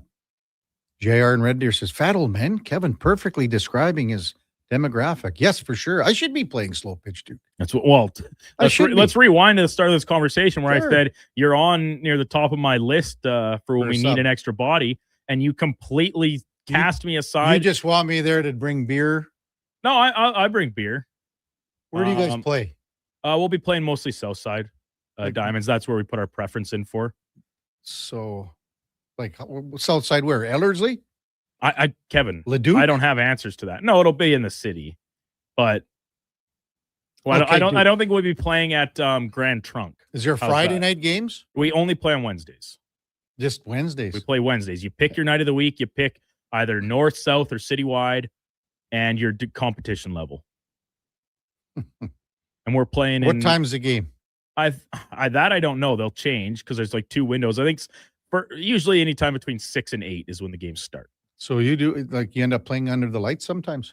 No, you try and get in the game before it's dark. Essentially, all right, I'll think about it, Duke. If you need some sounds like you're really committed. I'm taking you off the list. Oh, look at this. Triple C says, "Hey, KK, get Levers to start up the championship first round team again, joining in." So they must have had a slow pitch team. I think they did. Levers he used to brag about his slow pitch prowess. Okay. Oh, I don't know. Coming up at the top of the hour, it is Fantasy Frenzy with the former Rochep T-Bird, Connor Halley, and the Duke of Delburne. 12 till 2. It's the Lowdown with Alan Mitchell. 2 till 6. Jason Gregor drives us home with the Jason Gregor Show. Hey, we got Fox Sports all night long. We'll be back with you tomorrow morning at 7 bells. Before all that, time now for a Sports 1440 update brought to you by Sean Cunningham of Remax Real Estate. Get the home team advantage for your next move in the Edmonton area. If you're thinking about buying or selling a home, call or text Sean directly at 780-265-0165. Hey, thanks everyone for listening this morning. Appreciate all the texts and all the interaction. We could not do it without you. Hope you have a wonderful rest of your Monday. We're back with you tomorrow at 7 bells. Until then, here is the Duke. The Sports 1440 update.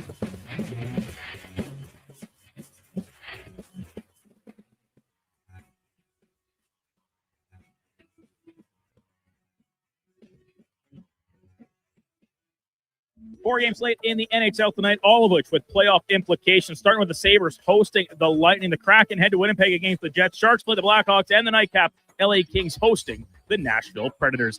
Best two words in sport. Game 7 tonight from Rogers Place between the Edmonton Oil Kings and the Saskatoon Blades. Winner advancing through to the second round of the WHL playoffs. Puck drop coming just after 7 o'clock. In the association, just a handful of games there. Atlanta hosting the Knicks. Detroit is in Orlando. Memphis playing Cleveland. Philly in San Antonio, and Denver taking on the Portland Trailblazers. March Madness coming to a conclusion tonight with the national championship game between the number 1 seeded Michigan Wolverines and the number 2 UConn Huskies. Tip-off there just before 7 o'clock from Indianapolis. And from the WNBA, big news of a trade this morning is the Chicago Sky sending star player Angel Reese to the Atlanta Dream in exchange for first-round picks in 2027 and 2028. Reese is a 2-time All-Star. Full slate of games in the majors today, including the Blue Jays World Series rematch from last fall as they take on the Dodgers in the first of 3 from Toronto. Max Scherzer on the bump to start things for the Bluebirds. First pitch just after 5 o'clock. Elsewhere, Cubbies with a matinee in Tampa Bay. Red Sox hosting Milwaukee. Seattle is in Texas against the Rangers. And Atlanta playing the Angels in the evening slate. Coming up on Sports 1440, it is Fantasy Frenzy with Hallie and Douglas. I'm Brandon Douglas at your Sports